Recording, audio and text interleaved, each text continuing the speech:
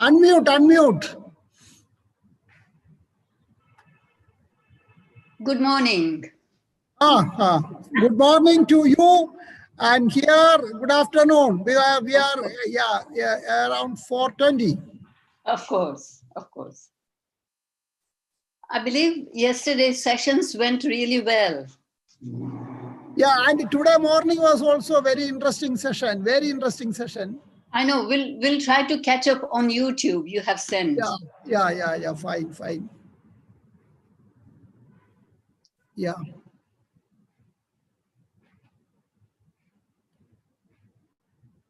Reha Vishwas, you can unmute. Oh, fine. So, it is clear to you? Yeah, you can please talk.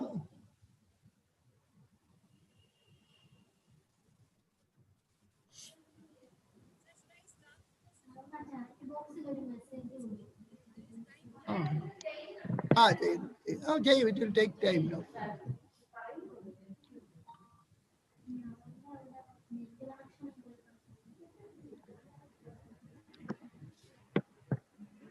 Oh, fine, Dr. Ma'am. Can you hear me, sir? Yeah. Okay.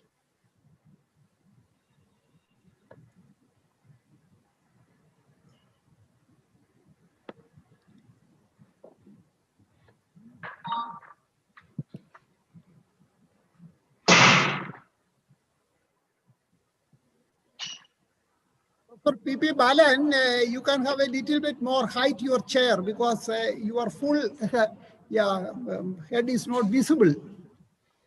Little slide, or you adjust your. What is it? What is the issue? No, your Hello? face is not fully visible. You can little. You lift. Is it correct? You lift your chair a little bit up.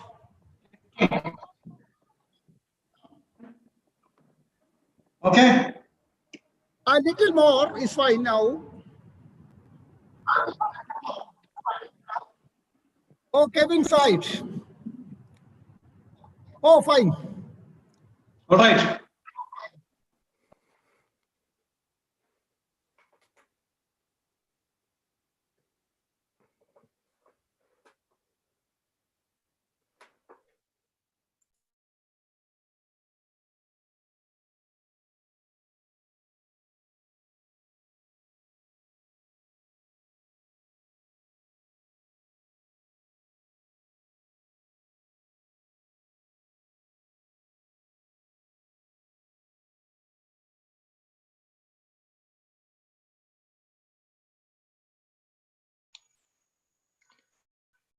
Hello. Hi, everyone.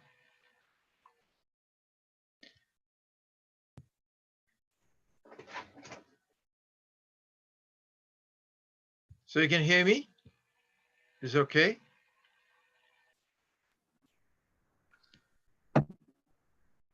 Yeah, phone. Yes. Dr. Hello. How are you? Yeah. Nice. I'm sorry, I come back just from my National Assembly. Nice to see you. Nice to meet you. Thank you for inviting me.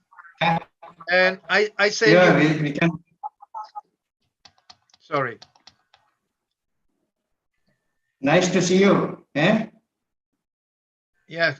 Professor Joe, Chattakalam, yes. I send you my PowerPoint.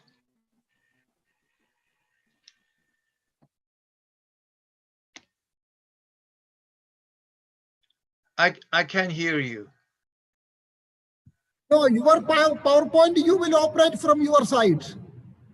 Yes, you got mine. We got it, but you operate in your side. That is good. No problem. Okay. Excellent. I will unmute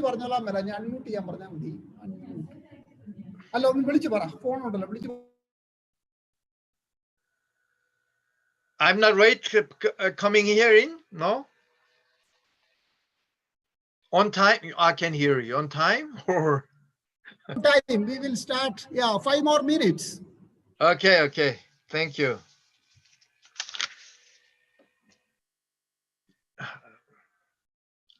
I'm sorry, gentlemen and madam. Before starting, I just a little bit my private words to Mr. Balan. Is it okay? Yeah, Balan is here. Professor Balan. Yeah, yeah. No, because I'm sorry. Now Korean government in National Assembly, our new whole reformed, revised new local government act passed yesterday. So I was involved in that affair. I was so busy, so I hadn't finished my work, my paper. So I'll finish it soon. But today, I'm so sorry to just present you as a PowerPoint paper, a little bit long, but I'll present it more shortly. Okay.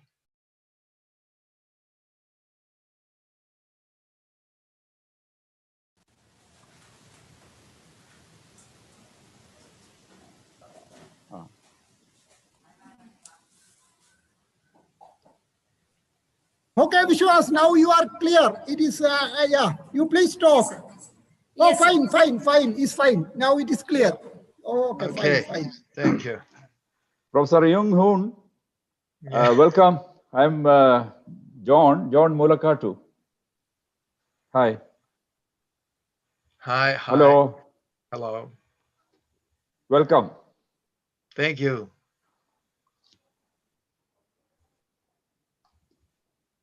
Thank you Yeah, inviting Rahi, me. This. yeah, Rahi Yeah. Vishwas, first there will be a small introduction from Dr. Uma's side. Then Dr. Uma will introduce you.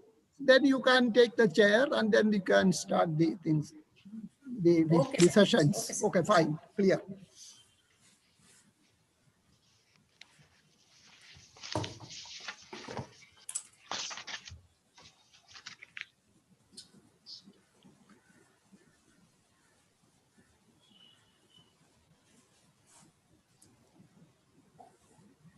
We still have 3-4 minutes. So, yeah.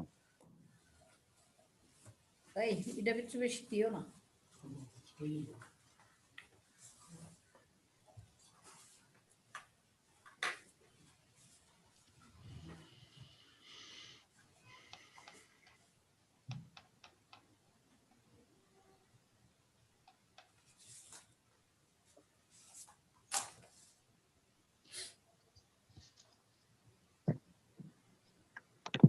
Good evening, sir.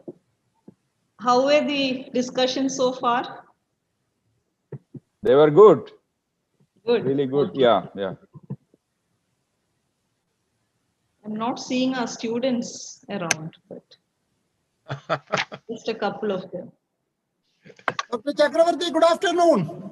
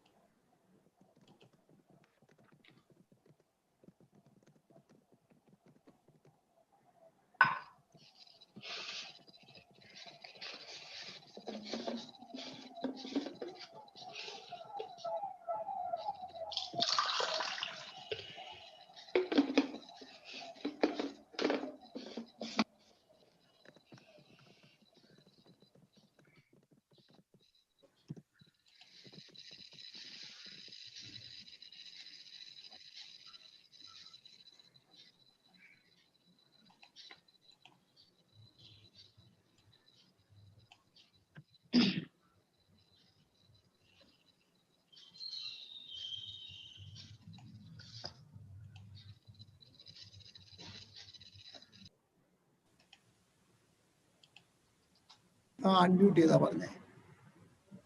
Dr. Uma, Yes, sir. among the participants, you look that Dr. Kingsley Amor, that his photograph is in a side, is in a different direction. We No. have sent a message, now he may correct it. Okay. He may be doing something, his video is not visible now.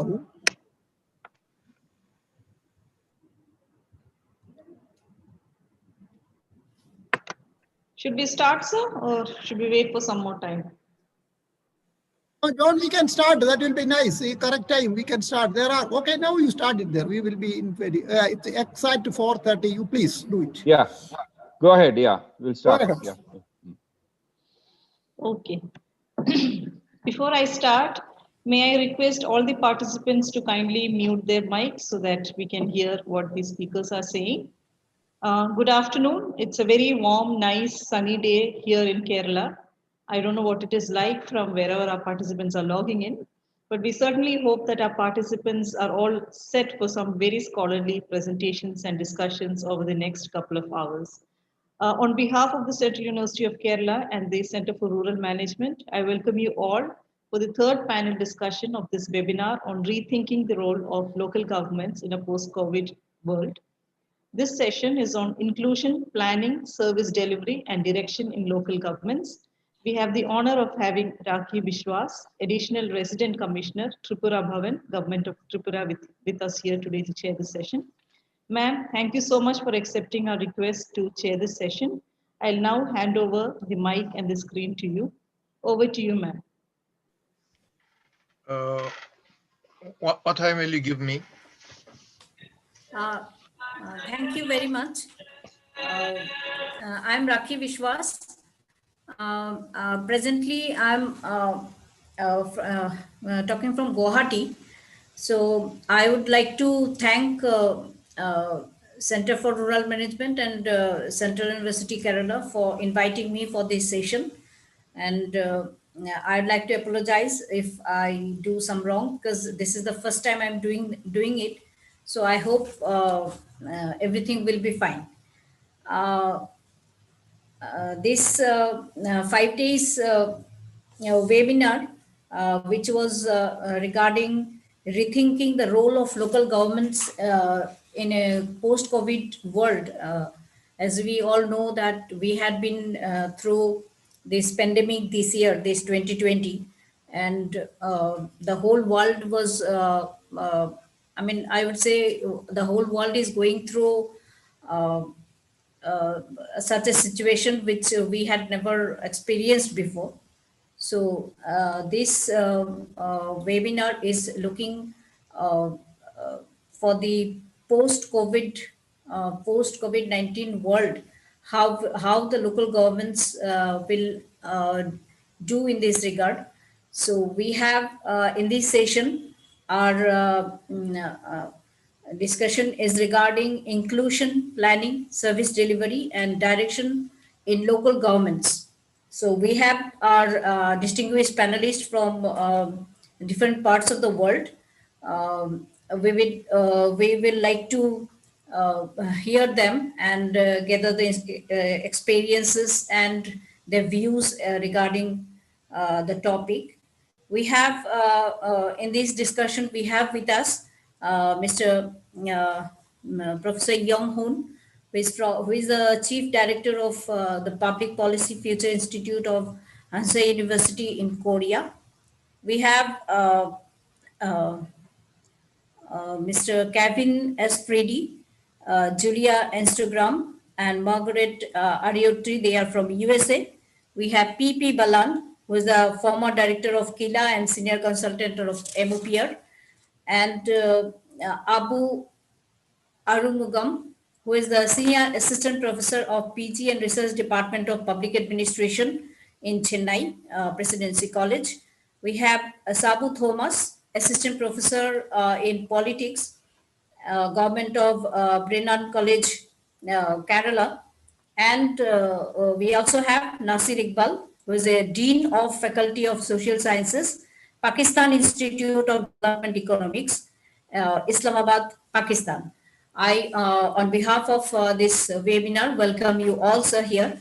And we hope that we'll be discussing in details regarding this. And after our panelists after the discussion by our panelists, we'll try to have some general discussion also from the other participants in this, other distinguished participants in this webinar. So I'd like to request Professor Yoon Hoon, who is a chief director of the Public Policy Future Institute of Hansei University in Korea, to start his discussion. The topic he'll be discussing is the experience of central-local relationship effects in fighting against the COVID-19 in Korea and some suggestions derived for furthering decentralization of Asian countries and Kerala state. So, sir, if you kindly start your discussion. Thank you very much. And how many times do you give me to present? So for every panelist, we have 15 minutes. So I would request you to, if you can complete within this time. I'll try to remind you after 10 minutes this, how much time you have left. Just 10 minutes? 15 minutes, sir. 15 minutes, okay. Thank you.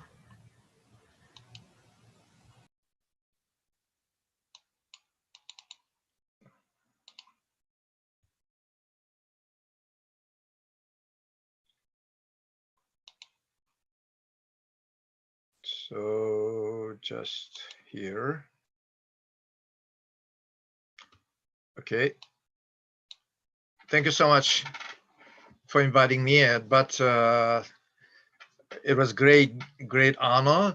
But unfortunately, I wrote my title presentation with some suggestion to Asian countries and Kerala state, but I had no much time to study into Kerala State's Local Government Act. Yeah, I skipped over, but not so many. So my presentation is very long, but just I want to give you only some outline local government in Korea and some e-government based solutions.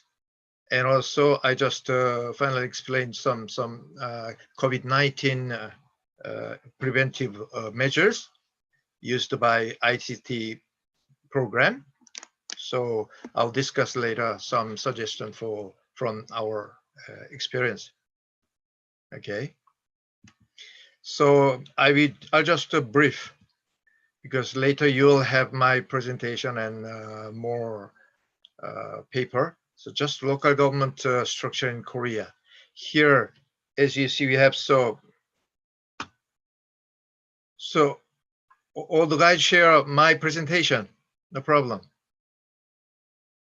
Yes? No problem. Yeah. No Okay, problem, thank you. absolutely clear. Go ahead. Yeah. Thank you. So my capital region, half of the population concentrated there. So as the balanced regional policy, our administrative city moved to here in Sejong, in the middle of the Korean Peninsula now. So it's the governmental complex. We all together, it's like a snake sometimes, like snake form of the governmental administrative complex. In their whole, the central government moved there. Our local government structure is mainly upper level and lower level. Upper level is 17 and lower level is 226, but average of the commune, more than the local residents number is more than 200,000 people. Apart from that local government, there are just educational local authority, because we adopt it authority. It's not whole local government, because we just elect only the superintendent as the head of the educational local authorities. That's all. So here is the more detailed two-tier of local governments. We have compared to our whole population number, we have more than 3,000 elected local officials. Just here, 226 municipalities ahead, and 9 provincial and metropolitan mayors.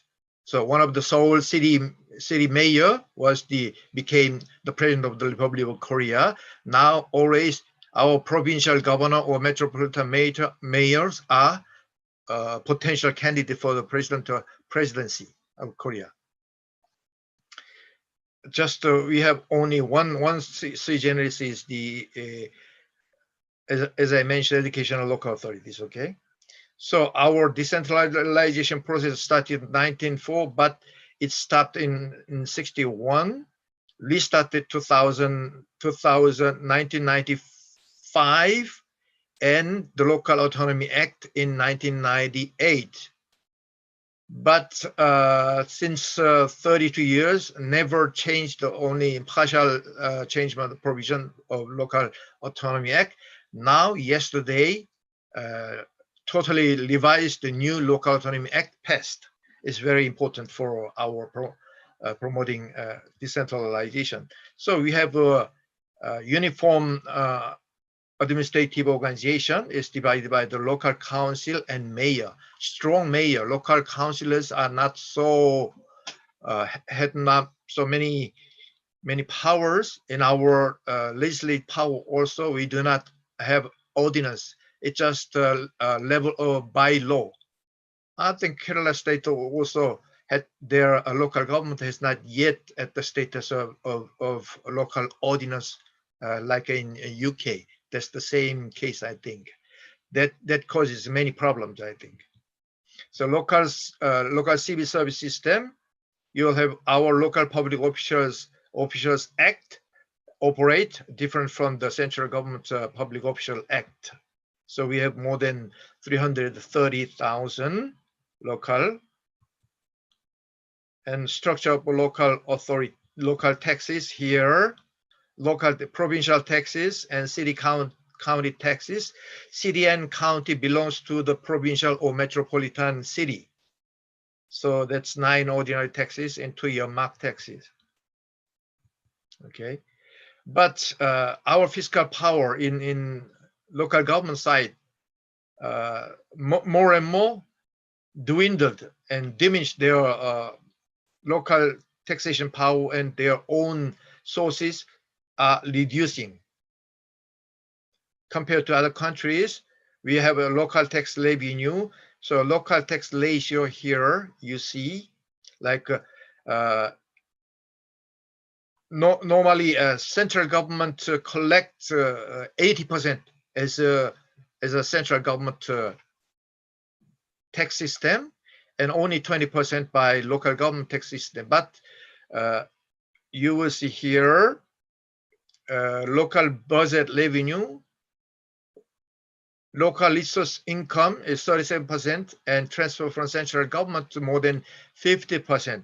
Nevertheless, local budget spending, as you see in local budget spending, more than 55% of national resource spent by local governments. So local governments spend so much money because of that cultural tourism and environmental protection, and also public transportation. All the buses and taxis, or some regional development fund also spent by local government. So though central government collect 80%, but local government spend more than 50%. So somewhere in local finance, we more and more, since our decentralization, more and more local government depends their resource to the central government. That's the problem. Anyway, we have some step forward to decentralization. It's by using e-government. So in Korea, totally, in Korean government, we call it GIDC. It's the Government Integrated Data Center. Just So all central and local, all the public officials use email address only k.kr. They use only .kr, but because we have only one server as national data center, only another is for backup system. So it's since the 2000. So one Korea in GIDC is G4C, G4B, government for civil service, government for business, government has you have so many e-government site.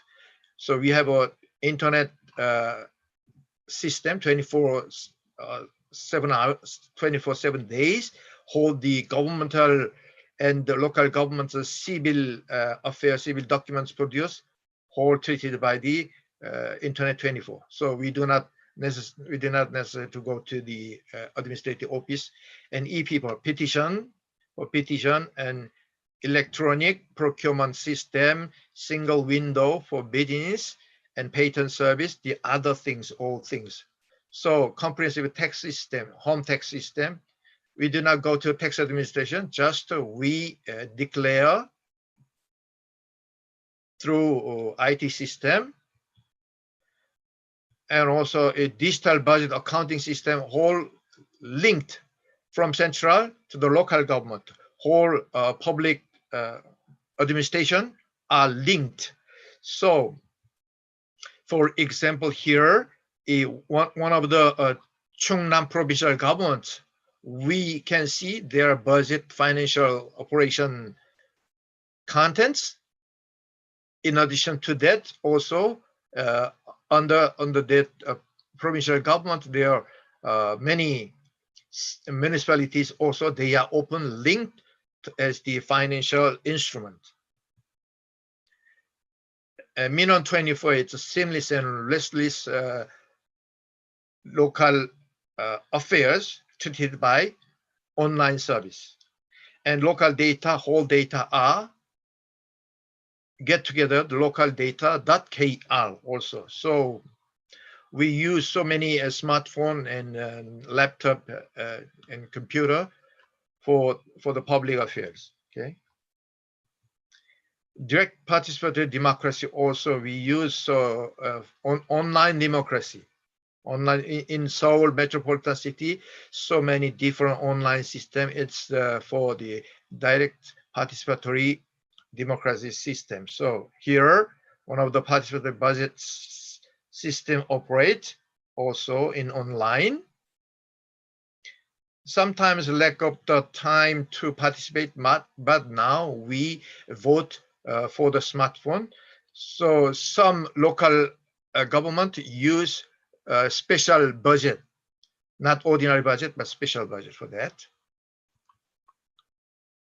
And also the central government and local government all participate in comprehensive performance evaluation work on the virtual. Here in the middle, you see the virtual policy studio. Here we put all the indicators to be evaluated from the local government, and local government also, and evaluation team composed by the experts and local government by their counterpart, and even local public officials themselves, they participate in them also for the self-evaluation system. So we put all the indicators and all the operational statistical data in a VPS system.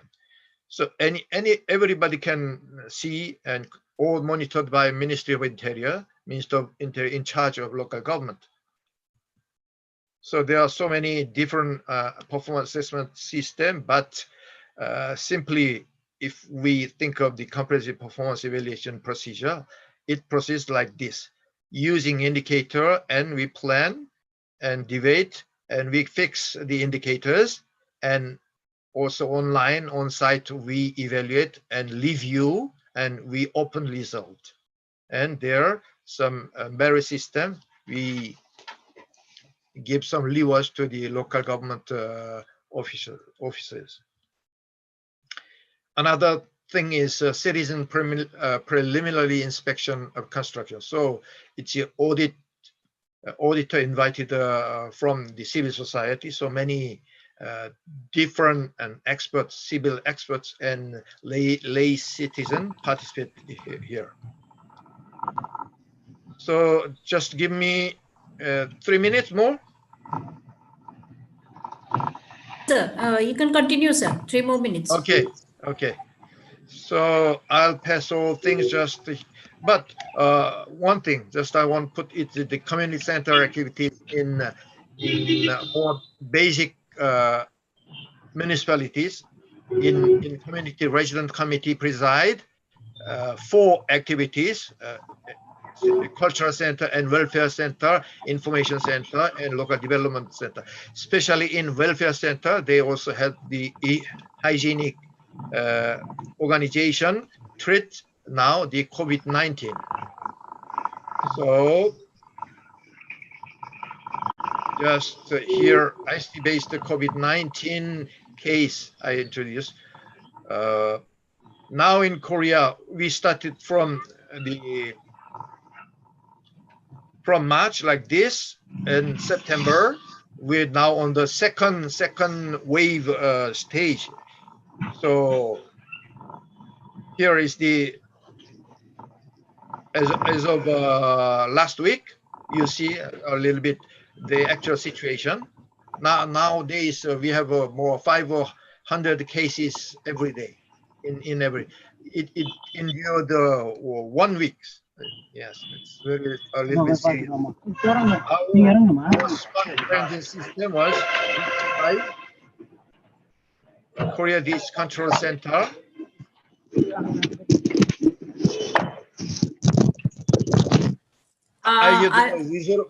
Yes. Yeah, I would request other participants to mute their mics.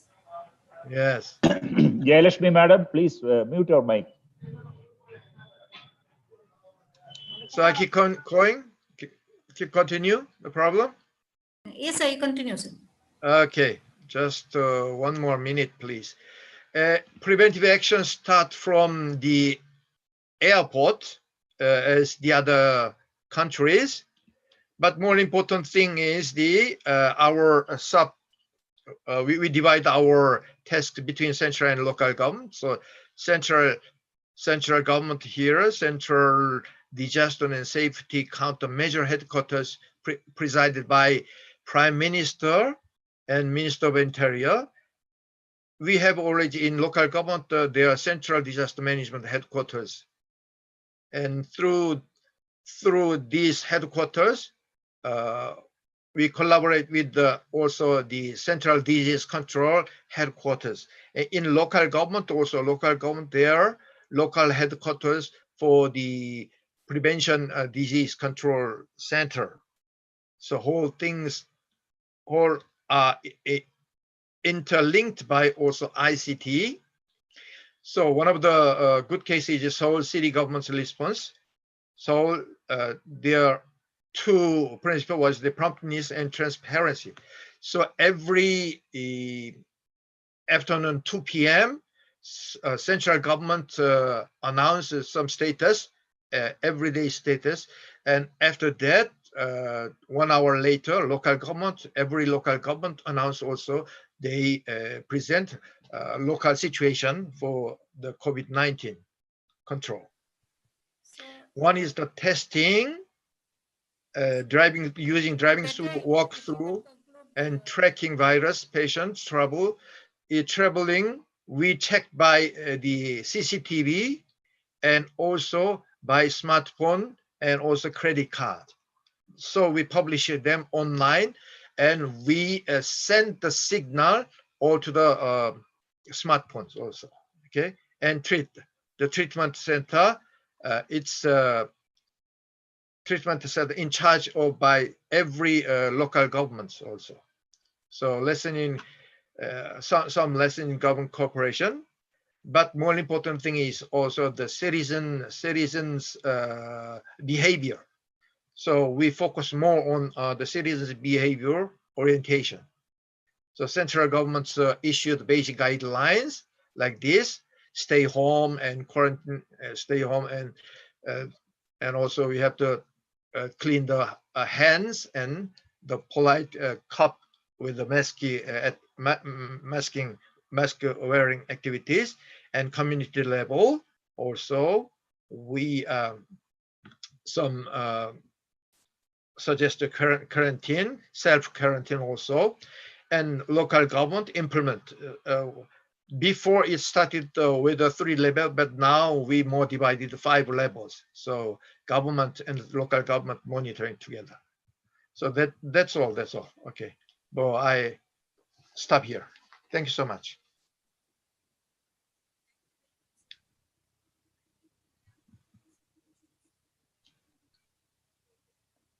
Okay, Madam Lakshmi Biswas.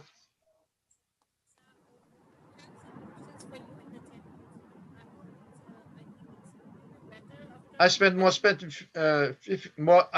more 15 minutes, so I stop here. I'm so sorry. Sir, it's better if we can stop here, because otherwise we will be running short of time.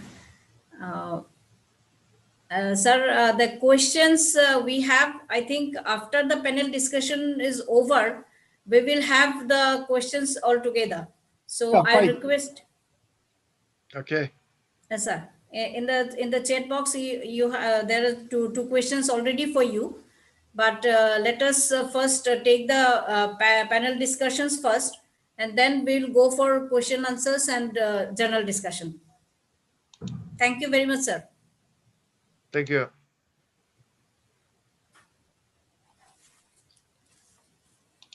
We have today also Mr. Kevin S. Freddy, who is from Department of Political Science and International Studies, University of Tampa, USA. So I would now like to request Mr. Freddy to discuss about his topic. We have two more panelists here, Julia Instagram and Margaret Ariotri. So I think the topic is class and access to governance in Burkina Faso. So I would request to call them to start their discussion. Good morning from Tampa, Florida in the U.S. My name is Kevin Friday, and I'm a professor of political science at the University of Tampa. My co-authors on this project on class and governance in Burkina Faso are Molly Ariotti of the University of Georgia and Julia Ingram of the University of Tampa. I want to thank John and Jose for inviting us to participate in this conference, and the Center for Ghanaian Studies at the Central University of Kerala and the Center for Rural Management for convening this opportunity.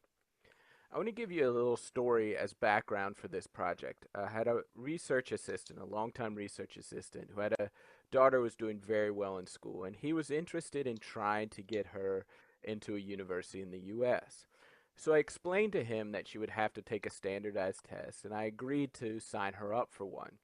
But in order to do so, I needed her name as it appeared on the passport. This presented a problem because she didn't have a passport. So I told my assistant, I said, well, give me the name that you're going to submit, and you've got time to go and get a passport. This was about 6 months before the test was set to happen. I input all her information. I signed her up. He took care of the passport. I called about once a month to check up, and every time I called, he didn't have the passport yet. So I said, what's going on? And he said, well, it's coming, it's coming, it's coming. Come to find out, after the fact, the way he managed to get the passport was he told his member of parliament. And his member of parliament said he'd do it. So my research assistant, his daughter, got on the bus, drove the 16 hours to get to the capital city to take the exam, showed up at 6 a.m. and went to their member of parliament's house. He didn't have it. So he took them over to the passport office, woke up the night guard, and managed to procure one on the spot. She managed to make it to the test with about 10 minutes to spare. What this story says is that my version of governance, I thought maybe he would go to the post office or the passport office, fill out some forms, give a photo, pay the amount required, and then come back to collect it later. That version of governance didn't really jive with the version of governance that my research assistant had built up in his mind, had produced via his own cognitive map. That's the kind of the puzzle of this project. How do some people go here versus some people go there? If we talk about governance as this thing which just exists and it's the same for everybody, we miss a lot of the nuance and the ways that one person might use it and understand it very differently from the other. With that bit of background, I'm going to turn it over to Julia Ingram to discuss our literature. My name is Julia Ingram, and I will be talking about literature review and the hypothesis formed through the literature review. So, our general hypothesis is that in comparing individuals, those of a higher socioeconomic status pursue more formal governmental institutions to address needs than those of a lower socioeconomic status. And the research has been fairly consistent on this, showing that those with a higher income, better occupation, more prestige in the community pursue those more formal governmental institutions. And first, let me define what formal institutions and informal institutions are. Formal institutions are directly connected to the state. They're state-sanctioned entities, and they often include elections, and they place legal restraints on the officials that are representing the state. Whereas informal institutions rely on patron-client relationships, close familial ties, close ties with friends, and personal connections to traditional leaders. So the literature review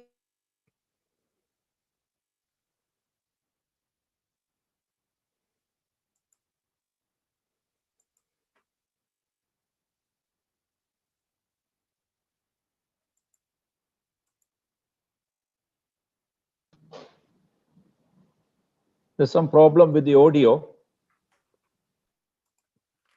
Okay, let me see if I can fix it.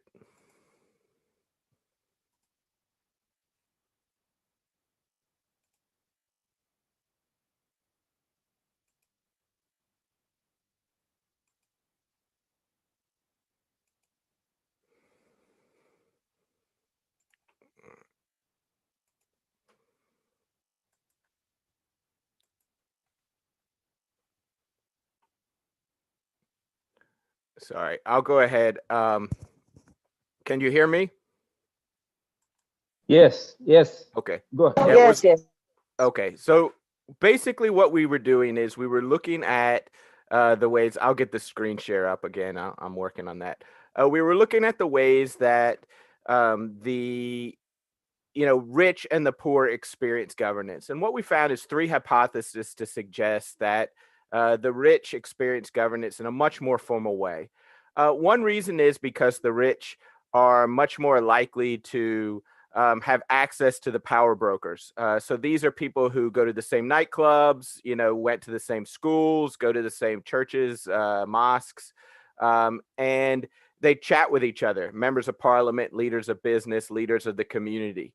The other reason is oftentimes these organizations can be intimidating to people of lower socioeconomic status. Maybe there are language barriers. Maybe there are kind of fees associated. Maybe the individuals in charge are more likely to exact bribes from people of lower socioeconomic status. There's also the third reason, which is the poor are more likely to, I'm working on the screen share. The poor are more likely to have issues with collective action. That's the way they're used to kind of solving problems. So anyway, let me go back to the screen share.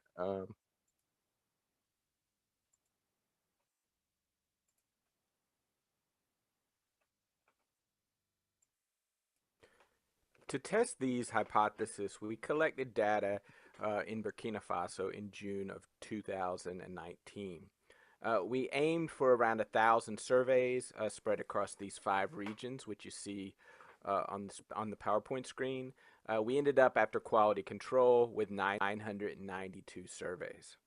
And they span from north to south, from Centre-Sud in the south to Sahel in the north. So they give us a good, reasonably representative sample of Burkinabe. How did we collect data for our independent and dependent variables? Well, our independent variable, we used a proxy for the multidimensional poverty index, which is an index developed at the University of Oxford. We adjusted it slightly, we pared it down, but we kept with the idea of giving education a third, health a third, and material possessions a third. The poorest individual on this MPI, MPI will score 0. The richest can score 1. So that's the span. And the way we measured education was we gave people 1 if they had completed primary, a 0 if they did not. For health, we gave a 1 if they never worry about the ability to obtain medical treatment, and a 0 if they do worry. For material, we used several measures, and we gave 1s and 0s and averaged them. You got a 1 if you have electricity, if you have a toilet or latrine, if you have clean water within 15 minutes of your residence, and if you own a car or truck. So each of those could be a 1 or a 0, and then we average them. This left us with 3 indexes: education, health, material possessions, all 0s and 1s. We averaged them to get this larger MPI score. When it comes to our dependent variable, what we did is we asked people where you go to if you have problems. And this is an open-ended question.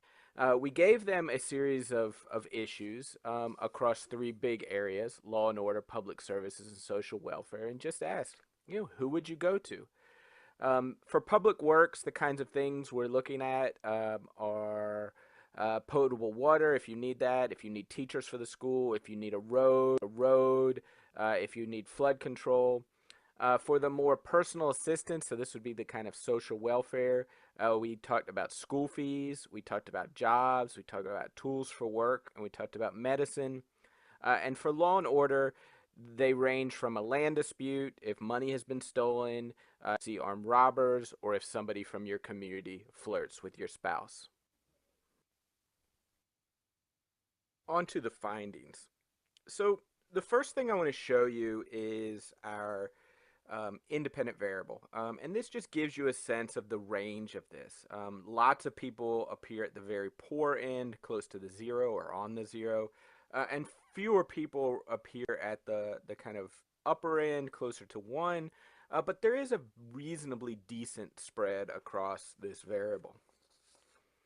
When it comes to our dependent variable, here is what it looks like. And these are the answers people gave. Again, it was open-ended, that appeared multiple times. And what this shows you is the percent of people who across these 12 issue areas that I covered before who mentioned this provider of governance at least once. What you see here is people like the mayor or friends or no one or parents or police are mentioned by lots and lots of people. Mentioned by far fewer people are things like Cogluego, which is this vigilante group, or the Citizens CVD, or the Citizens Development Committee. All right. When it comes to looking at these 2 variables as they relate to each other, what I'm going to do is I'm going to show you Table 1. And Table 1 is basically a regression which looks at the MPI as a predictor of whether or not you go to a formal or an informal governance provider. And what we did here, and this is a very blunt way of doing this, is we looked at all of those which are kind of mentioned in the law. All right, so things like the mayor or the CVD or the deputy to the assembly or the police, and those are in the formal camp. And things which are not mentioned in the law as governance providers are in the informal camp, which would be the things like NGOs or traditional authorities or religious leaders. There is the anticipated negative relationship, and it is statistically significant, but we weren't really happy with this take because, again, it's a very, very blunt way of measuring formal versus informal. The next model I'm going to show you, we break these down, and I'm going to show you the regression first, but I'm going to quickly move to the log dogs table because I think it's more intuitive. And what this does is this shows you the ones which are to the left of the table, the left of this line, are statistically significant for poor people. The ones to the right of this line are statistically significant for richer people. What it does is it provides a little bit of a more clear picture of how this relationship works. People like police, the courts, bureaucrats, NGOs, deputies in the assembly, these people of wealth, or relative wealth at least. Things like traditional leaders, the vigilante groups, religious leaders, CVDs, are more likely to be called upon by the poor. There does seem to be a real kind of difference in who the poor view as governance providers and the rich view as governance providers. And it's not specifically upon this kind of formal informal, because there are some things which are outliers. NGOs are informal, but they tend to be viewed as places for the rich because oftentimes they're international and it takes some expertise, versus the CVDs, which are constitutionally recognized but are neighborhood commissions, and the poor go to those. To tie a bow on this presentation, I think what we've shown is that the rich and the poor experience and understand governance quite differently. To tie this back to the conference theme, when it comes to big things like COVID-19 and national responses to that, it behooves governments, instead of trying to turn people all into citizens which experience formal government, it behooves them to start thinking more along the lines of the way citizens actually understand governance, and maybe delivering things like vaccines, like public health announcements via these more informal mechanisms. Thank you for the time, and we appreciate any feedback.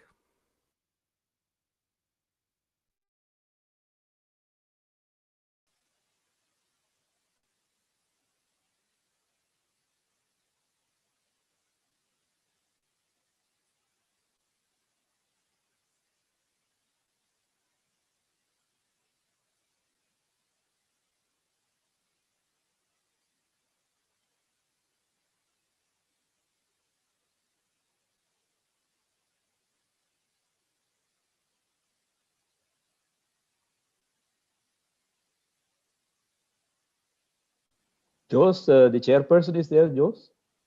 The chair?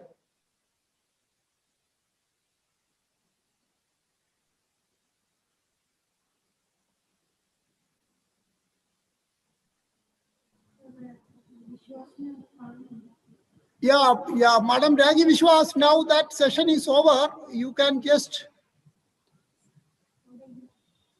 Invite the next person. John, you can invite the next person then. Okay, I think there's a small disruption.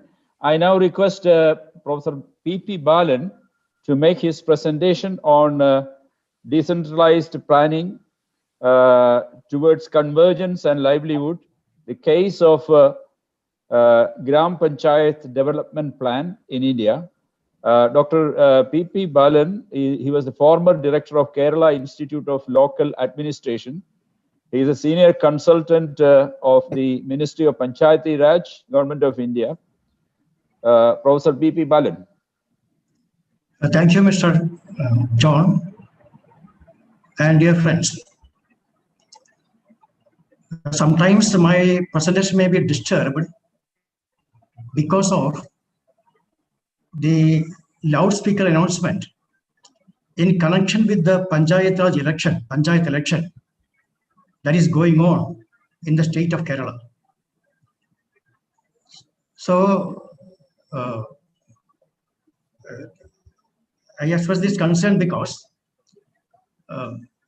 election to the Panchayat Raj institutions, that is the village government, are in full swing in the state of Kerala. It is more than the importance given to this election is more than that is given to the election to the parliament and that as well as in the assembly. So people are in a festive mood. They are in hectic activity on the previous day of this election. So the topic given to me is Gram Panchayat Development Plan. The Ministry of Panchayat Raj has conceived this idea of GPDP. In the short form, it is in the elaborate form, it is Gram Panchayat Development Plan. That is with the enormous fund that has been devolved by the 14th Finance Commission to the panchayats and municipalities in India, which comes to the tune of 20,000 crores. That is for a period of 5 years.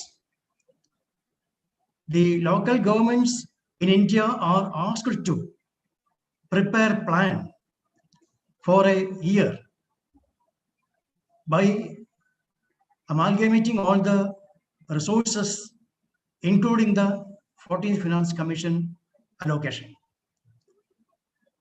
The Ministry of Finance, Central Ministry of Finance, issued an advisory to all the local governments to have a plan. So the net result is that all the local governments, especially the Panchayat Raj institutions in India, have a meticulous plan.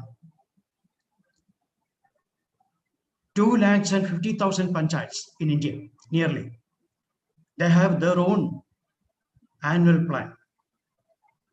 And this annual plan, we call it GPDP, Gram Panchayat Development Plan. There are certain key features I had to mention about this plan. It is prepared through participatory approach, involving all the people. It's an interesting subject to study how a plan is prepared with the involvement of the mass. The basic assembly in the local government is Gram Sabha or village assembly.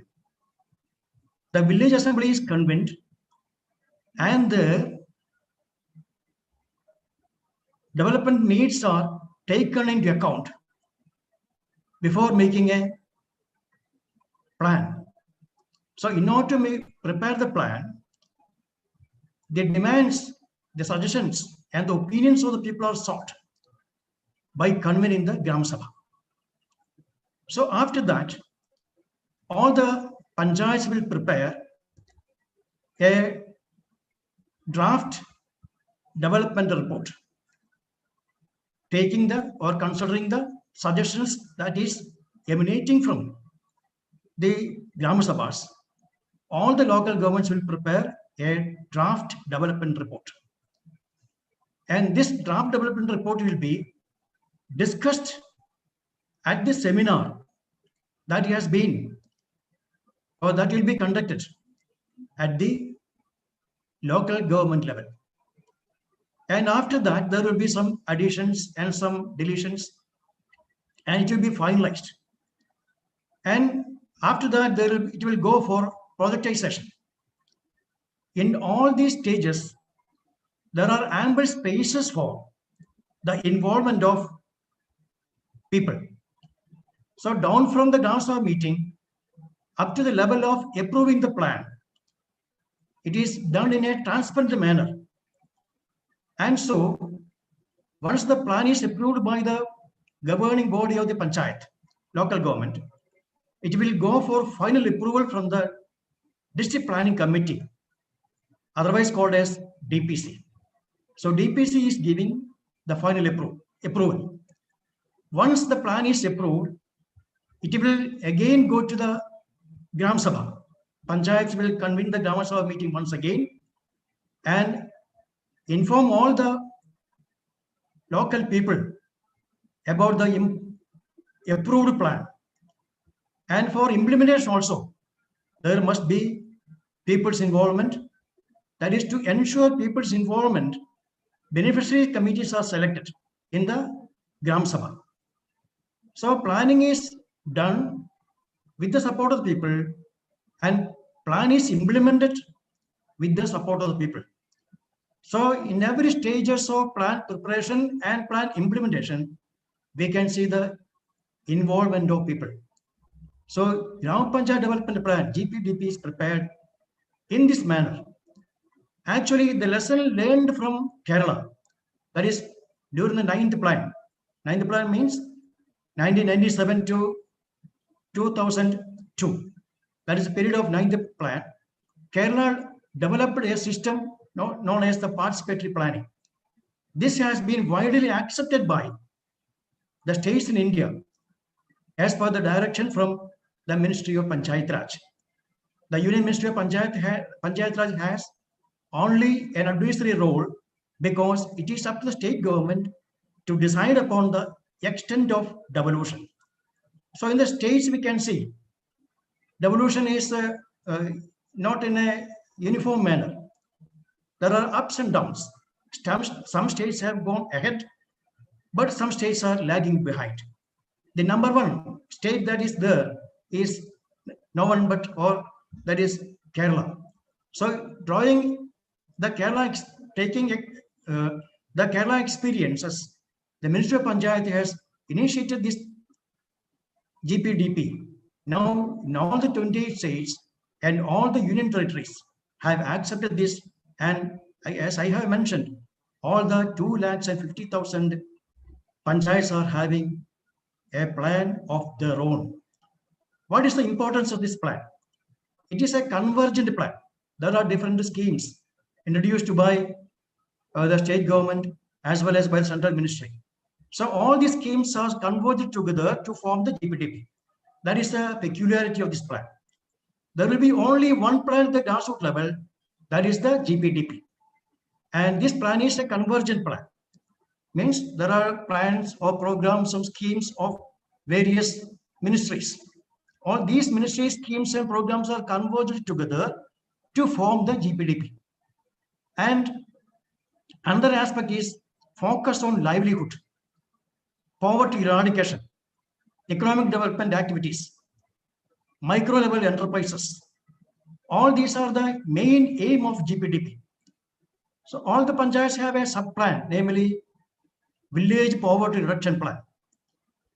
So the GPDP is also not only a convergent plan, but also an integrated plan. There will be plan for sub-plan for SCP, means scheduled caste. There will be TSP plan, tribal sub-plan. There will be women component plan. There will be disaster management plan. All these plans are integrated with the GPDP. So it is not only a convergent plan, but also an integrated plan. So poverty reduction, sub-plan for poverty reduction is prepared by each and every panchayat. There is a women self-help group, and you might have heard about the Kudumbashree mission that has been widely accepted throughout India and also other parts of East Asia and South Asia and other countries also. So this livelihood plan prepared by the Kudumbashree has been widely accepted even from the Northeast, Southeastern countries as well as African countries also. And this plan is also integrated, this type of plan is also integrated with the GPDP. So what I am trying to say is that economic aspects are given more important in GPDP. And also some of the key focus area giving much importance to natural resource management and also giving much importance to child-friendly, means child-friendly panchayats. Some panchayats have gone with the idea of child-friendly, making projects and schemes for the all-round development of the children. So there are second generation issues. These issues are to be addressed. And child-friendly panchayats are focusing on such issues. And almost all the panchayats in India are now also focusing on child-friendly panchayats. And also the elderly, issues on the elderly are taken into account. And youth, the issues of the youth are taken into account by the panchayats. And they prepare special projects in favor of the young people or youth. And also we can see that disaster management plan. Now coming to the COVID-19, I can say that all the panchayats in India involved. There was no direction from the central government. Only some broad guidance was given from the central government or Ministry of Panchayat Raj that is for allocation of money. They can utilize the money from the 40 Finance Commission grant in preparing projects fighting COVID-19. So in that way, 1 or 2 guidelines were issued, advisories were issued by the Ministry of Panchayat Raj. Apart from that, there was no direction from the above. And even without any direction from the above, the panchayats in India stood in a very, very good manner in their fight against COVID-19. They came on their own idea. They came with their own idea in this movement against COVID-19. So we can see 2 types of activities carried out by the panchayats. One is medical related. So in arranging COVID centers, hospitals, making hospitals for the COVID affected patients, and arranging all sorts of medicines, supplying medicines. These are the medicinal aspect or medical part carried out by the panchayats. And non-medical aspects are also there, providing food for the needy, running community kitchens. So all these are done, in most of the states, done without any direction from above. There was no circulation, no circular or government order.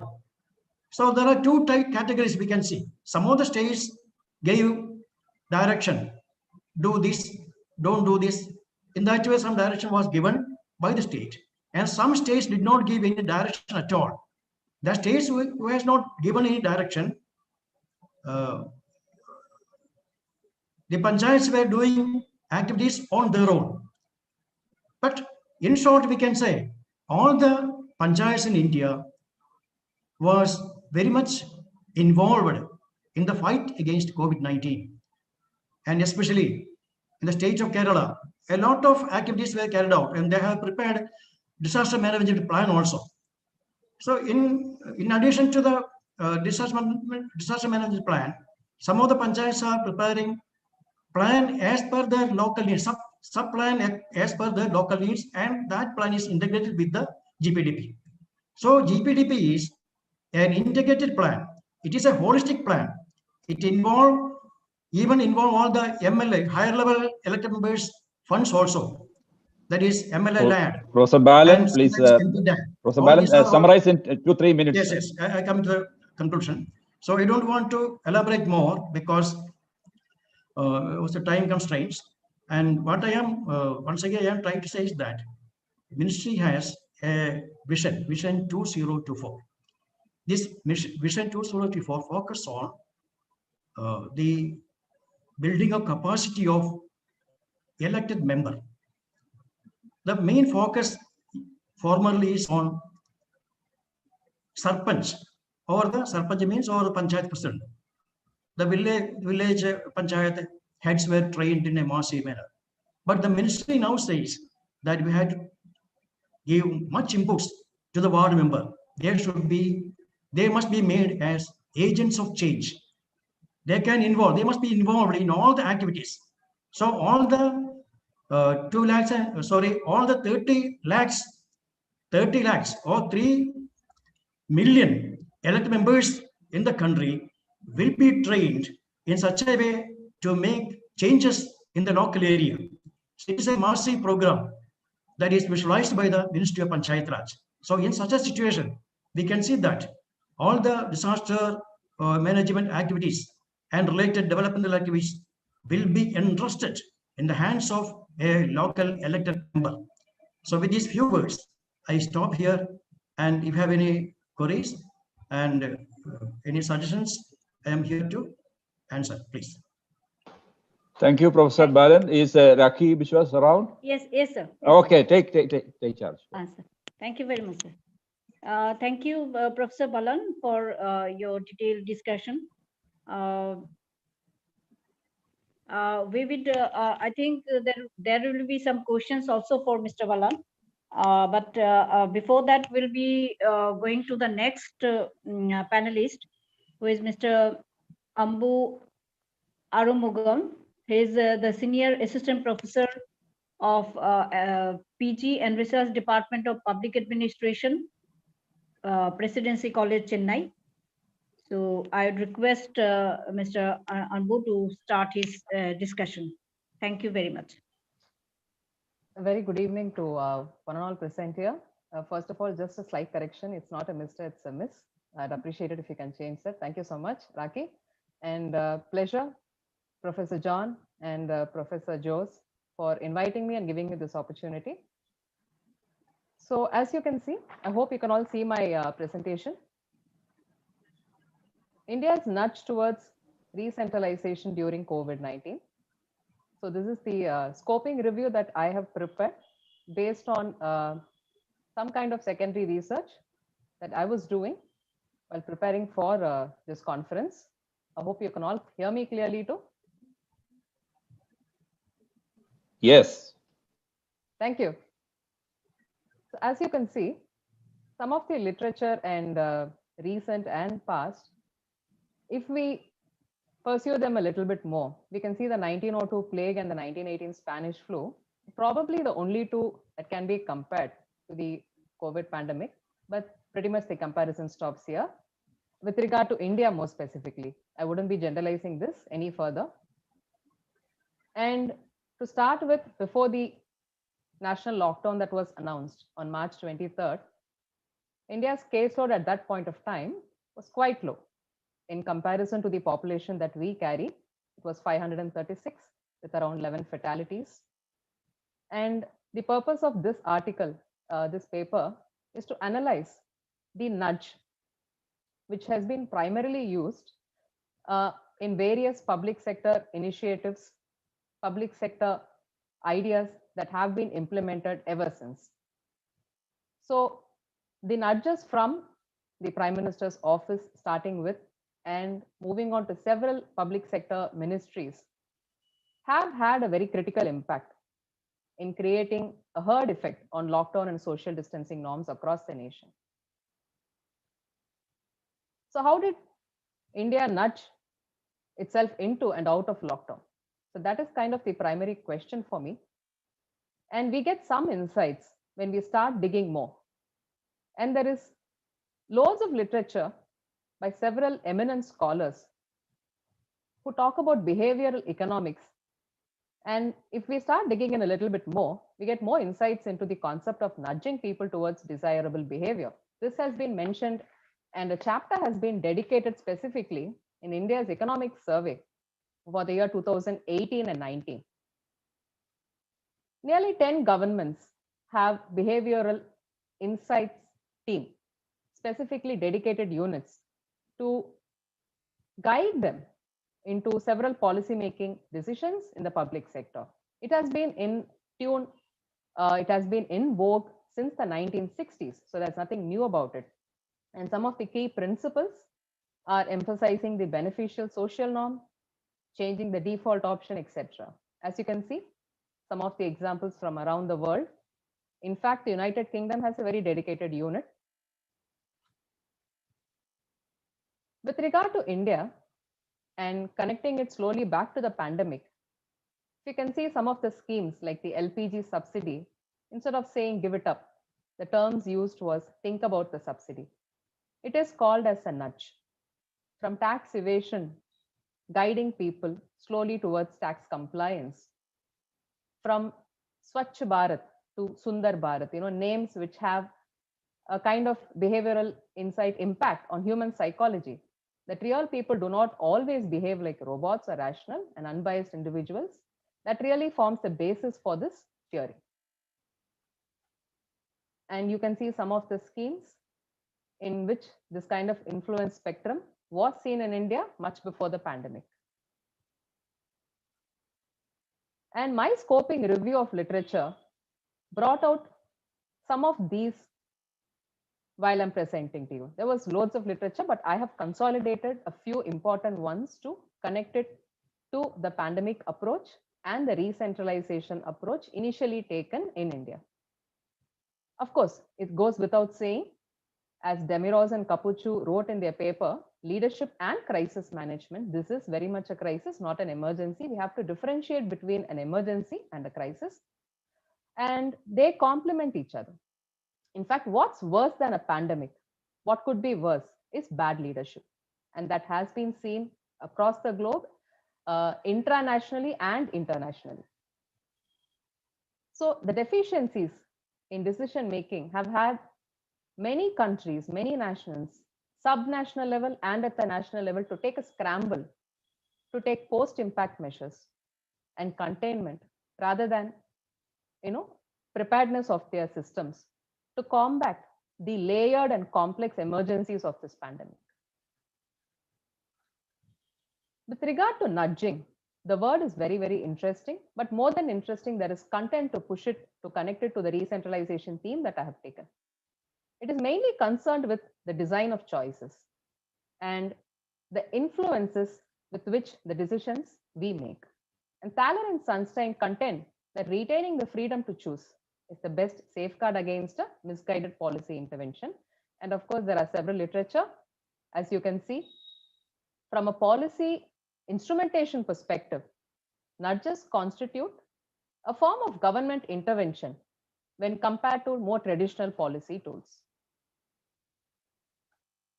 In a sense, the idea of solidarity, the idea of nationalism have been frequently used in repeated broadcasting in several public policy sector areas that we will be seeing further in my presentation.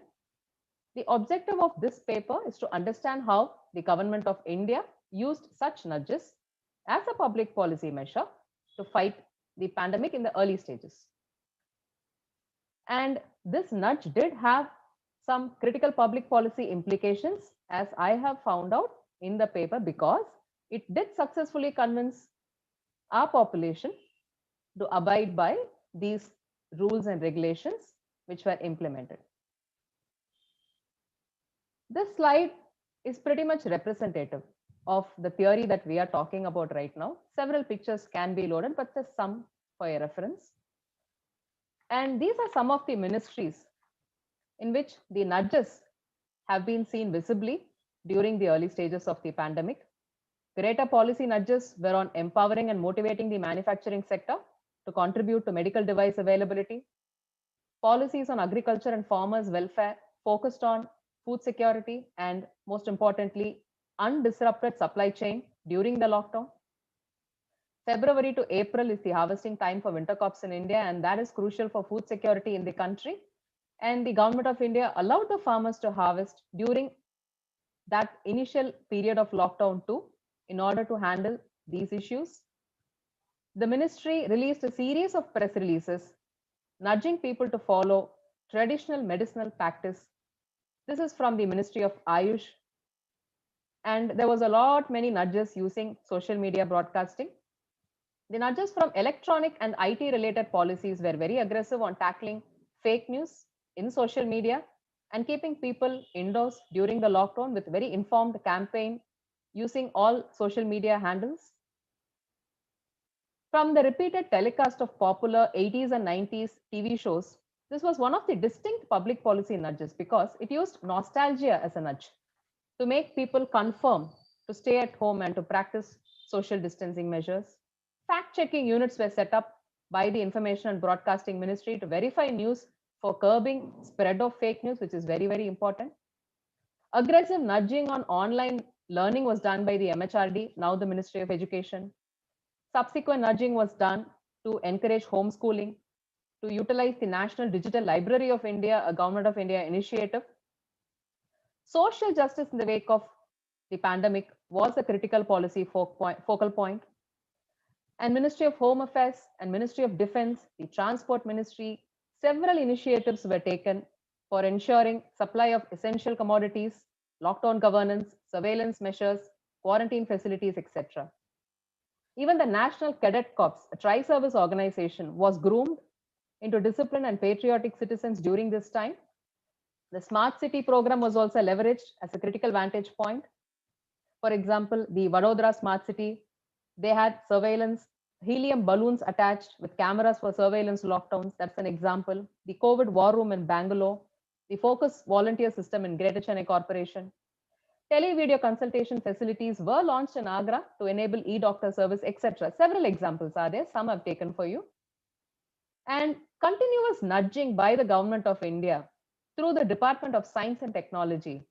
And today, the National Institute of Virology, to begin with, several initiatives have come, and we are on the verge, on the cusp of vaccination, probably a mass vaccination program to begin with in 2021, early or later. So these are some of the examples of public policy nudges that we have. There are several. I've taken a few for your example. Tapping the collective consciousness of a billion-plus nation. This is very, very important when you have a policy decision to impose a nationwide lockdown, which is one of the largest lockdown in the century, just simply because of the population that we carry. And the Prime Minister's office was at the forefront of the fight, and several notable nudges have come from the Prime Minister's office, starting with the televised addresses, frequent public appearances, the Janata curfew, which kind of set the tone for a looming lockdown very early in March.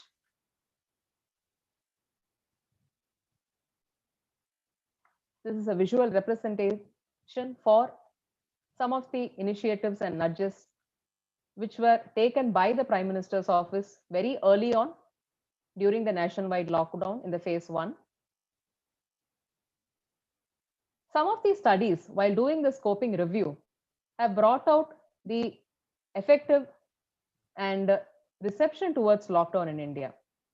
One important point that we have to understand, and we have seen in the last few months during the second and third wave of the pandemic, is that many countries are witnessing anti-lockdown protests, anti-mask rallies, and India so far has not witnessed any major kind of protest in that sense with regard to lockdowns or anti-mask. People have by and large abided by the rules and regulations and have cooperated with the government of India, the subnational governments and the local governments at all levels. But with regard to the effectiveness of the lockdown, there have been varied opinions, severe criticisms, and we can see from some of these studies, again, that India's lockdown was very, very strict very early on. I think we started unlocking since June. Till May, we had the lockdown 5.0 and unlockdown 1.0 started in June. So some of the studies, as I've put out in these two slides, I've taken out a few reliable studies, showcase that it was a very critical public policy nudge decision. At present, as of today, here we are. The recovery rate is nearly 94.84% with regard to the COVID patients. And as you can see from May 31st, so the unlock 1 started on June 1st onwards, I'm sorry. And we can observe the graph with regard to the recovery rate for India. My observations in this scoping review, in this viewpoint article with regard to re-centralization has been Prime Minister Modi's public appearances and assurances nudged in creating a what is called as with regard to any other nation with regard to the population that we carry. And the herd effect was seen during the lockdowns. And most of the interventions were targeted to generate endogenous nudges using repeated broadcasting of information in order to produce the lasting behavior. Data-driven approach can be seen in terms of ensuring nationality and solidarity and taking pride in following the rules and regulations. And across sectors, across public sector initiatives, we can see herd nudging observed. Similarly, lockdown easement planning and in the staggered yet smooth transition to normalcy, we can see this kind of nudging based approach even now. Ma'am, if you can kindly be precise. Yes, I'm going to be in the conclusion slide, Raki, as you can see. Okay. After the massive democratic mandate in the 2019 general elections in India, Modi was poised to handle definitive economic challenges. But this has been an absolute game changer. Definitely, the pandemic has been a very different ball game altogether. And I would like to highlight this point. India has not witnessed any form of major protests which have been reported, which are being reported from across the globe. And simple and direct messages to millions of people on social media has been effective because it slashes through the clutter of information that people are being bombarded with every minute. And India has showed the way earlier by eradicating polio and smallpox. Now, 2 months before, India was talking about rejecting vaccine nationalism. The WHO, the World Health Organization, and several developing nations and third world countries have welcomed this suggestion because even now, 64 missions of state had visited Bharat Biotech earlier this week, in order to understand the transmission and distribution pattern for vaccines, which is going forward going to be the biggest challenge for all of us. So hopefully, this early stage of re-centralization amid the pandemic has been quite effective, and I would like to conclude my scoping review with this. Thank you. Thank you very much, ma'am, and my apology also. We will like to go to the next panelist. We have with us Assistant Professor in Politics, Government of Brennan College, Thalassery, Kerala. He is Mr. Sabu Thomas. I'd request Mr. Thomas to discuss regarding his topic, and his topic is democracy virus-free? Debating local democracy and elections in a Marxist society. Welcome, sir.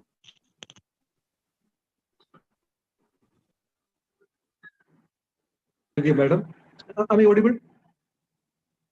Am I audible? Yes, sir. You're audible, sir. You're okay, audible, thank you, sir. Thank you, thank you. And very good afternoon to all.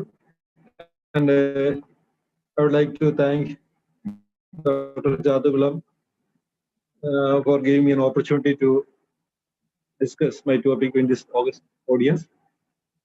And it's unlucky that we are not meeting in person, but still I think online is, despite of its disadvantages, it is better for us because at any point of time we can meet.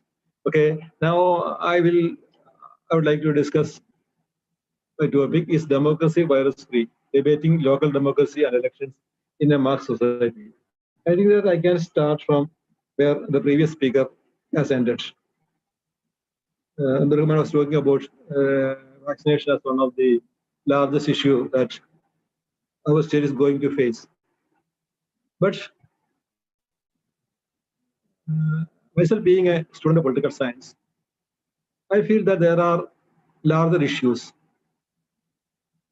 like democracy. So the impact of this pandemic in democracy. So that's what I would like to discuss. Well, these are certain anticipations, certain hesitations. Nothing is final. Like the virus, it's nothing going to be final. But still, yeah, it's my point of view. Okay.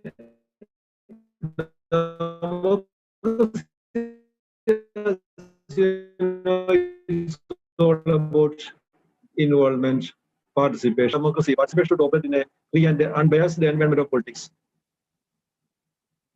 So when you talk about a free environment, in a more precise sense, it implies rather a neutral political setting of decision making, which is not supposed to be loaded with the hyper politics, or what you call as populist tenets, either by the ruling system or by the opposition.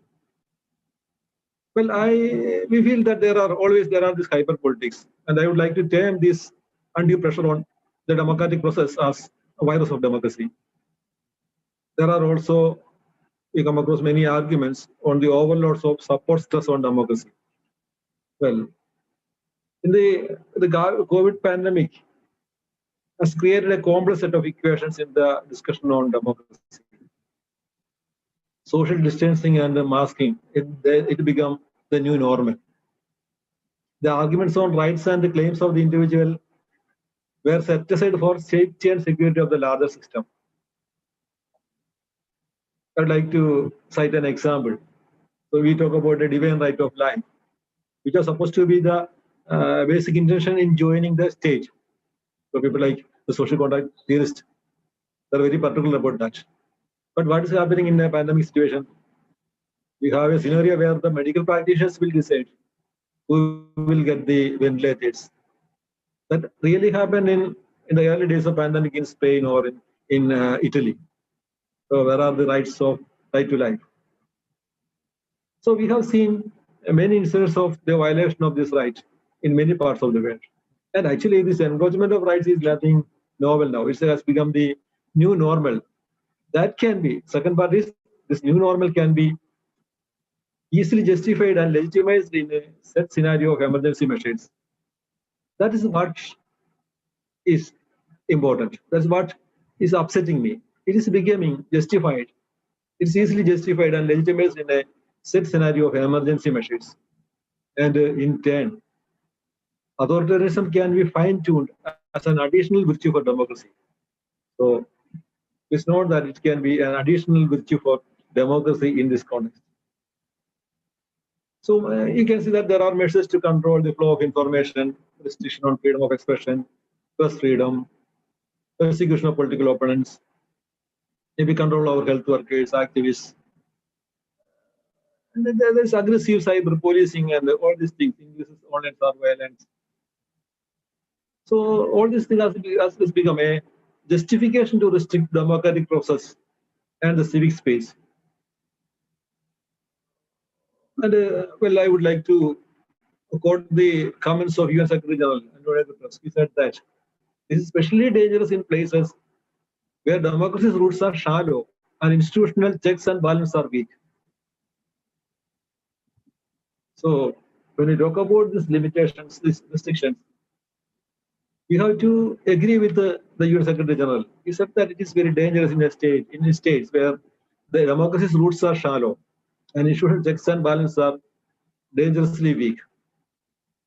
Well, it is, we are forgetting that we are operating in a democracy. In a democracy, it is crucial in ensuring the free flow of information, participation, decision making. And a pandemic can be easily addressed by this democratic process. But here, democracy is becoming only an institutional mechanism. Well, in this context, democracy is all about, not only about participation, it also involves elections. So one of the major tenets of democracy is that periodic elections. But it is interesting to see how this voter participation is being affected by contingencies, maybe like a war. I have a 2016 study by Mikhail Koch and Stephen Nicholson. It is titled Death and Turnout, the Human Cost of War and Voter Participation. It's a study based on conducted over 50 countries. And it evidences that voter turnout increases when a conflict is in the debate table. Well, in the case of a contingency like a pandemic, you see the voter turnout may be increasing, but the state machinery is in an advantageous position, provided that the system works in a normal way. Well, Trump is out of the example here, but so this election, a free and fair election during a crisis situation, is a tough task to democracy. It's a difficult task, and it is not providing a free and fair environment. So the advantages are with the ruling system. Well, if you look into the scenario in 2020, more than 60 countries postponed their voting systems. And well, there are many countries which were brave enough to go to the booths. And well, this countries has taken various steps to reduce the risk of voting. But when they have conducted the election, there are so many ancillary costs. There are so many issues, particularly with regard to the cost. For example, the cost factor. As per the estimate, the South Korean April election, it was costing an extra $16 million. Or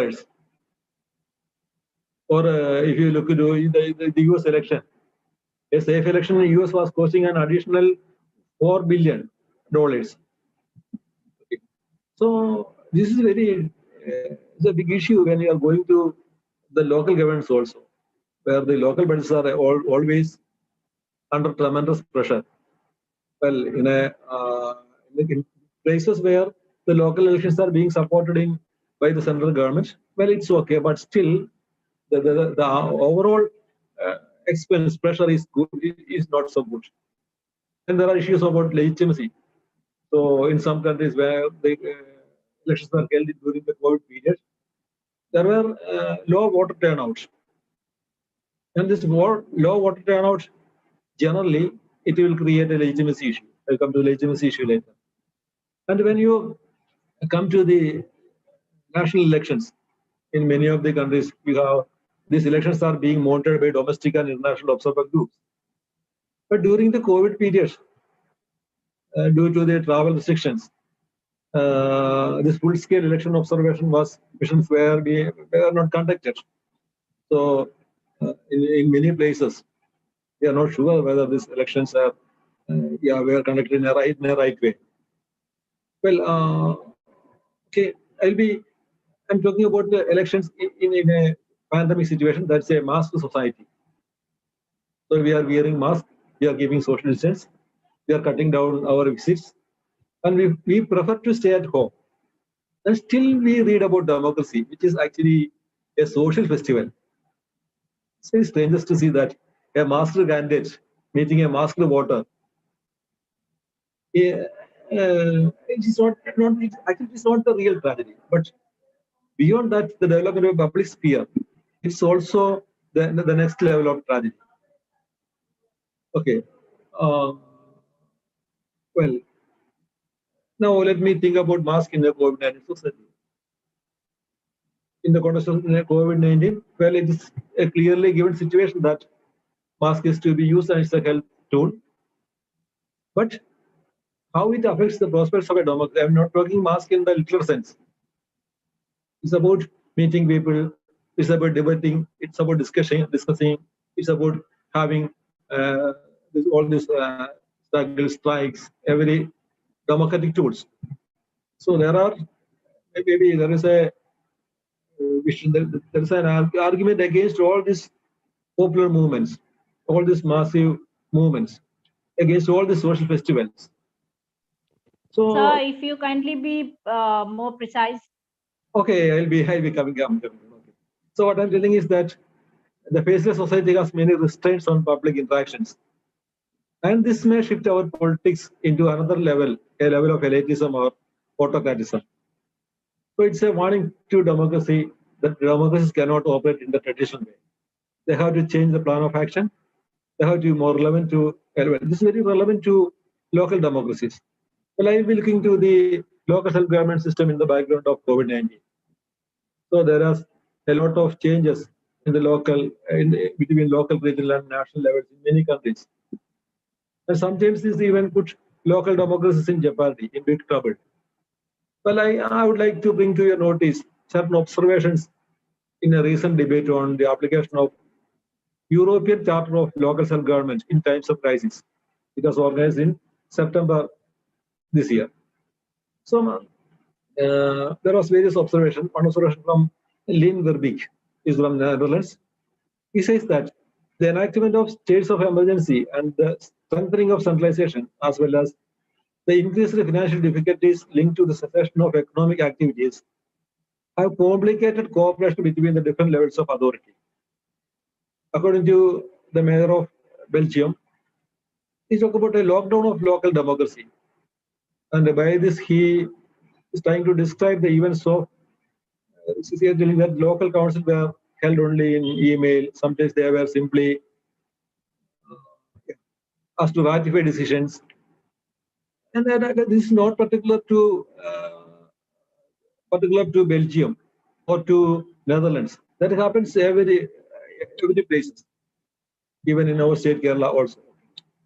So there are a bucket full of crises to the national government. We have to admit that. They are faced with issues ranging from resource to legitimacy. Well, this is another issue.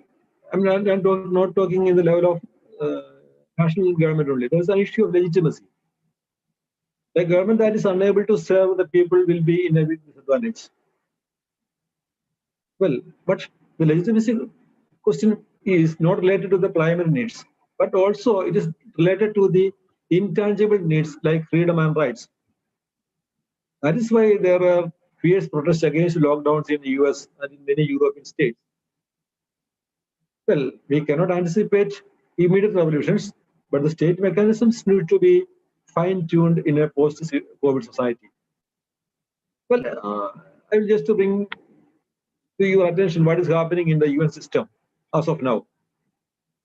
It is very interesting to see that during the weeks following the outbreak of the new coronavirus, the UN Security Council grappled with the change of managing a range of global security issues.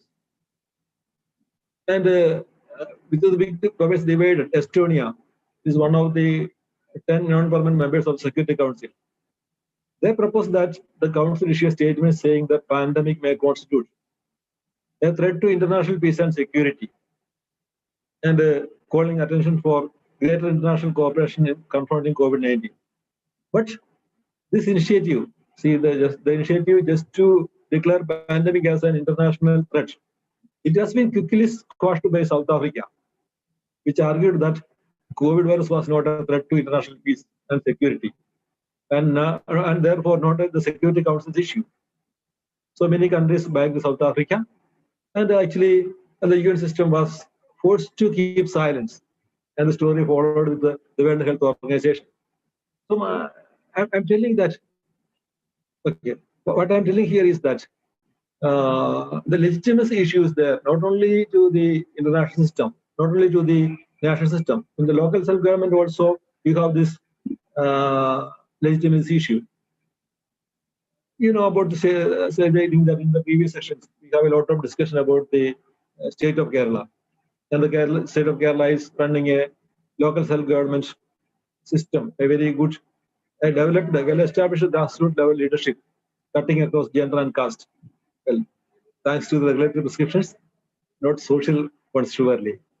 So during the pandemic situation, the governance initiative of the state of Kerala, it gained national and international attention. I was lucky to hear many presentations mentioning the success of Kerala. And the success story in the beginning, the success story. Sir, sorry to disturb you. If you can kindly concise within 1 or 2 minutes. Sir. Oh yeah, okay, I'm coming. So what I'm telling is that during this period, the local self-government in Kerala was the backbone of the fight. But in the long run, what happened is that the momentum cannot be sustained. So you have COVID protocols, you have a lot of quarantine instructions. But now what is operating is that we have only the burial ceremonies, which is in the ambit of COVID protocol. Sorry for being too pessimistic. Community kitchens, they are cooking politics. Well, so what I'm telling is that the grassroots democracies that depend upon the social capital, that depend upon interactions, and how we can operate our grassroots democracy in the context of a mass society is a big question. So my conclusion is yes, there are certain questions. One is that how will emergency interventions that can affect our democratic system, particularly how it will affect our public accountability. Then secondly, again, how local governments can fight with the new situation of divides, maybe equality issues. I have seen that in the chat box, there's a question about that. So that we have digital divide and all this kind of divides. Elitism is emerging. How the local governments can address this issue. And again, the next question is, about how we have to respond to the issues of trust in government, legitimacy, particularly in the local government. Well, so these questions are my conclusions, and thank you for hearing me. Thank you. I'm waiting. Thank you, Dr. Thomas, for your discussion, discussing on a very relevant issue. We would now like to invite Mr. Nasir Iqbal, who is a Dean Faculty of Social Sciences, Pakistan Institute of Development Economics, Islamabad, Pakistan. Pakistan से speaker बोल रहा है यहाँ पे बोले Welcome, sir. Pakistan का presentation local governance के ऊपर local government in the federal capital of Pakistan and public perception on service delivery.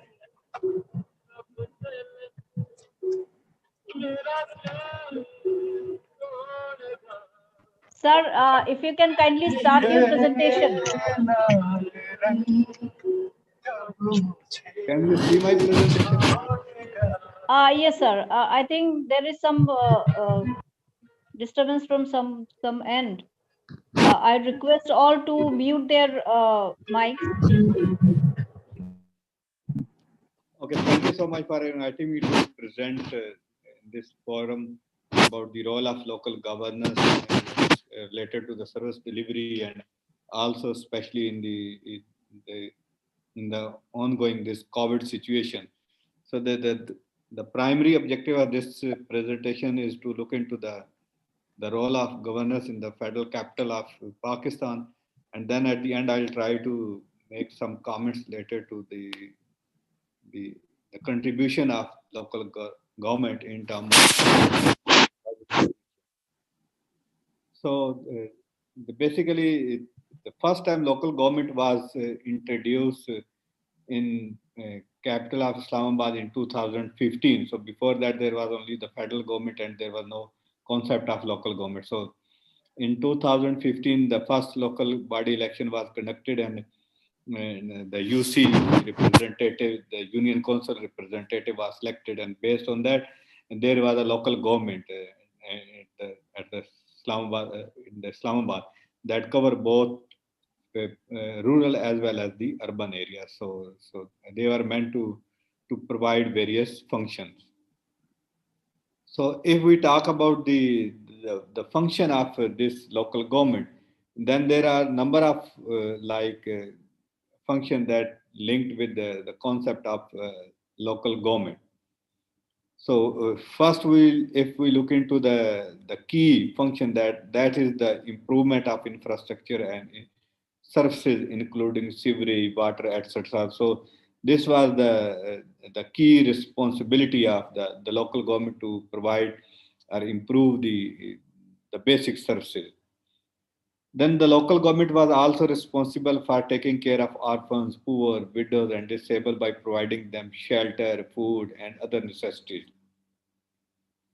And third, the local government also regulate and maintain the signboard, advertisement, street lights, road, and playground in the capital city.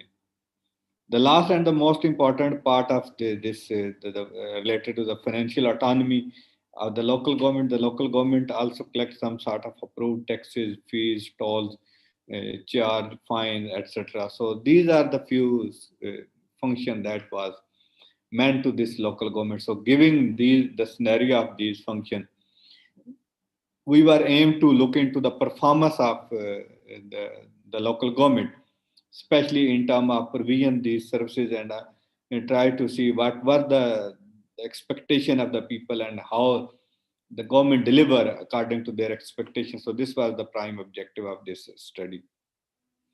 So we use like a theoretical framework to explain the nexus between the expectation and the satisfaction level. So for that, we use this expectation confirmation theory.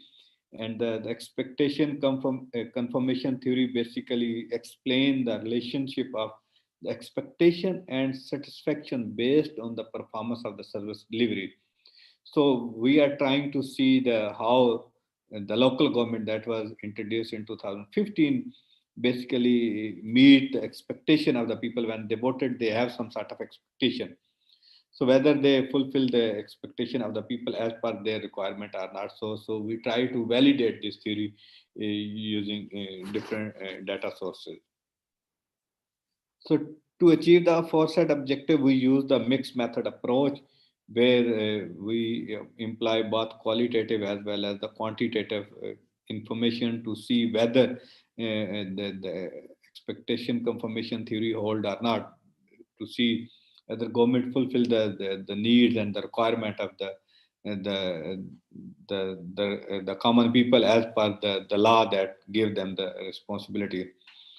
So for qualitative analysis, we interviewed the different elected member through this local government election. So we asked, what services do you provide to the citizen in your union council? What specific services are expected from the citizen?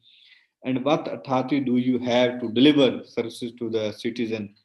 What resources do you have to effectively perform your job? And what are your achievements after being elected in local body election 2016? And how frequently you met the voter in your constituency? So these were the qualitative questions that we used to see the perception of the representative that were chosen in 2015 local body election.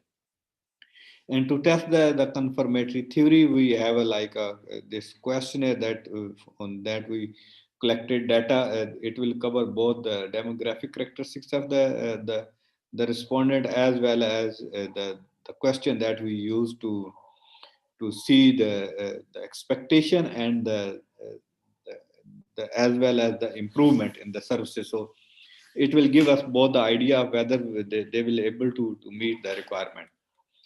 To achieve these objectives, the qualitative part, we conducted a primary survey in the one of the union council.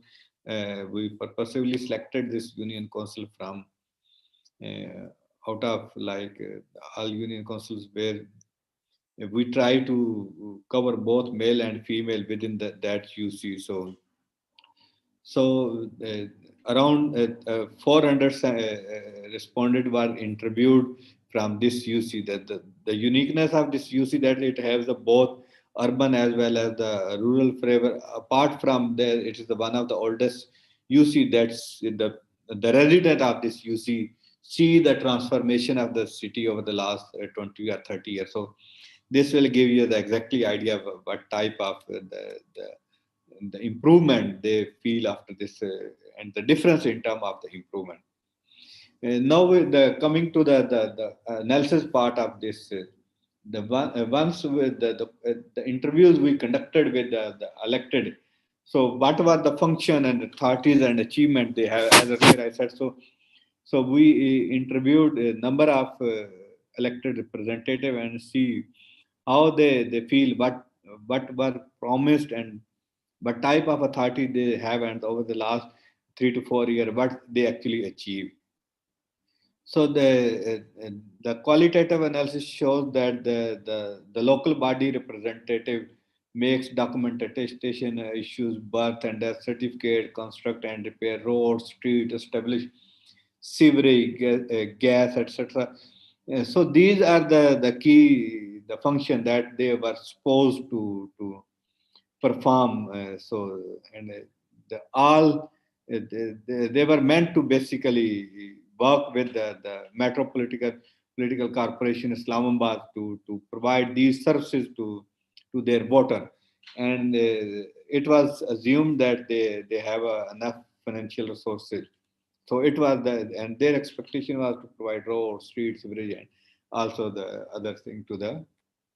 Now coming to the authority that they have in terms of looking into the role of how they can perform these functions, whether to provide the basic services, whether they have the authority or not. So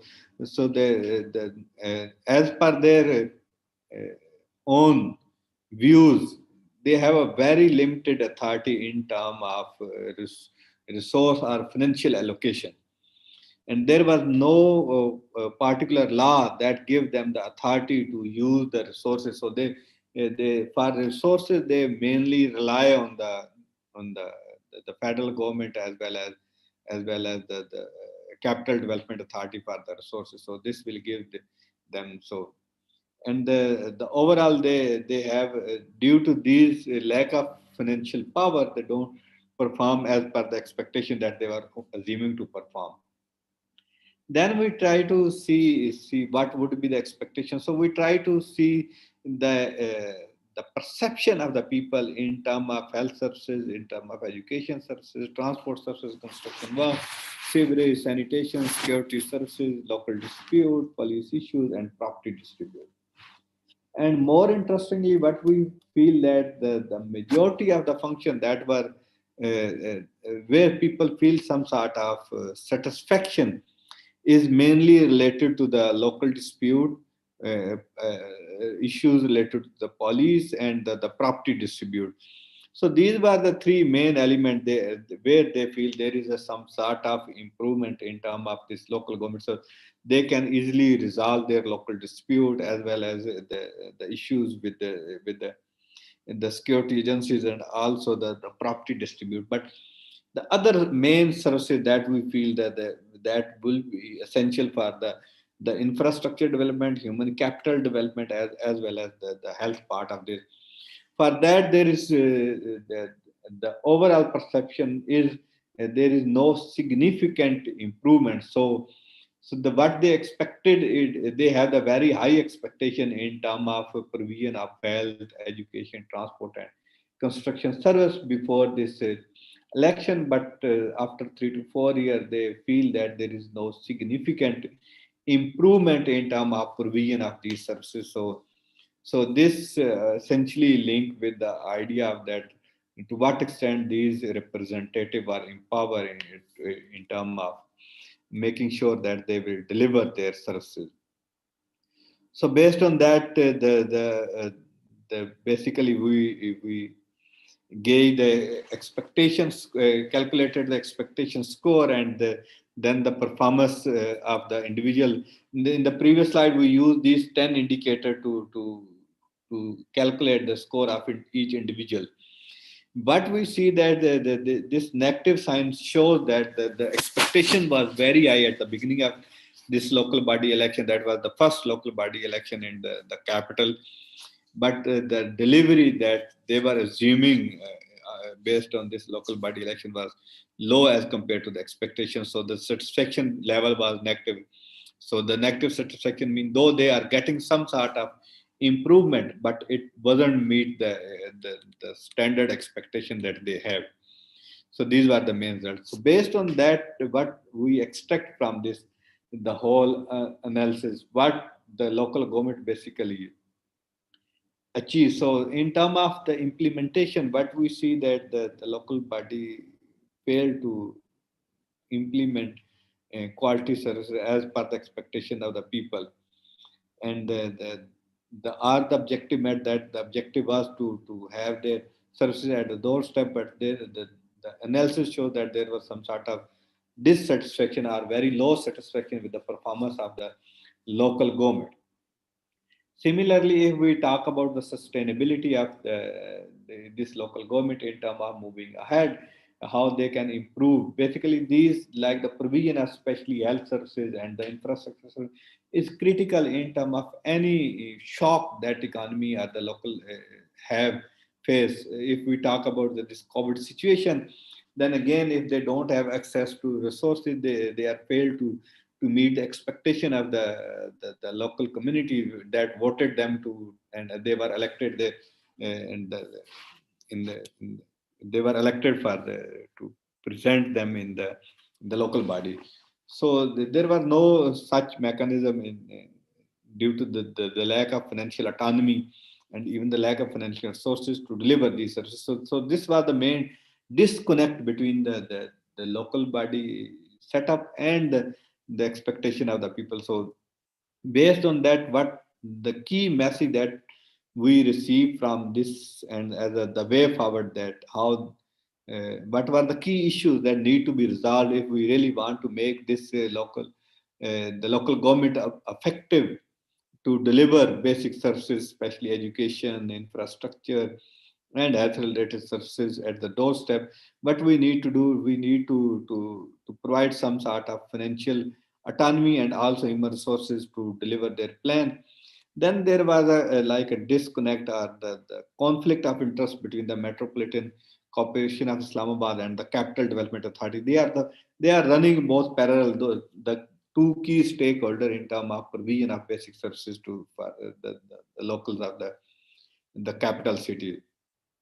And the third key point that the complete these metropolitan city corporation and capital development city, they mainly focus on the urban part of the city and completely ignore the realities of the rural area where they don't assess the need, and the provision of services is very low, especially in rural area. So these all led toward the low or the dissatisfaction on the performance of the local government representative, because they don't have the access to resources. There is a conflict between the different the working like MCI as well as the CDS. So these two were fighting for the resources, and then the ignorance of the rural area, they all lead toward the dissatisfaction of the people. So if we really want to improve the satisfaction level of the people, we need to think about these resources. And this would be like, if we really want to address this COVID situation at the grassroots level, we should have to provide autonomy and the financial resources to the local body and the local government setup, and then they were empowered. They should be empowered to provide these services. Those are especially at the urgent need. So if they really want to meet their requirement, then this would be the only way forward to improve the efficacy of local governance or the local body. Or otherwise, if there is no financial autonomy, there is no financial resources, and if there is a conflict, the conflict between the different authorities in terms of provision of services, then it led to the low satisfaction by the voter, that ultimately it did not serve the objective of this local governance. So with this, I conclude my presentation. Thank you so much. Thank you very much, sir, for your precise and very good discussion. Actually, we had our panelists today. We heard the discussions from our panelists. Now the session is open for the general participants.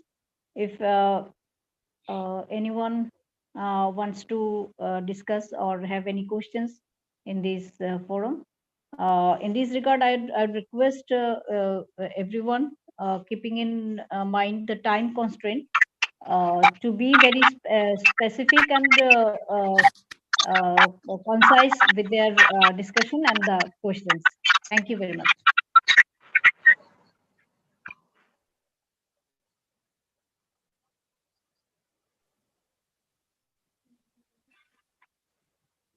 Yeah, Madam Ragi Vishwas, may I ask a question? Yeah.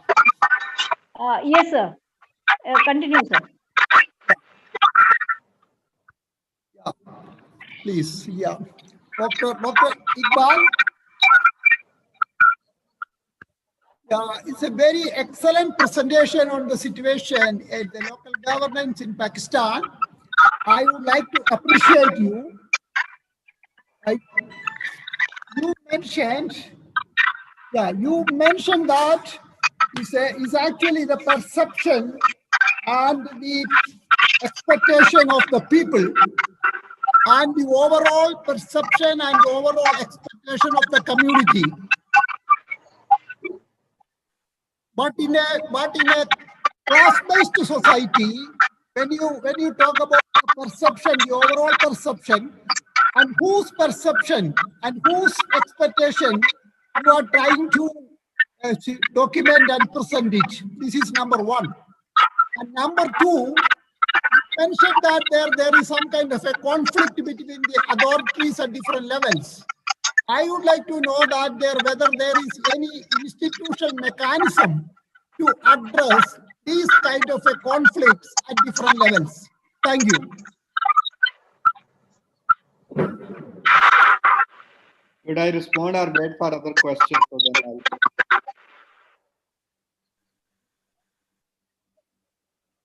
If anyone else has any question, kindly put.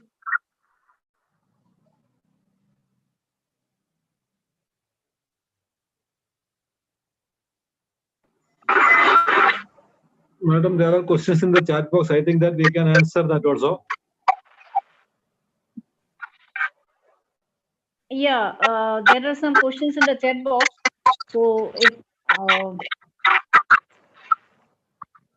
yeah, I want to add same question as Mr. Chatokram posed on our chatting window.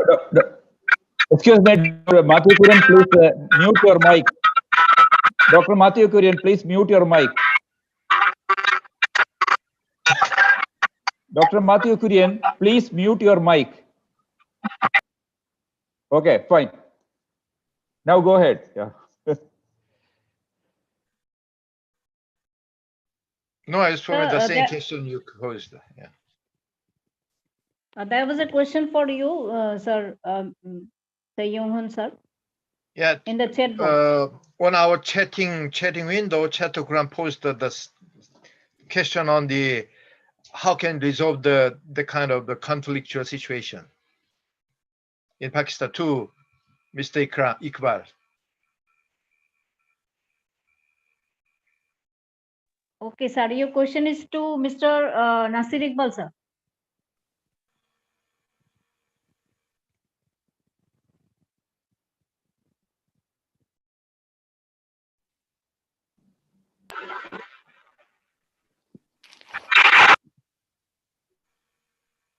Hello.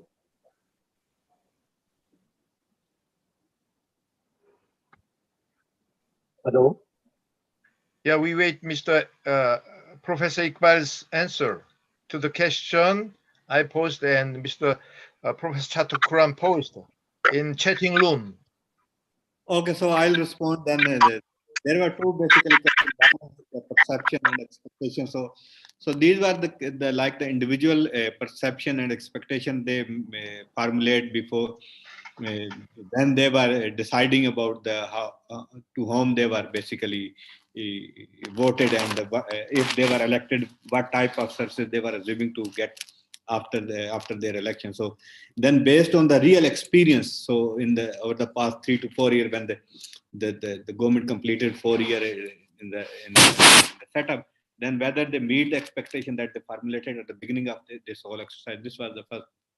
So these were the individual perception, and all these basically services related to the community level development. So if the road is provided at the community level, it means that it meets the expectation of the entire community in the level. But we use the individual to see what were their expectations. And related to the second question, that the conflict management. So as per law, there is a clear like the distribution in terms of rules and the responsibilities, because it was the first time when this municipal corporation was take over the charge of this local body election. So there was a lot of issue in terms of distribution of the power among these two authorities. With the CDA, the Capital Development Authority, is the main body that is looking for the capital over the last 40 or 50 years. So they were working for this in terms of provision of all type of services, including health, education, everything. But after a very delay in 2015, that was the first exercise to introduce this local government in the capital. And still there is like a debate at the federal level to how to distribute the authority, especially related to the provision of services, whether the health, education, and the other stuff is part of the local government, or still the CDA would be responsible for provision of these services. So there is no clear cut line, because it was the first time introduced in this capital. So it's an evolving stage. Probably when we have the next local body election, it will be a more clarity in terms of rules and services. Thank you. Thank you, sir. I think your questions have been answered. I think Mr. Dr. Kurian wants to discuss something. We'll hear from you, sir. Yeah. Thank you for your invitation. I am Matthew Kurian from K&I Center of Mahatma Gandhi University. I have a couple of questions. One question, maybe due to my short break in understanding the presentations about South Korea and Burkina Faso. My question is, what about the health provisioning of these countries? We know that with neoliberal policies, health was shifted from a merit good to a commodity. So what may be the balance? Do you have some sort of a social balance between the private sector and the public sector in these countries? That is one of the general questions which I wanted to pose. Then I do have some more questions. Coming to the Kerala context, Professor P.P. Balance, I am not much excited by his presentation due to various reasons.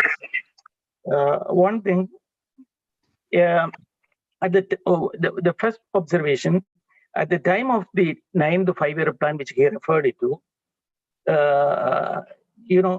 Kerala as well as Union, both of us had the planning mechanism.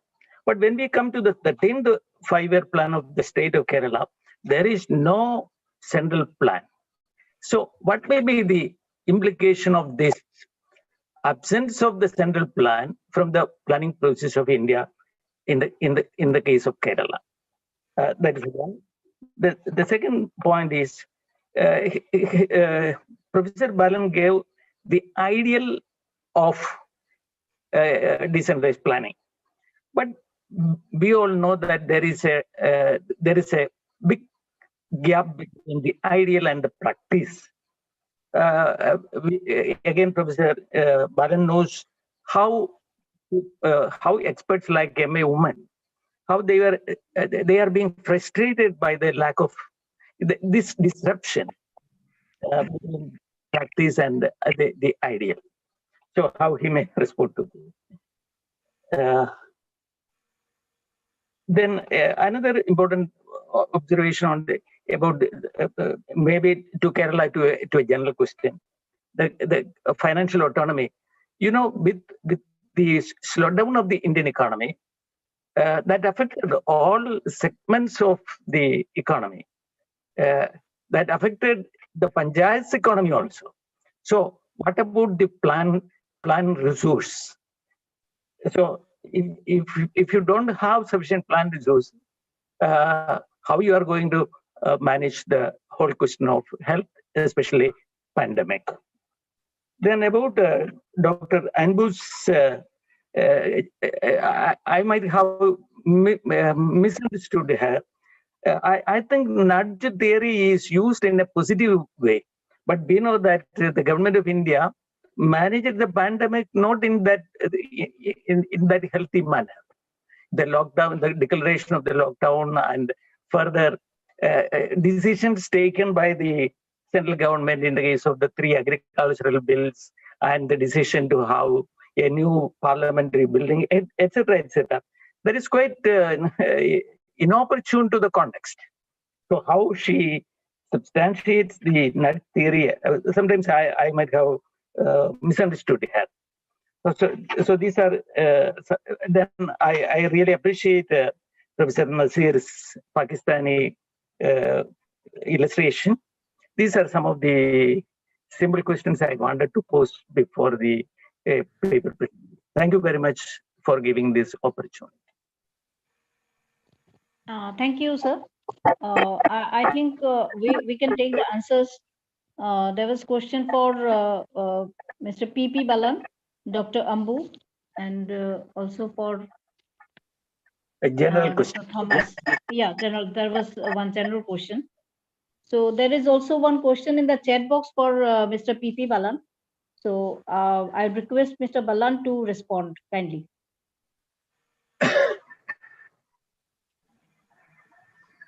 So there is some connectivity issue.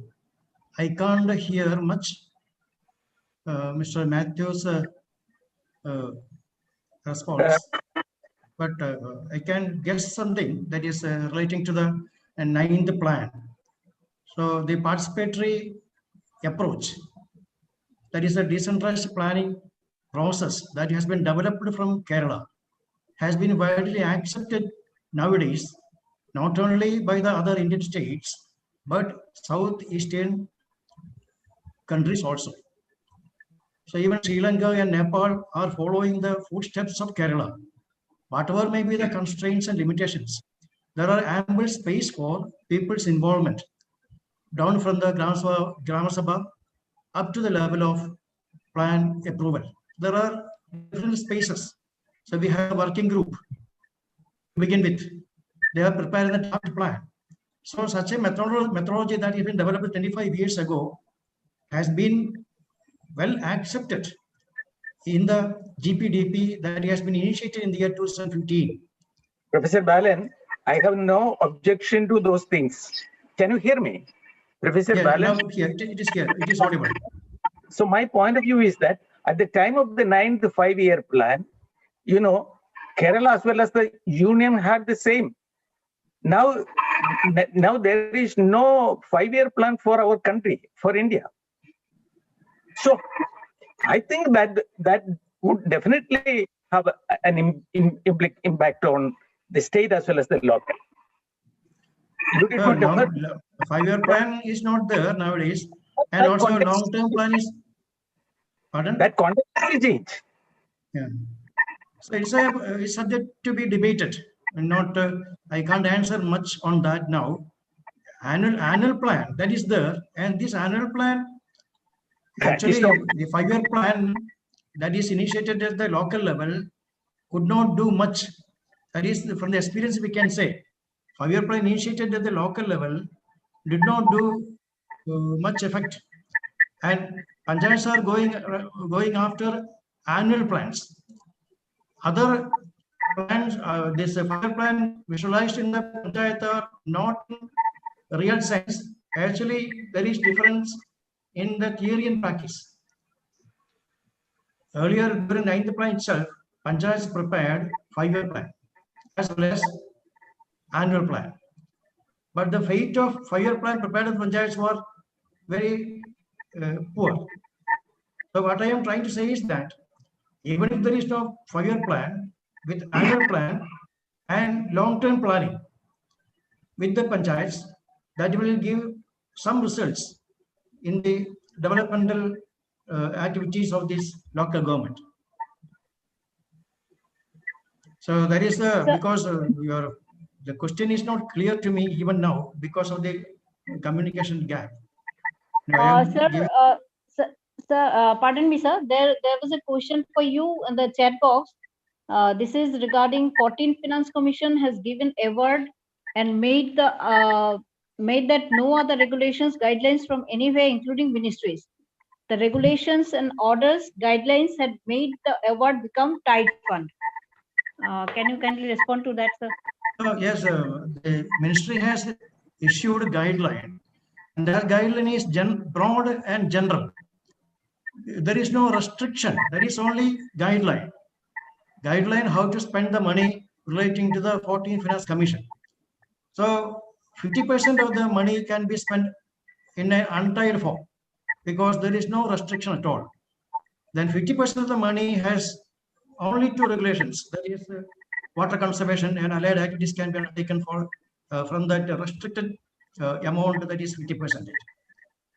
So in that way, some broad restriction is there for allocation of the money for from the Finance Commission.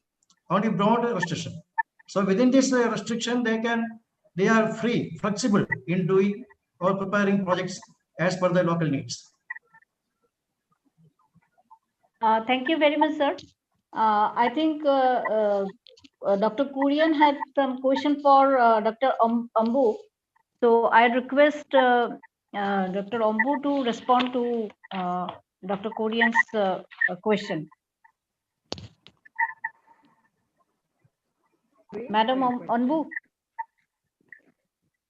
Can you hear me?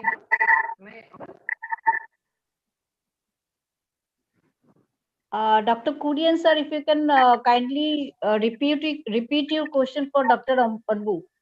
Okay, I will be very brief. She used nudge theory to illustrate the management of the pandemic in a decentralized way in India. My problem is with nudge theory.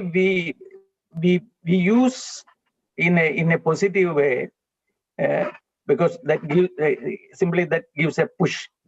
But my problem is, if you look at the government of India's actions as well as policies in this pandemic period, very damaging. Look at the lockdown, the declaration of the lockdown, and the way in which the 3 agricultural bills were passed in the parliament, and the new parliament building which is going to be the decision on that. These are not quite in opportune with the spirit of our times. And how, so in what way the nuts theory be of instrumental value to us in managing the pandemic? I think it is clear.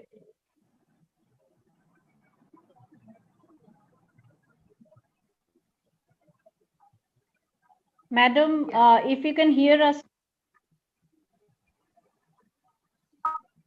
I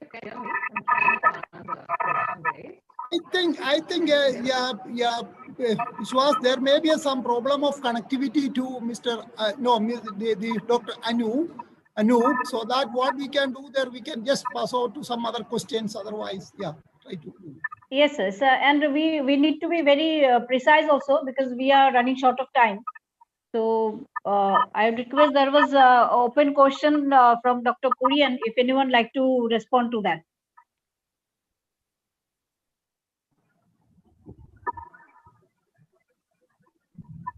I like to hear from the South Korean experience. South Korean experience. Yeah, I just I do not completely understand your whole question, but briefly, if I answer to your question, just yeah. Yes. Can I repeat? Can I repeat? Can I repeat? Yeah. Okay. Okay. Just I do not fully understand your question, but briefly, if I give you some answer. See, Dr. Matthew, you please one or two, just you very precise, because we are running short of time. Please, Dr. Matthew. Okay. You know, there has to be a balance, a social balance between public health and private health. With the neoliberalism, I understand that. Yeah, you got it.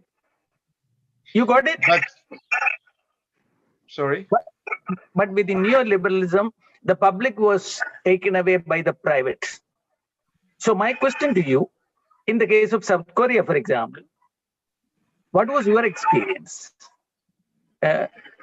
Was this sort of a balance, social balance between the private and the public? Yeah, at the first stage of the outbreak, COVID-19, it was the central and local government was very effective and concentrate their all legislative power. But after, more is important is now, it's not enough to control or monitoring or constrain or give lockdown. Just important is the civil society and individual behavior to keep the rule or guidelines issued by government and local government. So more important and most important is the civil society's situation, I think. Sir, we are really running short of very short of time. So I request you to we'd like to conclude the session now. And if you have any question, you can forward that to I think to the CSR. They can respond it later. So thank you very much for putting your question here. And we had a very good discussion.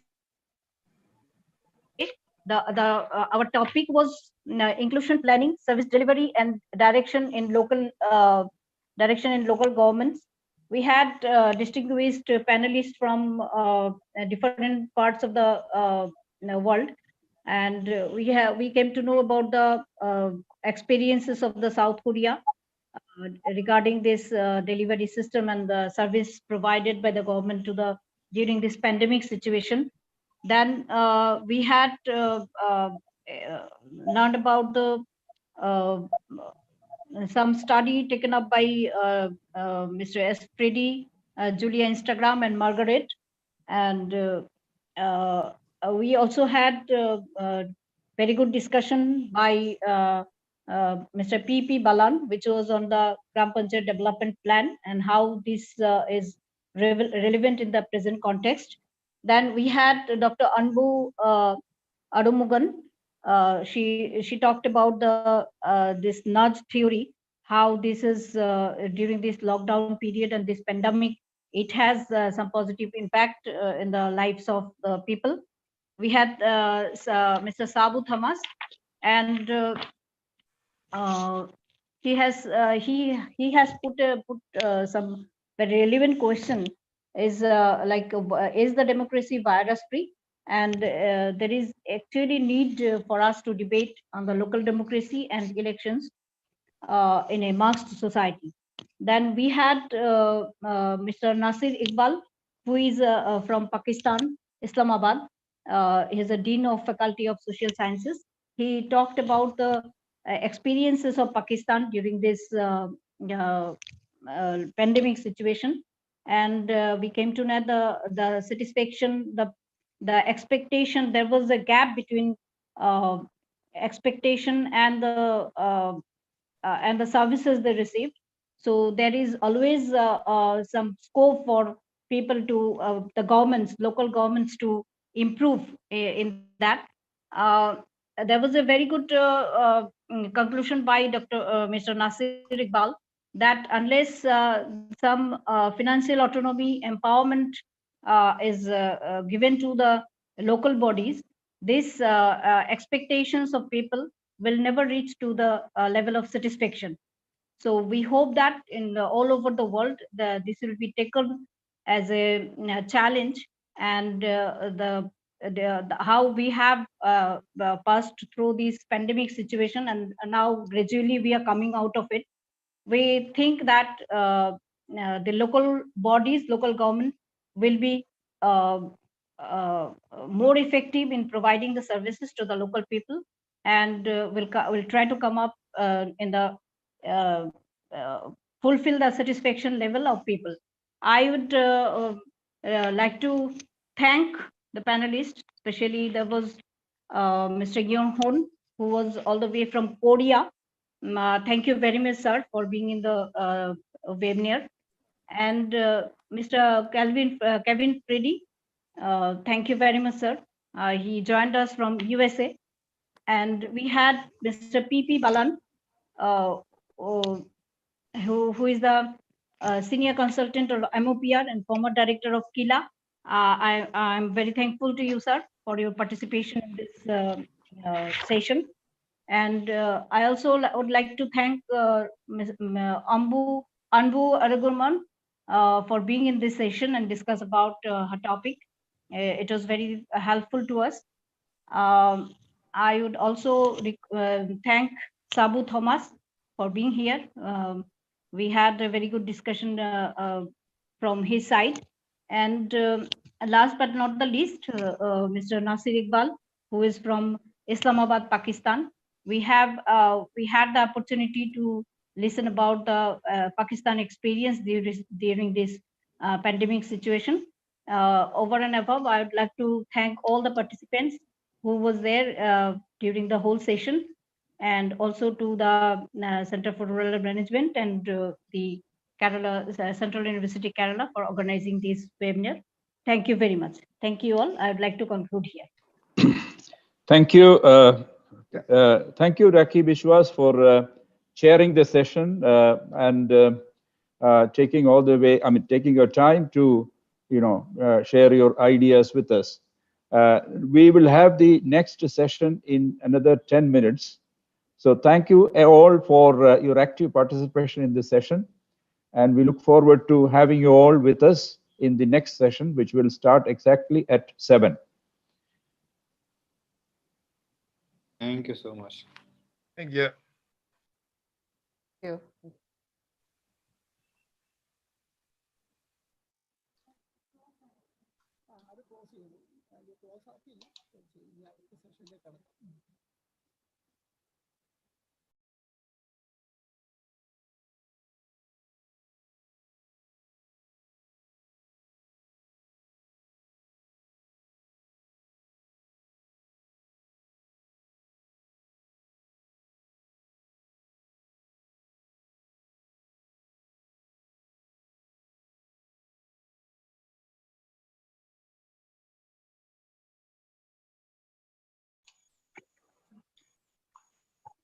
Thank you, Dr. Chatakran. Thank you.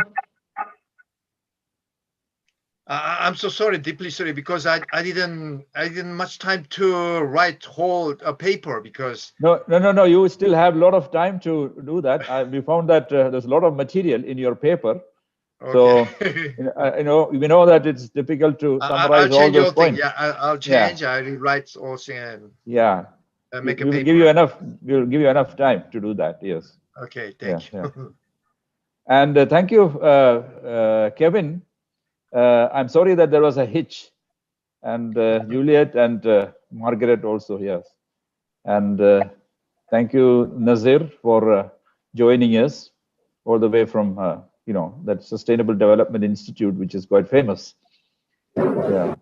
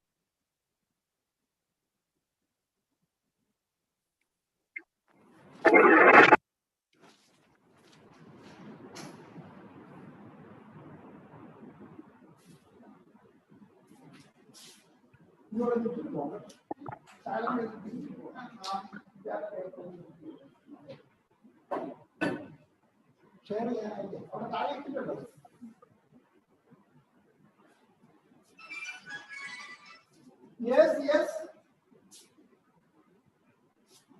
Yeah, please. Yeah, we can start exact 7 o'clock. Now we finished the, now.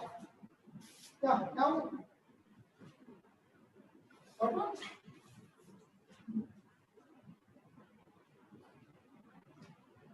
No, actually what you can do there, you can just introduce the theme of the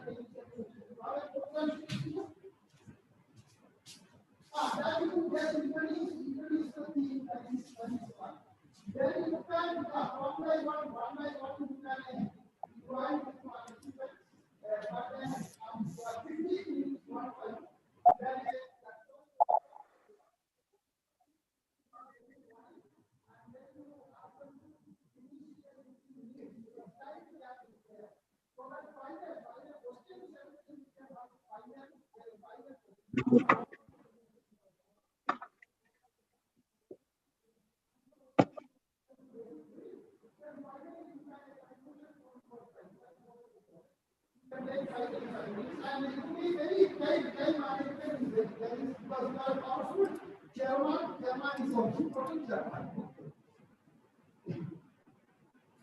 Okay, go ahead. Everything is fine. All the species. Thank you. Thank you.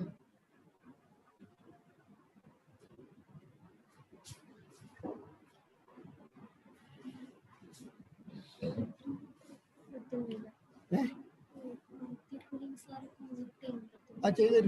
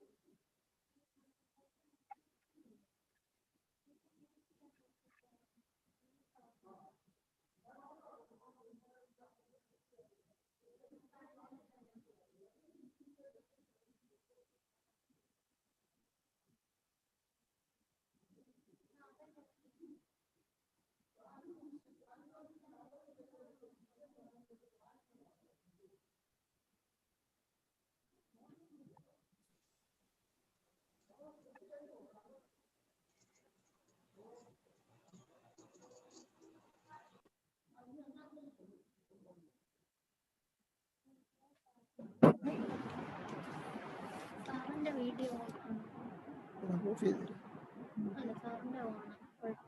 അല്ല of ചെയ്തിട്ട്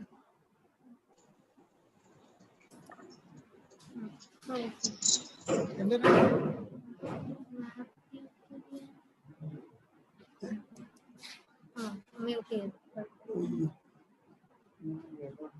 അല്ലാതെ നമ്മൾ ഇപ്പോഴല്ല, ഇനി gap ഉണ്ട്. 7 മണിക്ക് തുടങ്ങുള്ളൂ. Next session എന്ന് പറഞ്ഞാൽ 7-നാ. 7:56 കൃത്യം 7 ആ കൃത്യം. അവിടെ ഒരു പേപ്പർ ഇട്ടിട്ടുണ്ട്. ആ പേപ്പർ ഷെയർ ചെയ്യാനുള്ള പേപ്പർ ഇട്ടിട്ടുണ്ട്, മനസ്സിലായോ? ഇവിടെ എങ്ങാണ്ട് ഇട്ടിട്ടുണ്ട്. ഇതിനകത്തെല്ലാം റെഡിയാക്കി ഇട്ടിരിക്കുന്നത്. ഷെയർ ചെയ്ത് കൊടുത്താൽ മാത്രം മതി എന്നാണ്. അല്ല, ഇവിടെ എടുത്തിട്ടുണ്ട്. എന്നാ ഡെസ്ക്ടോപ്പിൽ നിന്ന് കൊണ്ടുവന്നാൽ മതി. ഇവിടെ എടുത്തിട്ടുണ്ടെന്ന് പറഞ്ഞു പേപ്പർ. അല്ല, രേഖയോടൊന്ന് ചോദിക്കണോ അത്? അല്ലല്ല, ഇവിടെ എടുത്തിട്ട് ഇത് വെച്ചിട്ടുണ്ട്. അല്ല, ഇപ്പൊ ആയിട്ടില്ല. അതന്നെ രേഖയോട് വിളിച്ച് ചോദിക്കണം. എടാ ടിപ്പു ഒന്ന് ചോദിക്കട്ടെ. ജോസേ, ആ മൈക്ക് ഒന്ന് മ്യൂട്ട് ചെയ്തേരോ കേട്ടോ. Okay.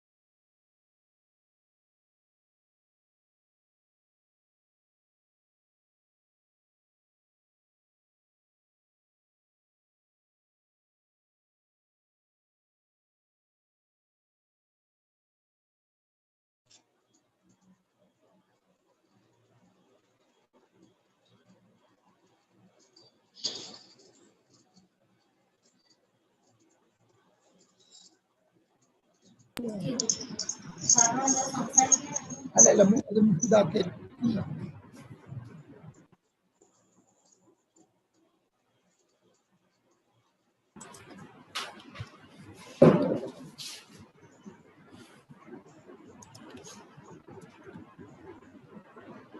Yeah, good afternoon, Dr. Uma. We can start.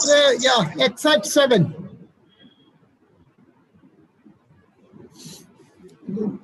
Yeah, Uma has joined. Yes. Good afternoon, doctor. Yeah. Good afternoon, Professor Pandey. Yes. Good afternoon. Yeah. I am John, and you have you have.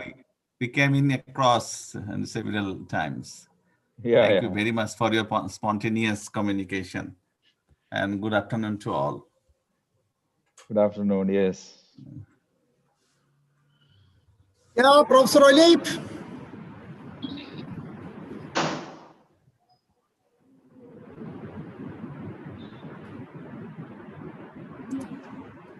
sir. Yeah, Please start. Yeah. Go ahead. Yeah. Good evening, everyone. Warm welcome to all the delegates who have joined us from across the world. May I request you all to switch off your or mute your mics for the duration of this session first. We have all gathered here for the final panel discussion of the day, which is the fourth panel discussion in this very important conference. The fourth panel discussion is on COVID-19 and local government responses in India and Bangladesh. We have with us Dr. Dilip Kumar Pal to chair this session. Dr. Dilip Kumar Pal is Project Team Leader, Center for Panchayat Raj, National Institute of Rural Development and Panchayati Raj, Government of India. Is based in Hyderabad. We are very thankful to Dr. Pal for graciously accepting our invitation to chair this session. I request you to take over the reins from me, the mic and the screen as well from me, so that you can conduct the proceedings of this session. Over to you, sir. Thank you, Umaji. Am I audible? I hope I am audible. Yes, you're audible. So good evening, all the delegates. Let us enjoy this session. And I thank Center for Rural Management for offering me this opportunity of chairing this session. The subject is very relevant, and also since we are dealing with capacity building and training of Panchayati Raj institutions for disaster management with utmost focus on post-COVID scenario. So this is a very relevant session planned for as a part of the entire exercise. Now, respected panelists, you know the norm. I would just reiterate, it will be better if you spend 10 to 12 minutes on your views, on your viewpoints, your whatever you want to say, and then utilize the remaining time for interaction and also for comments from experts. So thank you once again. Let us start with Senior Professor, Dr. Ole. Can you just have your say first? Thank you. Do you hear me? Yes, audible, please. Very good. Thanks for inviting me to this important webinar. My point of departure is that Kerala's initially successful containment of COVID-19 testified really to the importance of democratic decentralization and thus framed popular participation. But decentralization is not always good. By contrast to Kerala, Sweden's decentralized care homes and home care for elderly suffered from terrible death rates, primarily due to new public management, subcontracting, and privatization. As Gordon Crawford told us yesterday, neoliberalism was devastating in Britain too, but that was along with centralization. In Sweden, it was combined with decentralization. So decentralization needs to be democratic. But there is more to it. Over time, even Kerala's decentralization and popular participation proved insufficient. That was first because of conflicts on central and state level on how to handle returning migrants and massive data.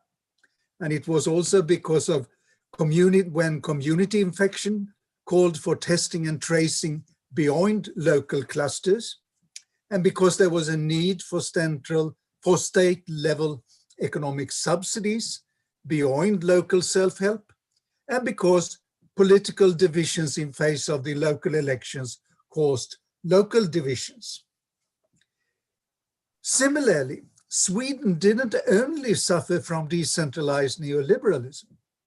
Just like Kerala, we also failed due to poor coordination of central, regional, and local measures, especially when it comes to the provision of resources and equipment and conducting testing and tracing. So even democratic decentralization is obviously insufficient. There must also be local central links and coordination. Now, the central local linkages can of course be left to the market or be combined with authoritarian rule, like in China. Actually, aside from China, Korea, Taiwan, and Vietnam have been most successful in fighting COVID-19, much thanks to effective central local coordination. But possibly we like to be a bit more democratic. So are there any more democratic solutions to this? Generally in the South, it has been difficult to build democratic linkages between local and central from the bottom up. Beyond conservative parties with movements like the BJP in India, progressive political parties have often reduced bases in popular movements. They turn elitist. Trade unions are also losing ground, especially with informalization of employment conditions. And of course, political clientelism and horse trading with politicians spur fragmentation. It is true that civil society organizations and popular participation expanded during the third wave of democracy, but CSOs have often focused on divisive special issues, and local popular participation has been difficult to scale up. Brazil's impressive participatory budgeting is a case in point. It remained local. The best bottom-up effort was probably Kerala's democratic decentralization and the People's Planning Campaign. This promoted local priorities and local governance, and there was new democratic space for popular action. It's true that there were also problems such as decentralization of corruption, poor institutionalization of popular participation, diminished participation in Gram Sabhas, and closing down of the development seminars, and poor participation of the middle classes because they thought there was little in it for them, insufficient combination of direct and representative democracy, and there was little focus on production, and there was hijacking of the entire process by the political parties, especially in 2000 and 2001 by the CPIM. But these challenges are not structural and inevitable. They are political, and they can be handled. But at least we have now functioning local governments that people can relate to. We have local action and organizations such as the Kurumbasri, and we have formula for combining local and central planning. However, most seriously, the struggle against the corona has now made it obvious that there are poor synergies between, on the one hand, the positive aspects of more extensive local popular organizing on local matters, and on the other hand, the deteriorating organization of intra-local matters based on work rights, social rights, and production, which used to be rooted in unions and farmers' organizations. And it's also indicating that there is still no formula for comprehensive planning that include not just public resources, but also private investments. And there is also no formula for considering the linkages between the panchayat economy and the outside world, including modern economic investments and economy of migration.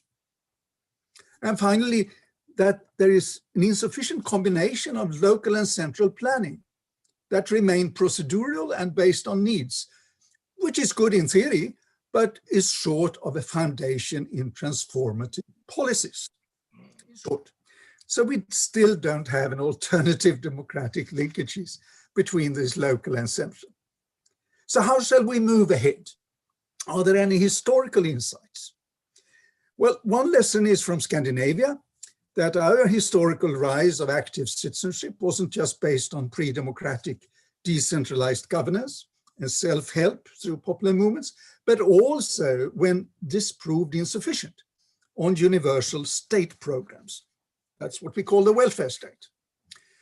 Most importantly, these programs were developed and implemented in consultation between state and democratic interest organizations, such as labor and employers organization, plus issue organizations like for the environment, and professional experts. And that generated these central local linkages, which are so important, and coordination of the actors. The problem is that that model can't just be exported all around the world, of course, as it presupposes strong national organizations and positive governments. Moreover, the preconditions are now being undermined in Scandinavia itself because of weakened democratic movements and the rise of global neoliberalism and new public management. However, there are some signs, I think, of more positive trends, even in the South, as in the case of Indonesia, where there are much less strong and more fragmented organizations than ones in Scandinavia. Even there, it has temporarily proved possible to build broad alliances between unions, informal labor, as well as CSOs and progressive politicians on both central and local levels behind a comprehensive reform program, in this case, a welfare reform. However, there are two requirements to this. The first is that there is a chain of broad transformative reform programs to unite behind and push. So there must be such proposals. And this can't, of course, be done just on an international level, like, the Millennium Goals or the ILO or the Scandinavian models or anything like that. They have to be localized. They have to be rooted in the local context. And the second requirement is partnership governance. Reform proposals must be possible to negotiate. And negotiations can't just be between unions and employers or between labor groups and the state. Negotiations must be more inclusive and more comprehensive, especially where so many people are not having permanent employment. They can't just, focus on wages and employment conditions. They must also be wider, like including welfare and economic stimulation towards more jobs. And there we are again with the challenges during the COVID. So there must be the demands for reforms, which are so needed now after when we once get to terms with the COVID, the demands for getting started again needs to also include quests for such frameworks. A recent positive sign is that even unions in Indonesia now seem to not just focus on, horse trading, but also demanding these wider sort of inclusive, this wider partnership governance, together with many other actors. So anyway, maybe there are, after all, democratic ways of scaling up on the basis of grounded popular action. Thank you very much. Thank you, Professor Ole, for your very, very critical assessment and also contrast with some countries across the world. Now it is now open to the House for your views and also counter views.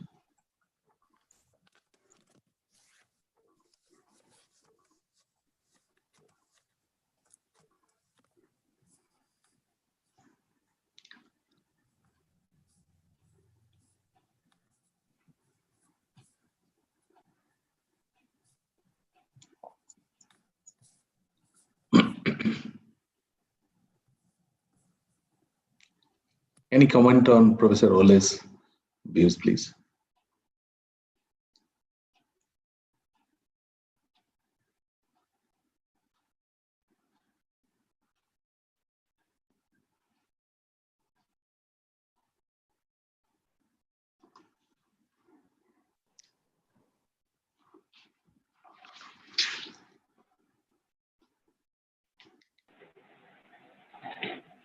Any view on Professor Ole's? Can I ask a question? Professor Pal, we can have the questions last after all presentations. Otherwise, difficult to get it time. Okay, fine. Thank you. Now, may I request Professor and former Chair, Department of Public Administration, Mr. Rajsai, please, your presentation, please.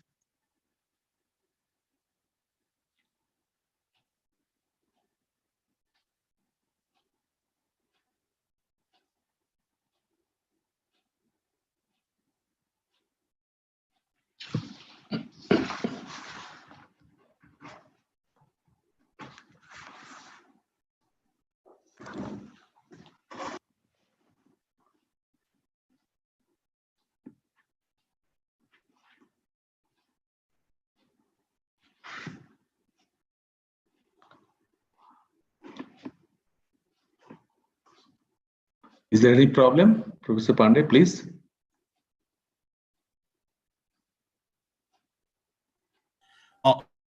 Sorry, exactly, sorry.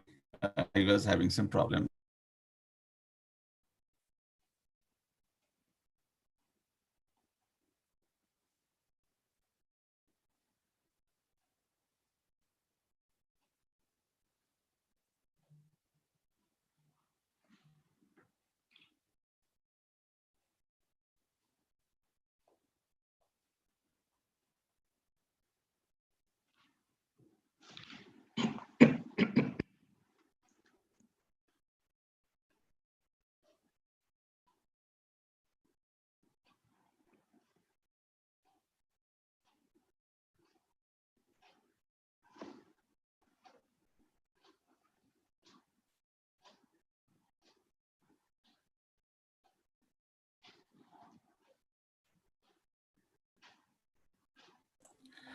Sorry. So I'm really sorry. I was having some internet connectivity problem.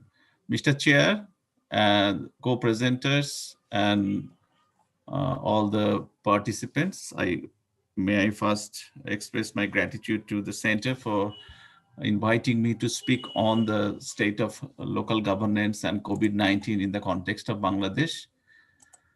So mostly I'll be talking about the role of local government bodies during the post-COVID-19 pandemic situation in Bangladesh. I will be highlighting the experience of Bangladesh. So as we know, the COVID-19 pandemic has paralyzed the lives and livelihood of most of the people across the world, and all countries are struggling to overcome the situation, adopting different types of mechanism and strategies. And therefore, like different governments of the world, Bangladesh government had to adopt different strategies like imposition of restriction of public transport, closure of education institutions and public offices, restriction on public gatherings, and ensuring social distancing to fight against this deadly virus. And government also had to invest economic stimulus packages to keep the momentum of the economy in the right directions. And all those strategies, implementation of all those strategies has posed severe pressure on the central government. That is why it has necessitated the involvement of local government bodies to help the government face the challenges of COVID-19. And the main intention of my presentation is to highlight how the potentials of local government has been used so far, and what role local government could play in during and post-COVID pandemic situation. And it is basically based on my experience and the review of secondary materials. Before I talk about the local government, just for the information of the audience, I am interested to present the situation of Bangladesh for those who are not familiar with. The first COVID patient was diagnosed on the 8th of April, and the government declared holidays for a long time from 26th of March to 30th of March. But you can understand the situation of a government like a country of Bangladesh, where a large number of people live from hand to mouth. So the government had to step back from their decision of keeping everything shuttered for a long time, and they started normalizing things. And government first started COVID-19 testing in one central lab, and subsequently they decentralized the testing facilities as up to the district level. And as of now, there are 4,85,965 patients have been diagnosed, and total death, the number of total deaths are 6,957. But there are, issues and there are criticism as regards to the total number of patients, because we could not test more people as we actually required. At least highest number of tested were around 20,000 people. So that is why probably the situation does not reflect the actual scenario. And government had to take different strategies to keep the economy, to maintain the momentum of the economy. Therefore, they announced a stimulus package of around 1,21,000 crore local currency, which is around 4% of the total GDP. This package was mostly for 18 sectors, including the export-oriented sectors and agriculture, small, medium, and cottage industries. And different issues that were incorporated within this package was highest amount was allocated, around 300 billion was allocated for providing working capital facilities to the affected industries and service sectors. Government also provided 200 billion stimulus packages for supplying working capital to the small and medium industries. 50 billion has been a special fund for the export-oriented industries. So different types of packages were declared and implemented by the government. And along with these economic stimulus packages, government also provided, rice at a fair price to the common people through open market sale. They have implemented the direct cash transfer to around 50 lakh families. And they have provided subsidized, kitchen commodities through open market sales. So these are the basic, strategies that have been followed by the government of Bangladesh to save people who are in real danger and keep the economic momentum into action.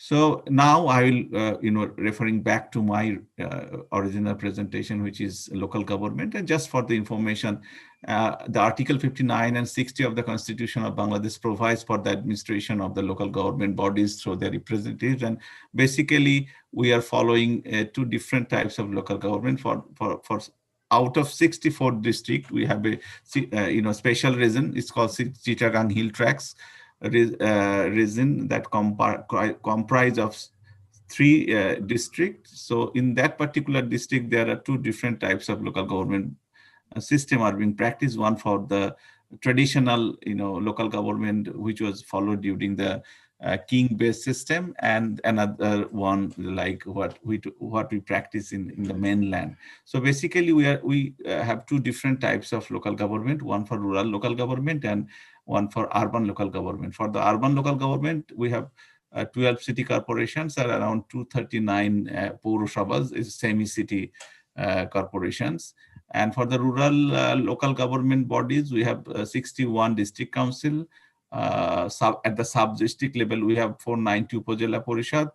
And at the lowest level, we have around 4,500 union parishads. And within the union parishad, we have around 41,000 ward, because one union parishad is divided into 9 wards. So my main focus is to highlight the role of union parishad, which is the lowest tier of the local government bodies. Actually, Union Parishad Act, the Local Government Union Parishad Act 2009 is considered to be the most comprehensive act in the context of the country. It has kept different provisions through which power has been empowered local government to play a proactive role during the during any sort of pandemic in the country. So there are several articles 35, 36, 38, 39, all actually talks about the role of local government during the pandemic. So from that particular perspective, it is very clear that local government. Now, the one important question is to what extent actually local government bodies has been involved in the management of COVID-19 pandemic. As of now, most of the programs in relation to the management of COVID-19 are being managed by the central government departments. It is because the health departments, mostly the health-related all supports are being offered by the central government, while local government has very little to play a role. That therefore, actually, local government did not have any scope to play a proactive role in the management of health-related issues. However, the majority of the social safety net programs are being delivered by the lowest tier of the local government bodies. Even the government implemented its decision relating to direct cash transfer to 50 lakh families based on the list provided by the local government. Though there is one union health center in each UP, but these centers are not well equipped with doctors and health workers capable of treating COVID-19 patients. Even these centers suffer from inadequate supply of medicines. However, the local government division, which is the nodal ministry that deals with every matters of local government, has instructed all the local government institutions, including the UP, to help the field administration of the government to successfully implement all the programs intended to contain the spread of COVID-19 and the management of COVID-19 patients. So as of now, we actually did not see any proactive role of the local government bodies in the management of COVID, other than just distributing whatever facilities has been provided by the central government. And it is for your information that we are practicing a different type of, it's a deconcentrated type of local government, where these bodies have very limited capacity and financial dependence to take different sort of programs by their own. So therefore, even during the COVID-19, they are more dependent on the central government. Now, very important concern whether these bodies can play potential role during and post-COVID pandemic, which is the main thrust of this paper. Of course, there are immense opportunities for capitalizing the potential of this institution during and post-COVID situation. For instance, we have experienced very bad, we have had very bad experience in managing quarantine of those who have been infected by COVID-19, especially at the local level. So the government could have used the potentials of Union Parishad to ensure, to manage a better quarantine for, COVID patients. Building, most important role that can be played by the local government is to build awareness about the catastrophic effect of COVID-19. And as you know, like the Europe and America or Canada or most of the countries, we have also started facing the second wave of COVID-19. And the most important factor is lack of awareness of the people of Bangladesh. You will hardly find, if you go out, you will hardly find any people wearing masks or maintaining social distance. So it's a careless attitude of the citizens. And even if you find someone, 5 to 10% people who are wearing masks at the city level, the situation is very different at the local level, where nobody cares for the catastrophic effect of COVID-19. Therefore, building awareness is one of the most important role that local government bodies could play with. They can operate different sort of they can adopt different sort of mechanisms to build awareness. They can circulate it to understand educational materials, videos, audios that describing the ways to prevent the spread of COVID-19, encourage people not to hold public gatherings or avoid overcrowding places. They can motivate the families of expatriates not to travel to Bangladesh during the pandemic. They can form volunteer groups with educated youth to work with the citizen. They could even they could provide support to the poor and vulnerable groups who do not have work or job. And UP could utilize the potential of the youth to organize funds from the community to help the poor people in need of support during the pandemic. And they can also help the government to overcome the stigma. One of the most important, challenges for the people in Bangladesh, for the people regarding COVID-19 is the social stigma. Everybody actually, most of the people are having a sort of, belief that if someone is infected by COVID-19, he or she will be isolated. Even his or her family will be isolated for the society. That is why even very few people are going for testing. So the local government bodies could break that, stigma, building awareness among the people. Even they can help because we have experienced a very, scarcity of labor during the harvesting and cultivation. We know Bangladesh is a agrarian society where agriculture actually plays an important role in the economy. So even local government could help the farmers in their cultivation and harvesting by providing, labor support or by providing loan to the farmers. And as they are doing, they can also play a better role in identifying the real needy people during the COVID-19 situation for delivering different social safety net programs. And whatever services do they have, they could also play a significant role in providing health services to the port through Union Health Center. They can negotiate with the government, or government can utilize these institutions to provide services to the local level population. So of course, they have different potentials, immense potentials, but they have also different challenges that actually encounter their credibility or potentiality in helping the government during this situation. Due to concentrated decentralization, deconcentrated decentralization, LG bodies do not have adequate freedom to design their programs and implement those during the pandemic. This is something that has been talked over the years, but actually no government has taken any initiative to devolve more power to the local government. The local bodies have dependency on central government, therefore they do not have adequate resources. It's almost the same due to lack of adequate understanding about the role of, and this is another issue that is one of the basic features, has become the basic features of Bangladeshi local government, because local government representatives are not well educated and they don't have any understanding about the COVID-19. Therefore, many of the people representatives do not feel encouraged to play a proactive role in restraining the spread of this lethal virus.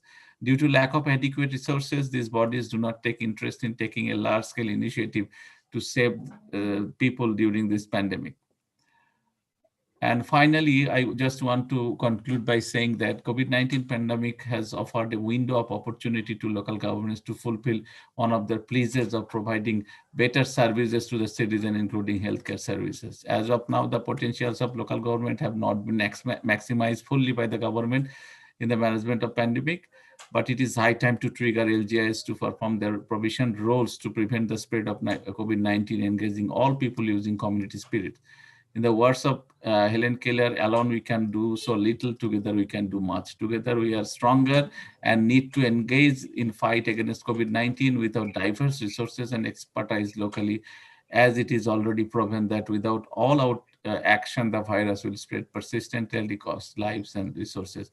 In order to get local government bodies engaged with the process of restraining the spread of COVID-19, the local government division could issue an order to all UPs to discharge their constitutional responsibility in relation to pandemic management, taking assistance from the Upazila and district administration. Thank you very much for your patient sharing, and I welcome any other comments and suggestions. Thanks. Thank you, Professor Pranab Kumar Pandey. Thank you for highlighting the scenario in Bangladesh.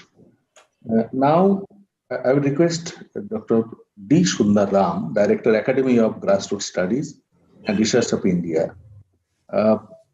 Yourself, along with Mrs. D. Sucharita and Mr. D. Sai Kumar, all three of you will be speaking on the same subject, need for reforms in the local government institutions in the post-COVID era. So very relevant, very interesting. So we are looking forward one by one.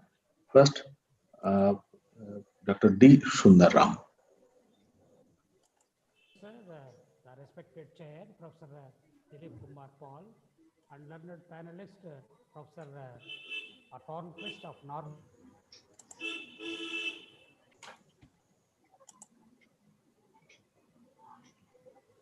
Nagendra Ambedkar Sole, and Ms. Urvasi Parikh of Rajasthan, Dr. Jose Sebastian of Kerala, Ms. Anvesh Chakrabarti of New Delhi, and other academicians and learned scholars of the international webinar include my co-authors, Mrs. D. Sucharita and Mr. D. Sai Kumar of the Academy of Grassroots Studies and Research of India, based at Tirupati in Andhra Pradesh, India. So on behalf of my co-authors, so I'm presenting my paper because my co-authors also along with me. So it's my great pleasure and privilege in sharing some of my views on the theme of my paper entitled Need for Reformatory Reforms in Local Government Institutions in the Post-COVID War, COVID-2019 era. particularly the case study of Andhra Pradesh in India. So basically, the main aim of my paper is to review the status and position of the Andhra Pradesh Gram Panchayats, particularly the manpower and capacity in delivery of public services at the time of COVID pandemic situation, and offer the reformatory reforms for effective working of Gram Panchayats to overcome the health disaster like COVID 2019. I'm very thankful to the Center for Rural Management, Kottayam, and Central University of Kerala, Kasaragod, for providing me an opportunity to participate in the international webinar and exchange my ideas on local government institutions with many international and national experts are gathering today here. First, I briefly sum up the status of the local government institutions in Andhra Pradesh state in a brief manner. So particularly the structure of local governments in Andhra Pradesh. So Andhra Pradesh state, a prosperous state in southern India, is the second state to introduce the Panchayat Raj system in India in the year 1959 after Rajasthan state. In pursuance of the 73rd Constitutional Amendment Act of 1993, the Andhra Pradesh state government also enacted its own state Panchayat Raj Act in the year 1994. As per the provisions of the Andhra Pradesh State Panchayat Raj Act, the elections to the local government institutions at 3 levels. Number 1, Gram Panchayats, number 2, Taluk Panchayats, and number 3, Jilla Panchayats were held in 1995, 2001, 2006, and 2013. It means, so 4 general elections held, so after the promulgation of the 1993 Amendment Act in Andhra Pradesh. So after bifurcation of the Andhra Pradesh state in the year 2014, now there are 2 regions in the state, namely coastal Andhra and Rayalaseema. The new Andhra Pradesh state comprises 13 districts and 9 districts in coastal Andhra and 4 districts in backward region Rayalaseema. The 13 districts divided into 49 divisions, revenue divisions, with the 664 Taluk Panchayats. So total number of Gram Panchayats in new Andhra Pradesh state is 12,940 Gram Panchayats.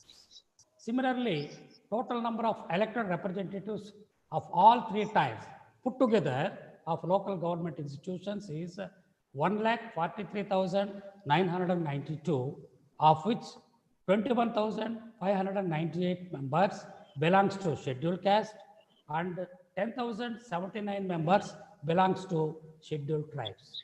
At all India level, just I will give the brief figure. The total number of Gram Panchayats is 2,55,000, comprising 32 million elected representatives, of which 46% belongs to women and 26% belongs to SC/ST members as policy makers at the grassroots level.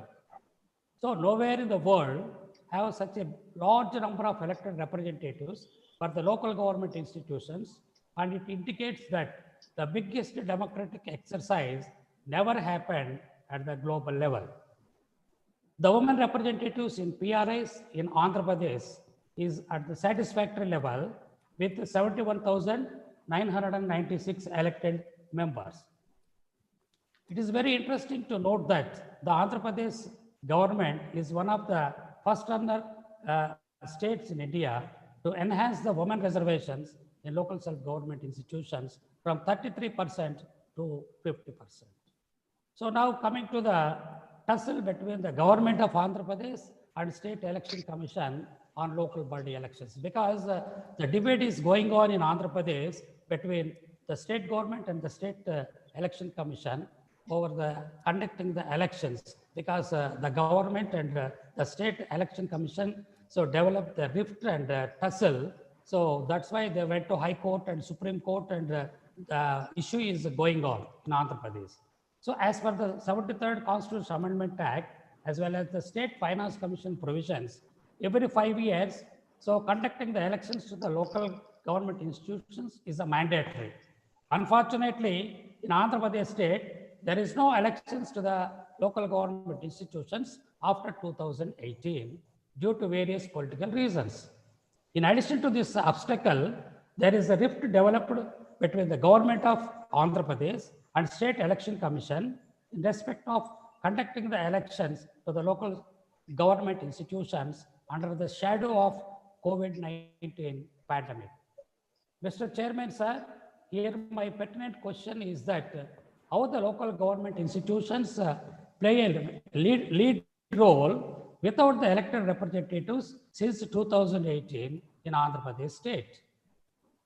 Without the elected representatives of Gram Panchayats, that is local government institutions, how can they perform in a satisfactory manner in control the COVID-19 pandemic? In addition to this malady, majority of the local government institutions in Andhra Pradesh are the lack of manpower, resources, system, capacity building, and skills to act independently, besides numerous constraints and controls imposed by the district administration at one level and state government at another level. So on the other hand, we need to ask the questions of whether the local government institutions in Andhra Pradesh are equipped with the adequate capacities and resources to deal with epidemics or pandemics like COVID-19. In a pragmatic way, we can pose the following questions and apprehensions about the working of the local government institutions in Andhra Pradesh state. So just I summarize some of the apprehensions and the obstacles in this regard. Firstly, are the Gram Panchayats capable to meet the health disasters with insufficient manpower? So because of lack of manpower. Secondly, are PRAs constitutionally and institutionally equipped with disaster management planning? Thirdly, what are the capacity building requirements of PRAs for disaster preparedness and management? Fourthly, what lessons can be drawn from COVID-19 situation to make the PRAs future ready, suppose any the coming pandemics? So fifthly and lastly, are PRAs mobilizing their own adequate resources for checking the health disasters like COVID pandemic? These are the apprehensions. So without conducting the elections in Andhra Pradesh, so everybody has some the doubts and apprehensions. Mr. Chairman, sir, since there are no elections to the local government institutions in Andhra Pradesh since 2018 for public service delivery through elected representatives. This is a fact.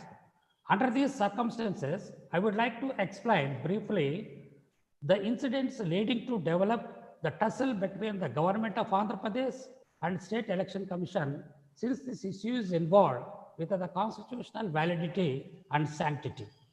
According to Article 243K of the Constitution of India, the State Election Commission is vested with the responsibility of conducting of elections to the Panchayat Raj institutions for every 5 years. Article 243E of the Constitution of India stipulates that an election to the constitutive panchayat shall be completed before the expiry of its term. It means 5 years tenure. The term of elected bodies of Taluk Panchayats, Jilla Panchayats, and Gram Panchayats expired on 21 July 2018. After that, so no elections in Andhra Pradesh.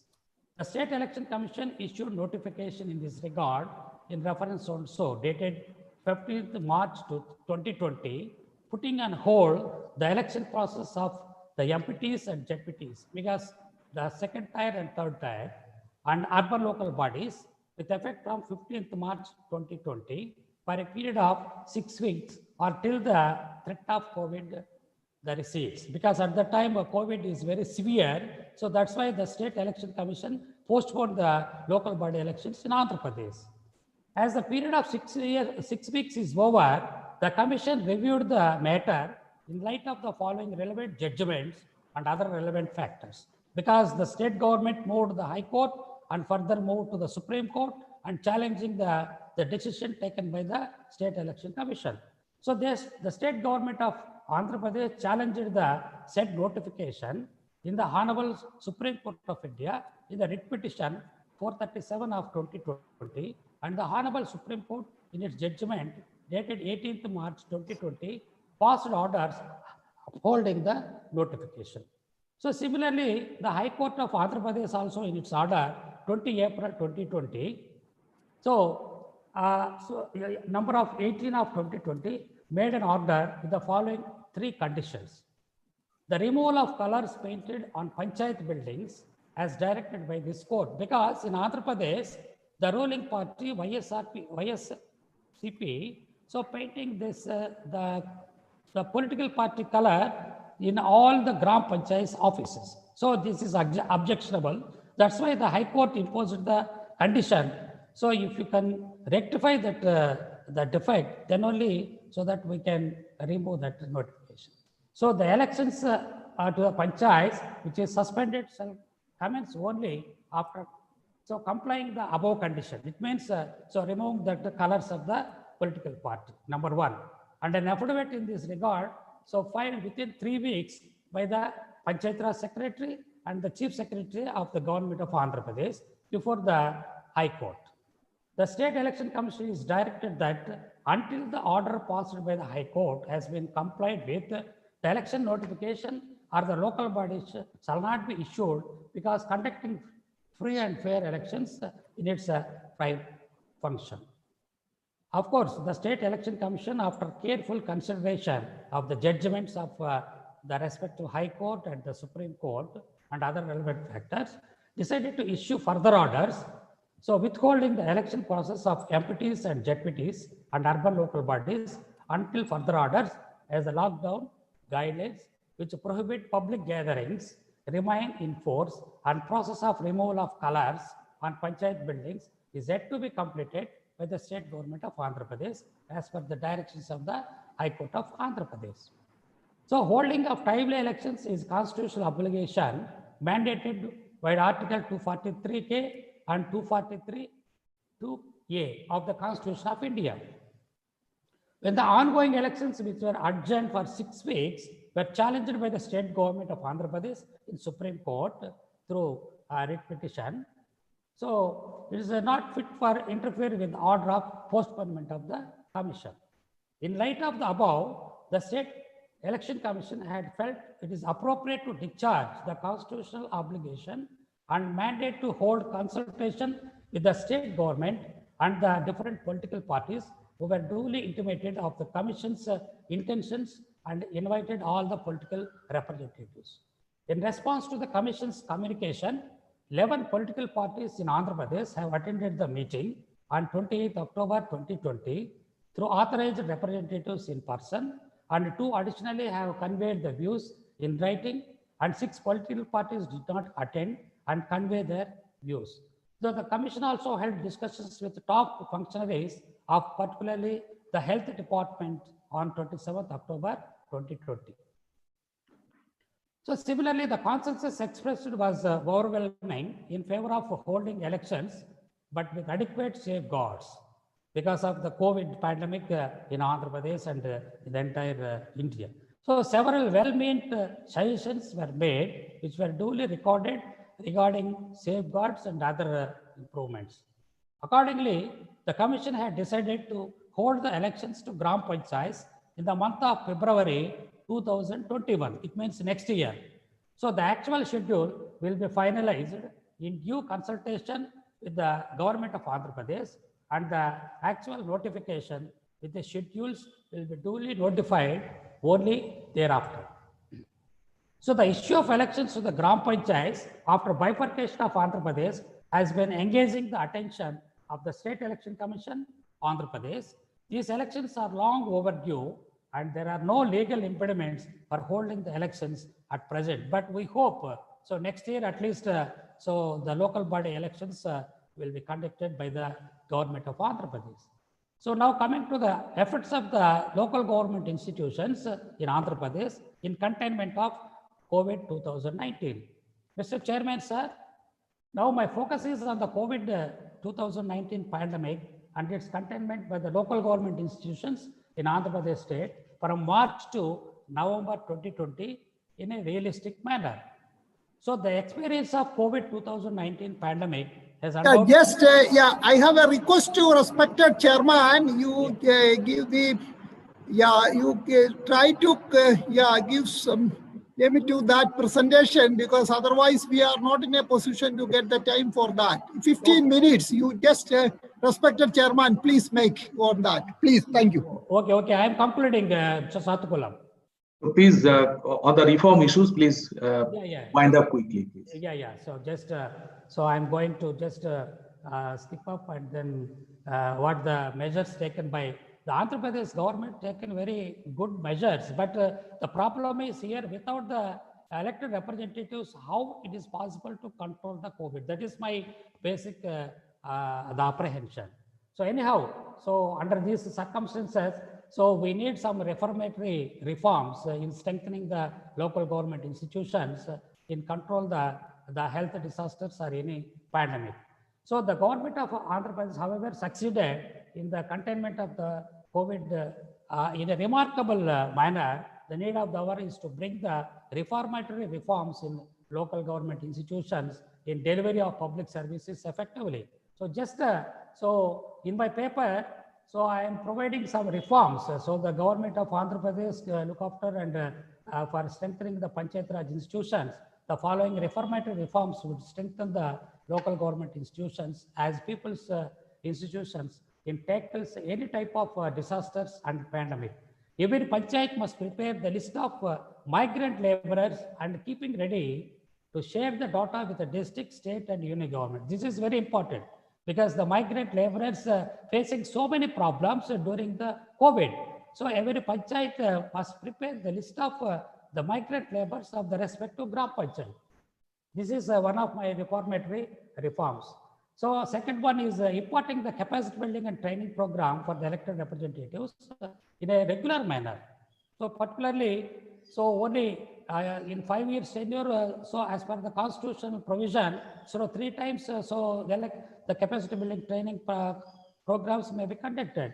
But in majority of the states, so this exercise is not fulfilled. So the third one, every panchayat must prepare the annual disaster management action plan. So in containment of the natural disasters or health pandemics in scientific manner. So particularly every panchayat must prepare the disaster mitigation plan. So number 4, bring the systematic taxation reforms for Panchayat Raj finances, because this is very important one, because mobilization of resources is very important one. So to tackle the health disasters or any the natural disasters. So number 5, change the mindset of the bureaucrats and politicians at all levels, because this is very bad in India particularly. So they are dominating the at the helm of the affairs. That's why they're neglecting the local governments.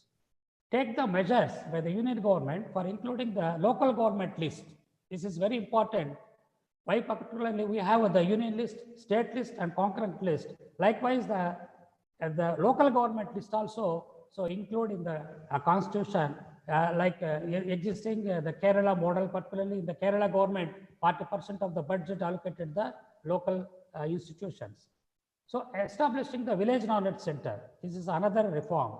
Implementation of the recommendations of the State Finance Commission recommendations, because in every state, so these recommendations being neglected by the state governments. So like Finance Commission of Union, so on that model, so every state government must implement the recommendations of the State Finance Commission recommendations. So utilize the harness of the power and energy of the youth. This is another important, because locally available youth are expertise in Gram Panchayats, so that we can utilize their expertise. So last one, distribute the booklets translating in the local language, and then distribute and bring the awareness to the Gram Panchayat, the representatives as well as the people. So these are the 10 reformatory reforms.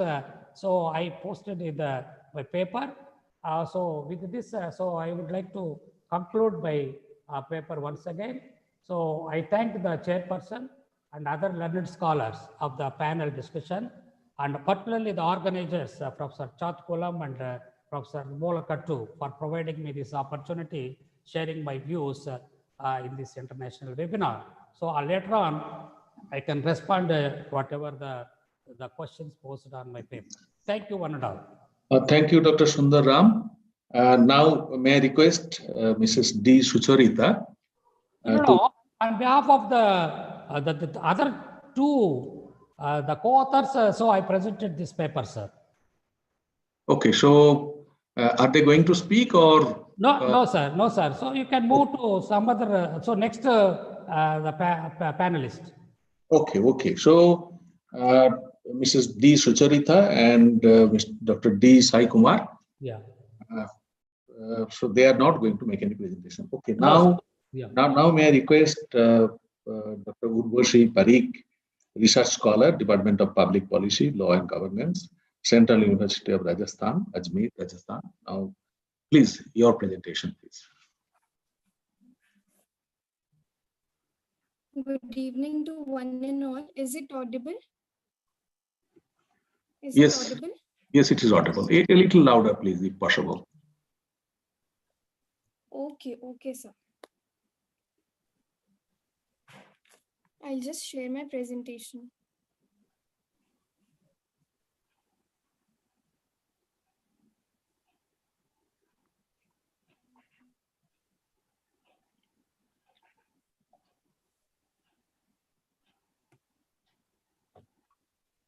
Good evening to one and all.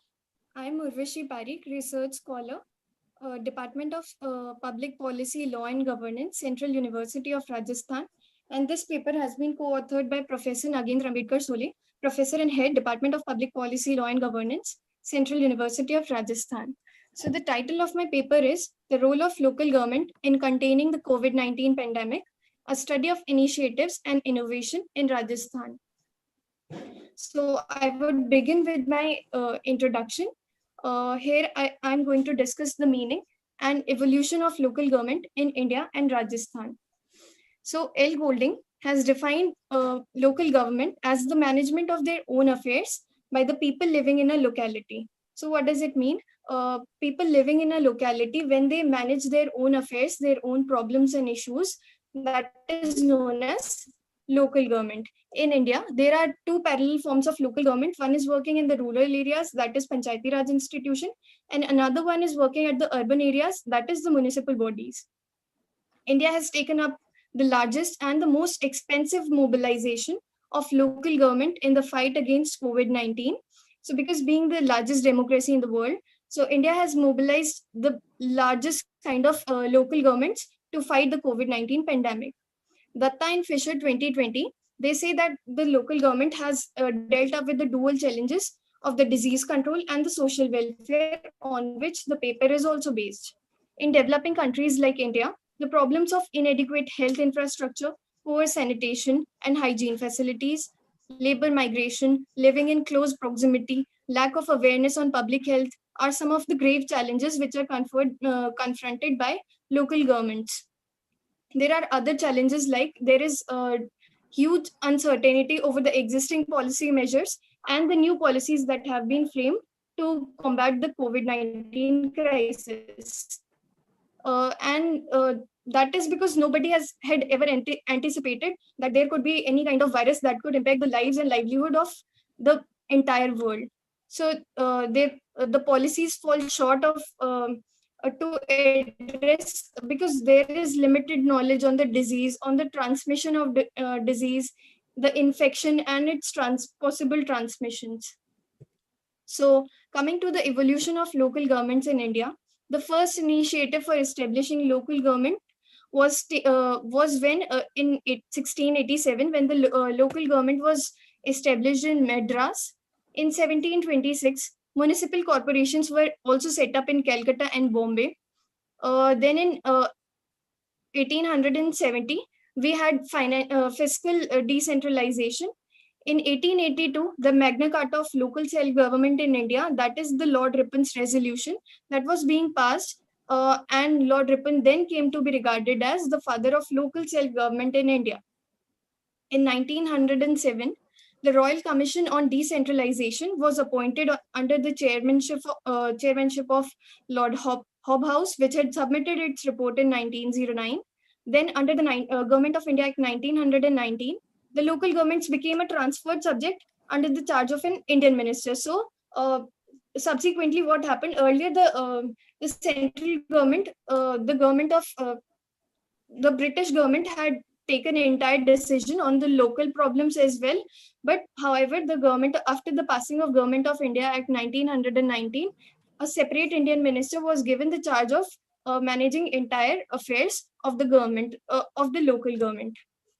In 1924, the Cantonment Act was passed by the central legislature.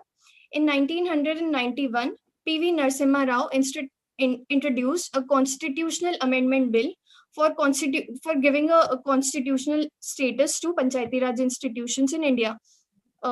Subsequently, in 1992 and 1993, 73rd and 74th Constitutional Amendment Act were being passed by the Government of India. The 73rd Constitutional Amendment Act, also known as the Panchayati Raj Institution, it added the Part 9 to the Constitution of India, and the 74th Constitutional Amendment Act, also known as the Municipal Bodies Act, it added the Part 10 to the Constitution of India. Now coming to what were the... I'm sorry to interfere. Yes, sir. Dr. Parikh, can you, these are all known facts. Can you harp more on your specific subject? Study about the results of the study of the initiatives and innovations that took place in Rajasthan. So that will be helpful. Respected Chairman, you are absolutely right. Yeah, we would like to hear from here what is the initiative and innovations in Rajasthan, please. Okay. Okay, so I'll directly come up to that. Okay. So, as has been widely appreciated, the Bhilwara model emerged when the district Bhilwara in Rajasthan became the hotspot for rapid rise in number of positive coronavirus cases. The sudden rise in the number of positive cases raised the brows of the state and as well as the district administration. But there were very proactive measures that were taken by the district administration as well as the local government in the Bhilwara district. So under this strategy, the administration employed a ruthless containment where door-to-door screening was carried out on a large scale, and people with ILI, influenza-like illnesses, were asked for home quarantine for at least 7 days. Intense contact tracing was carried out for COVID-19 patients with detailed charts of the people whom they had met since they had been infected by COVID-19. Around 30 lakh people were being surveyed within 5 days, and around 27,000 suspected patients were being home quarantined. So there was a regular health monitoring of all those people who were home quarantined, and a geographical information system was employed to restrict their movement. A 10-day strict curfew was also implemented in the entire district, and patients who tested positive with the virus were given 3 drugs together. First one was hydroxychloroquine, Tamiflu, and the third one being HIV drug. The essential services were completely being closed for all the people. However, the police administration, it took up this responsibility. The police administration shouldered the entire responsibility of delivering essential services at the doorsteps of the people. The government assembled a team of doctors and nursing staffs, along with midwives, nursing students, and auxiliary nurses who could help in carrying out door-to-door survey in the entire district. The second one was the Ramganj model, which the Ramganj place is located in Jaipur, at the middle of Jaipur city. So something about Ramganj is it is in one house at least there are 60 to 70 people living within an area of like a very small house. 60 to 70 people reside into Ramganj. So there was a very the social and demographic conditions were not adequate to implement the Bhilwara model. So the administration and the local government had to adopt some other model, and was then named the Ramganj model. It was also lauded by the experts for controlling the virus outbreak in densely populated low-income areas of the walled city in Jaipur.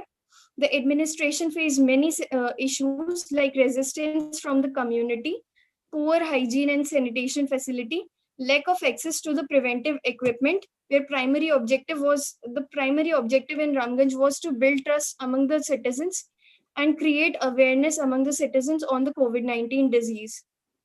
The local administration adopted a four-tier strategy of cluster containment based on the number of positive patients in a local area. The administration was aware about the socio-demographic structure of Ramganj and hence developed a model that could match with the local realities in combating the spread of COVID-19 virus and flexibility in implementing plan which could further be modified according to the situation. The major challenge in this area was to prevent COVID-19 related deaths, for which an action plan, Mission Life Saving, also known as Mission Lisa, for early diagnosis was being adopted. For people which were in very elderly age and the people who had some kind of comorbidities. So they were being advised to stay at home and take care of themselves. So another thing, the Jaipur Municipal Corporation also used drones to monitor the movement of the people in the city during the lockdown. The drones were handed over to the local police administration for the purpose of monitoring and control. And it proved really successful in the Jaipur Heritage Municipal Corporation, where the narrow roads had impeded the way of local administration. The Gram Panchayats in the state made WhatsApp groups with an objective to spread awareness among the citizens in the villages. There were posters everywhere in the village for providing more information to the citizens on the COVID-19, on the transmission prevention and government action on the COVID-19. In Makkasar village, a Gram Panchayat of Hanumangarh district, it initiated a regular cleaning facility in the village and spray of sodium hypochlorite for a sanitation in the village. As a lesson, other Gram Panchayats also initiated the cleaning and sanitation and distribution of essential goods like food and medicine for the people in village. So during that time in early February, the Gram Panchayat elections had just finished and newly elected Sarpanch, they took up the task of cleaning and regular sanitation work in the villages and distributing essential preventive equipment like masks and sanitizers. Similarly, in Nivai district, in Nivai village, what happened? There was a newly elected Sarpanch who carried out this kind of activities, and other villages in Rajasthan also learned from exemplary cases in Nivai and Makkasar village. Many civil society organizations also approached the Gram Sarpanch to provide mask stitching work to the local people as a short-term employment at their homes. And these masks were further distributed by the civil society to the poor who had no access to the preventive equipments either in the village or in the cities.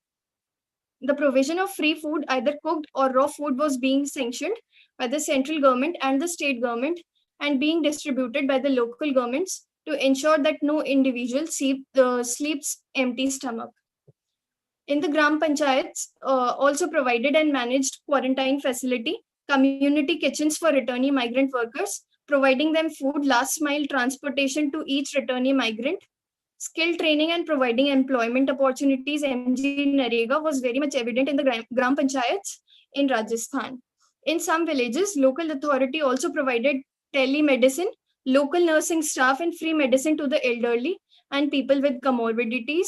The Gram Panchayats also ensured the installation of Arogya Setu app in every household and assisted the government in door-to-door mapping of the people with illness. In the villages near highway, Gram Panchayats also provided sojourn to the migrant workers who had been traveling miles to reach their home. The state also created district war rooms in each district, which were headed by the district magistrate and the additional magistrate to redress the grievances related to COVID-19 handling, maintenance of essential services, furthering social welfare provisions, and coordination with line departments and local authorities, and ensured regular monitoring and implementation of lockdown guidelines in the center and specialized plan for the state governments in Rajasthan. In Rajasthan, local teams were also created to fight COVID-19 crisis at the level of village so that problems can be solved at the grassroots level. So Gram Panchayat, the Sarpanch, that is the head of the village, school teacher, ASHA worker, A&M worker, and heads of self-help groups, came together in this fight against the COVID-19 crisis. So this is all about how the local governments managed to address the dual challenges of disease control as well as the social welfare at the local level. So now coming to the suggestions and conclusion. The pandemic has emphasized on the role and importance of local government and gained its lost stature. It has also turned out to be more active, effective, and responsive part of a government beyond a mere formal structure.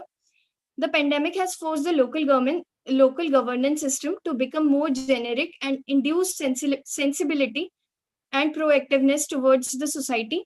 The broader functions, including social security containing the spread of virus, implementation of the center and states policy, mobilizing volunteers, and optimum utilization of limited resources, and adopting a more inclusive and enhanced approach has helped the local governance in gaining more prominence, popularity, and trust among the citizens. The location makes the local government more clear about the persisting challenges and offer a better solution. And this network of local governments are also considered to be the best medium for implementation of any government policies and programs. In Rajasthan, the local government has dovetailed its efforts with civil society organization, citizens, and the administrative officials in containing the spread of the deadly coronavirus disease. The lessons from successful innovations and initiatives in Rajasthan were loud and clear for the world that nothing can shake humankind if we are determined about our choices and preferences. Last but not the least, the central government has provided only the constitutional status to the local government. However, the local government has proclaimed their important position by providing the essential facilities and services to the people when they required it the most. However, there are still various challenges like the inappropriate allocation of funds, the lack of political will, the slackness in administrative behavior, and the local participation of the people still remains a major challenge to determine the success in functioning of the local governments in both rural as well as the urban area. So there is a need to confer more authority, which is coterminous with the responsibility shouldered by the local governments to ensure its smooth functioning. So finally, I'll end up with a quote that all politics, according to Tip O'Neill, he has asserted that all politics is local. So what he has emphasized on is the need to become more local in approach and political skills to continue the elected offices, in the elected offices to serve the people. Thank you everyone for listening me patiently, and I welcome all the suggestions and queries. Thank you. Thank you, Dr. Urvashi Pari. Now, Dr. Nagendra Ambedkar Sole, are you here? And will you please? Sir, he is my co-author, and I have presented on his behalf. Okay. That's good. Okay. Now, may I request Dr. Jose Sebastian, former faculty member, Gulati Institute of Finance and Taxation, Thiruvananthapuram. Can you please have your presentation? Start your presentation.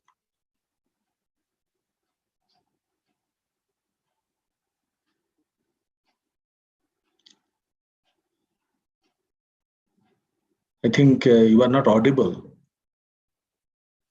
Dr. Jose, you are not audible. No, Jose Sebastian, you unmute.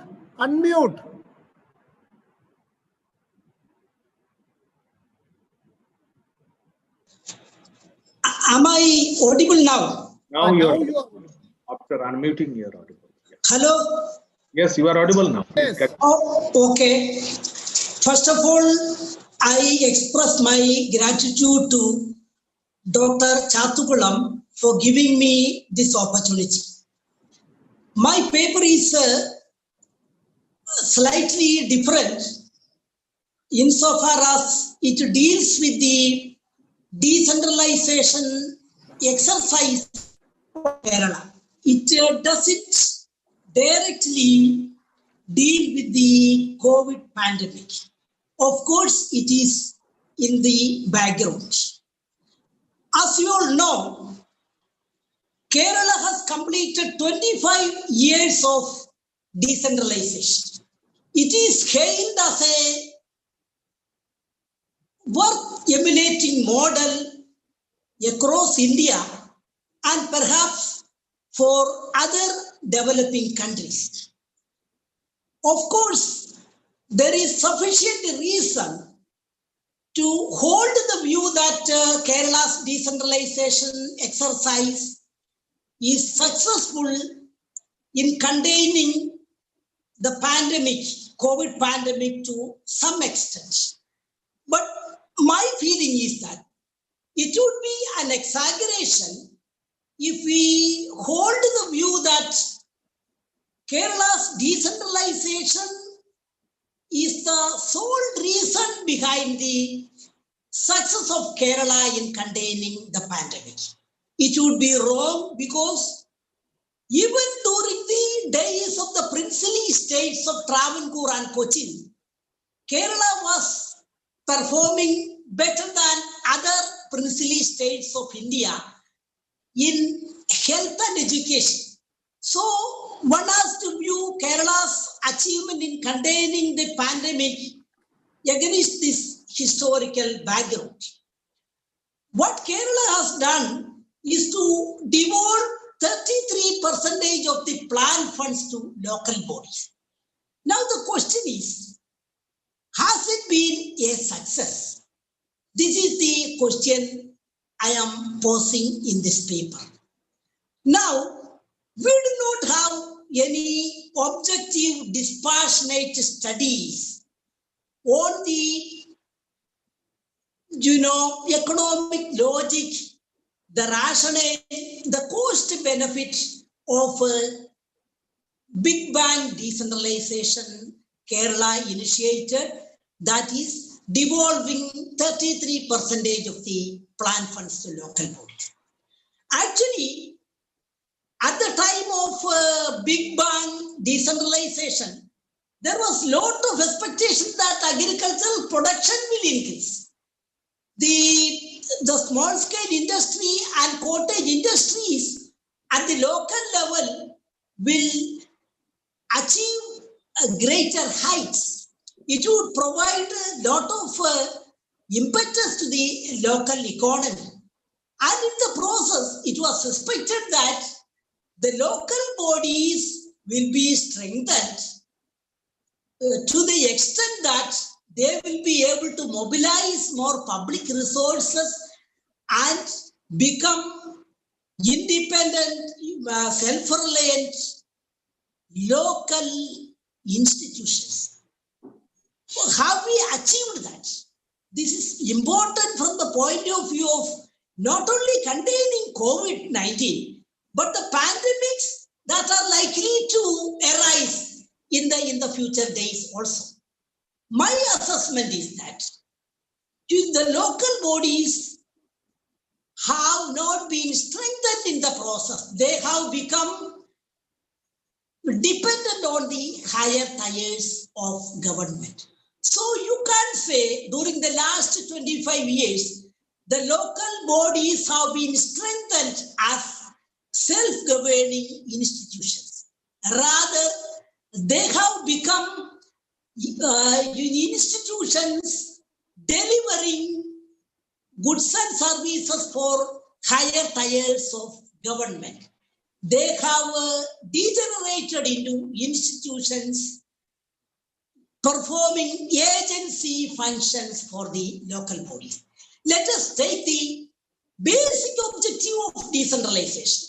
Theoretically, a local institution should be concentrating on providing local public goods. That is sanitization, maintenance of local roads, street lighting,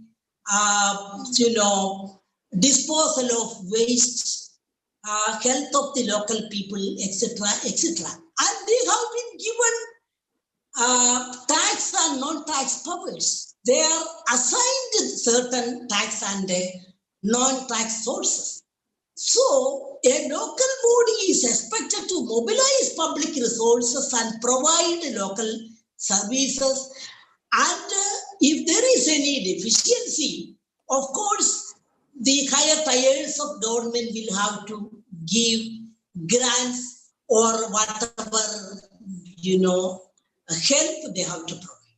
But in the case of Kerala, what has happened is that the local bodies are not able to strengthen their tax efforts.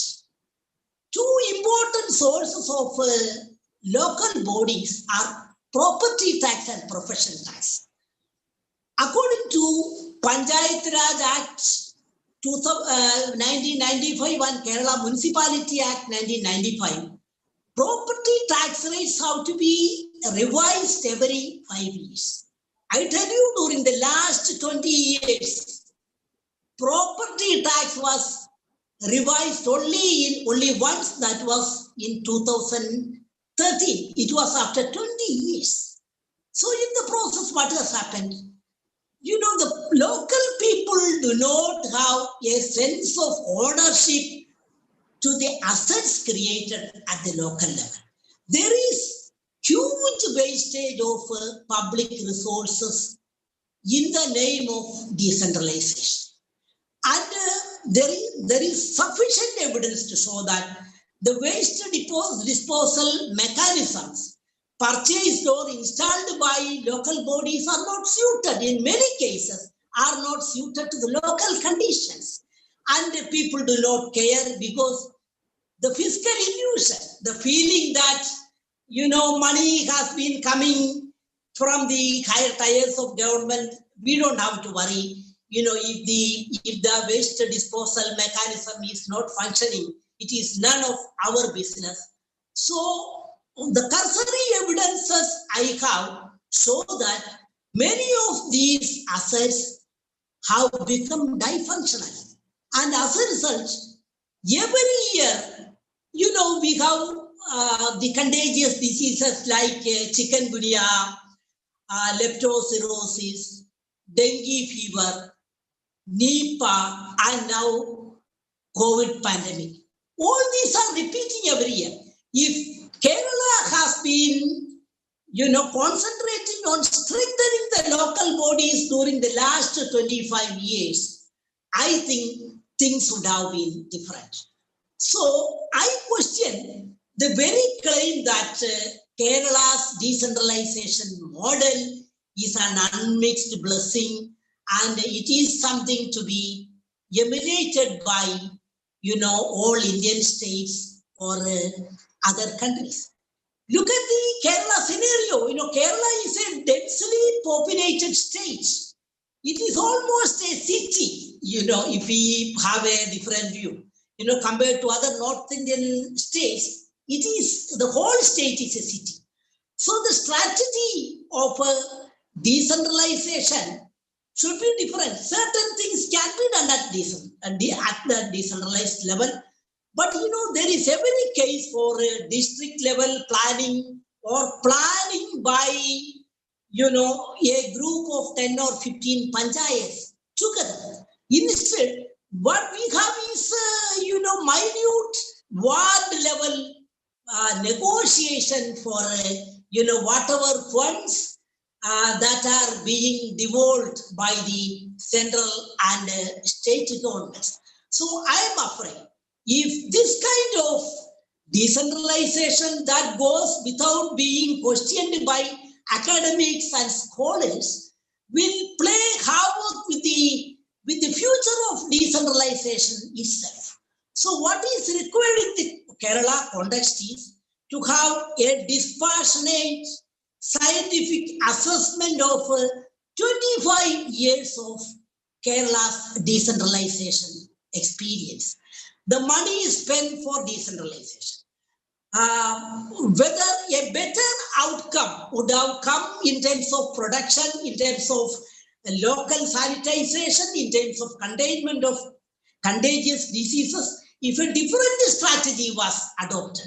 So it is incumbent upon the academic community and scholars to question the decentralization experience of Kerala so that the local self-government institutions will become truly self-government institutions. You know, by decentralization, I expect locally, you know, self-sufficient people who are proud of the local assets, who are responsible about the decisions they take, who are willing to pay for the services they derive. So from that point of view, I think, you know, the decentralization exercise, which is hailed as a big success, you know, in Kerala, will have to be subjected to deeper probing and questioning. With this submission, I conclude my presentation. I would like to request the comments of the participants so that at the discussion level, we can have a deeper discussion. Thank you. Thank you, Dr. Jose Sebastian. Now, may I request Nesha Chakraborty to speak on impact of the coronavirus pandemic on 3 selected neighborhoods in Kolkata. It must be a case study. So, waiting for your presentation. Yes. Okay. Am I audible? Yes. Okay. I'll start with the presentation. First of all, thank you for inviting me, for allowing me to present my paper in this webinar. 1 second. Okay. Just let me know when you can see the slides so that I can start.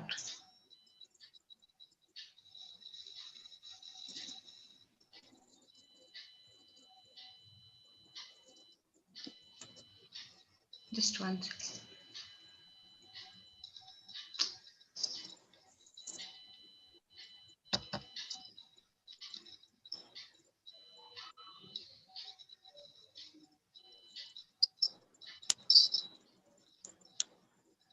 Can you see the slides? It is visible now. Please carry on. Okay, so my paper is on the impact of the pandemic on 3 select neighborhoods in Kolkata. I do this through discussing, first of all, introducing my study area, and then I would continue to discuss on the specific neighborhoods. Now, firstly, in the introduction, I would just give a brief introduction. Epidemic diseases has plagued countries for more than 100 years with several other names of viruses like Spanish flu, smallpox, influenza, cholera, SARS, etc. And all of them have had major impact in societies. Since December 2019, the question that has dominated the liberal West is that why it was China where the outbreak was first located. Now, in recent literature, racial, caste, class fault lines have been located to have had a differential impact on populations in urban neighborhoods in densely populated cities like Kolkata. Now I'll focus on my research issues. Ranavi Shamaddar's edited volume addresses adequately the impact of the pandemic on migrant labor.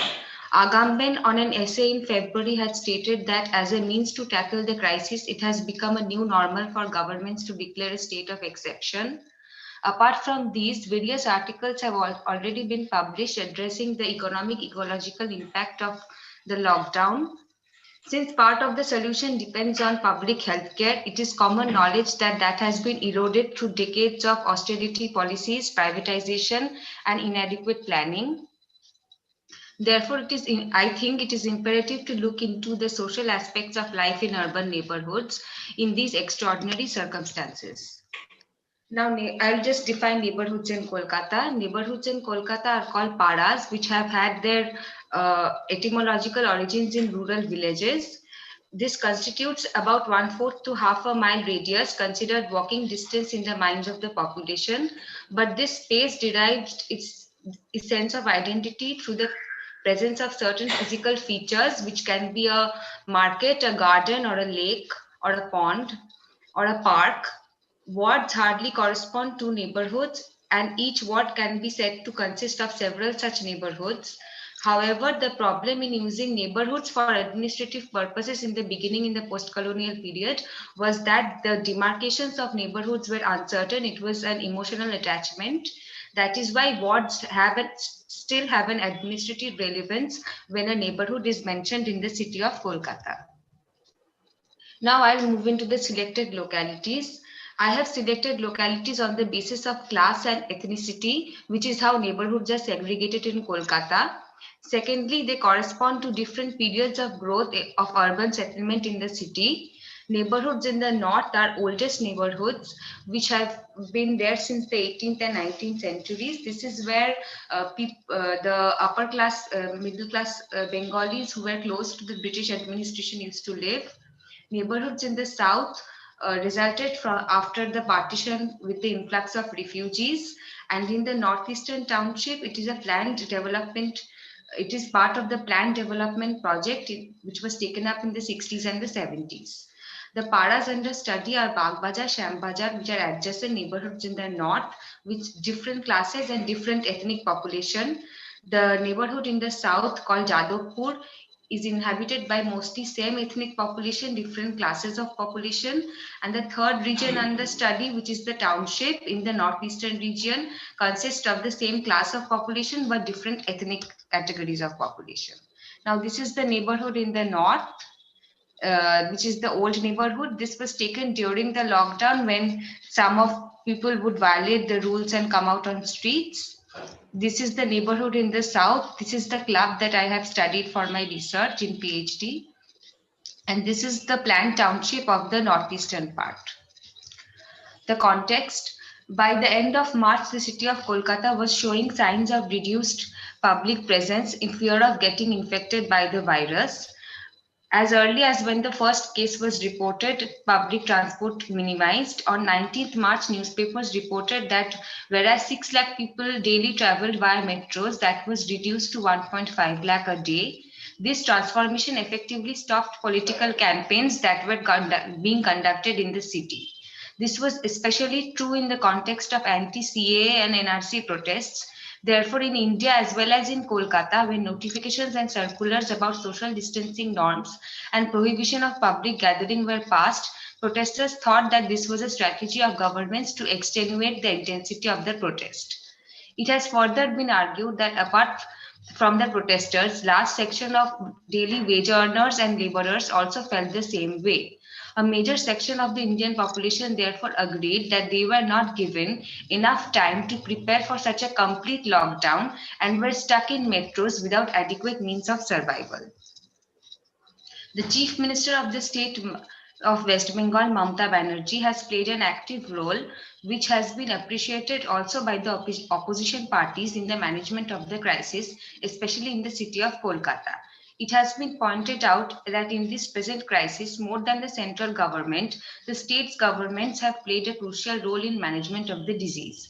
States of Kerala, Orissa, Delhi have also showed this in the present time. What makes Mamata Banerjee different in these is the changing nature of her leadership role. Especially not so long before, in the Lok Sabha elections of 2019, many argued that her popularity was showing signs of decline with the rise of BJP in Bengal. They won 18 out of 42 seats, and the Mamata Banerjee's vote changed from 34 to 22. Predictions were subsequently made that in the 2021 assembly elections, TMC is likely to lose, which is Mamata Banerjee's party. Now, how has she conducted popular politics in the city? Yes. Turn directly to your study area and what are the yes. These are more or less known to everybody, the interventions and the political ups and downs. So please come to what are the lessons learned from your study. Thank you. So one of the major issues is that how can entire society, okay, I'll just come into the specific neighborhoods. In the north neighborhoods, residents, local councillors and local club members, neighborhood committees and slum dwellers all take pride in the fact that they have a higher proximity and intimacy with each other than other parts of the city. These are densely populated neighborhoods with a considerable section of non-Bengali speaking population who have migrated from nearby states to the city for setting up small shops and other employment purposes. It is common practice of these neighborhoods to rent out the ground floor for small shops and businesses. Residencies in these neighborhoods at present only consist of older members of the population, and latest reports, census reports conclude that this region is showing a decline in population. Now the impact felt on this neighborhood. By the first week of April, even the ones who were going out briefly to procure essential items in Kolkata complained that mugging on streets had been common in some pockets of the city. In these neighborhoods, several such cases were reported in newspapers.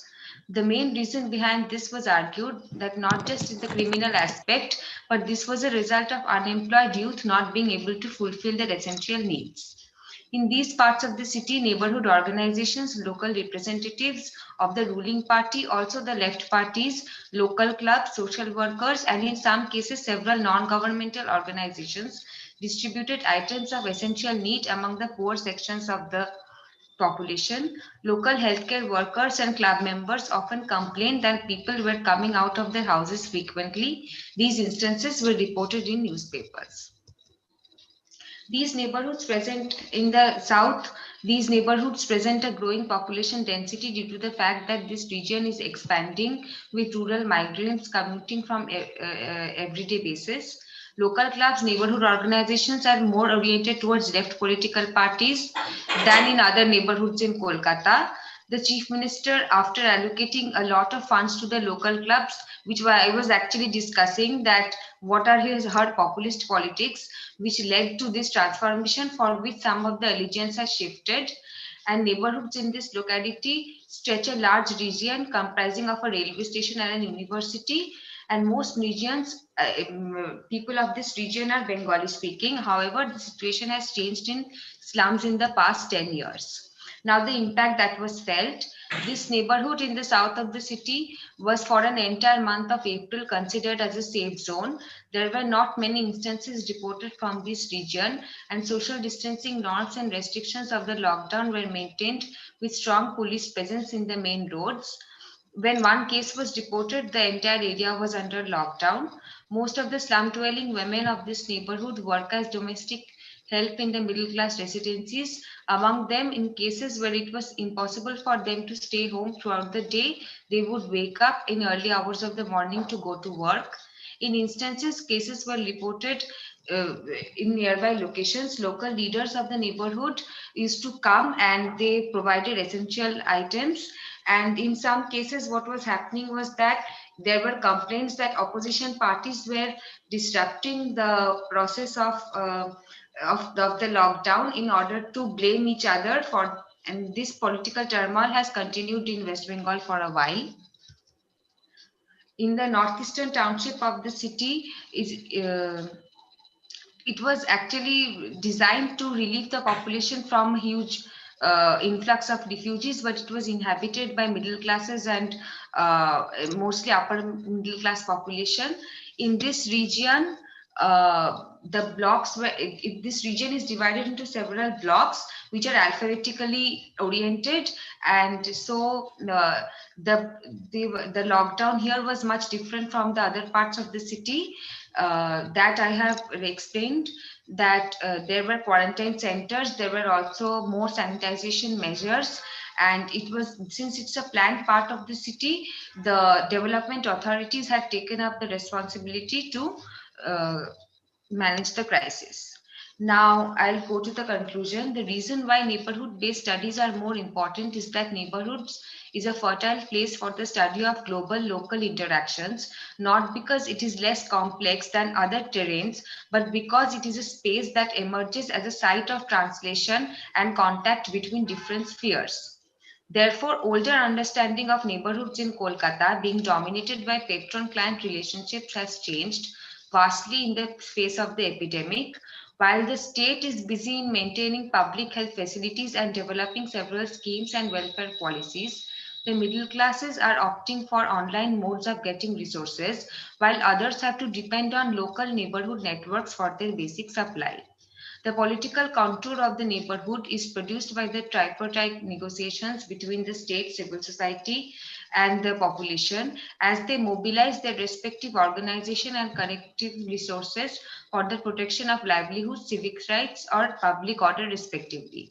Since such conceptualization offers a lens to perceive neighborhoods as an epicenter of micropolitics, in this paper I tried to offer neighborhoods not only as sites of transformations but also as heterogeneous sources of urban politics. Thank you. Okay, thank you, Mr. Chakravarti. Now, may I request the last presenter today, Dr. Thomas Demeliver from Germany. So many thanks for these introductory remarks. And may I share my screen? It's still not possible because I think it's Anwisha who is still in the sharing screen mode. So probably we have to start. Sorry. How to stop this? Probably the host can do that for you as well.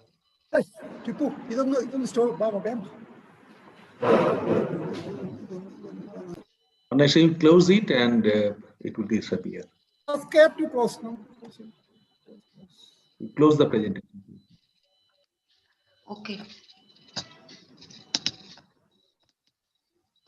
Sorry. Thank you. Professor Thomas, please. Yeah, it's still not closed. It's still no. Now it should work. All right, perfect.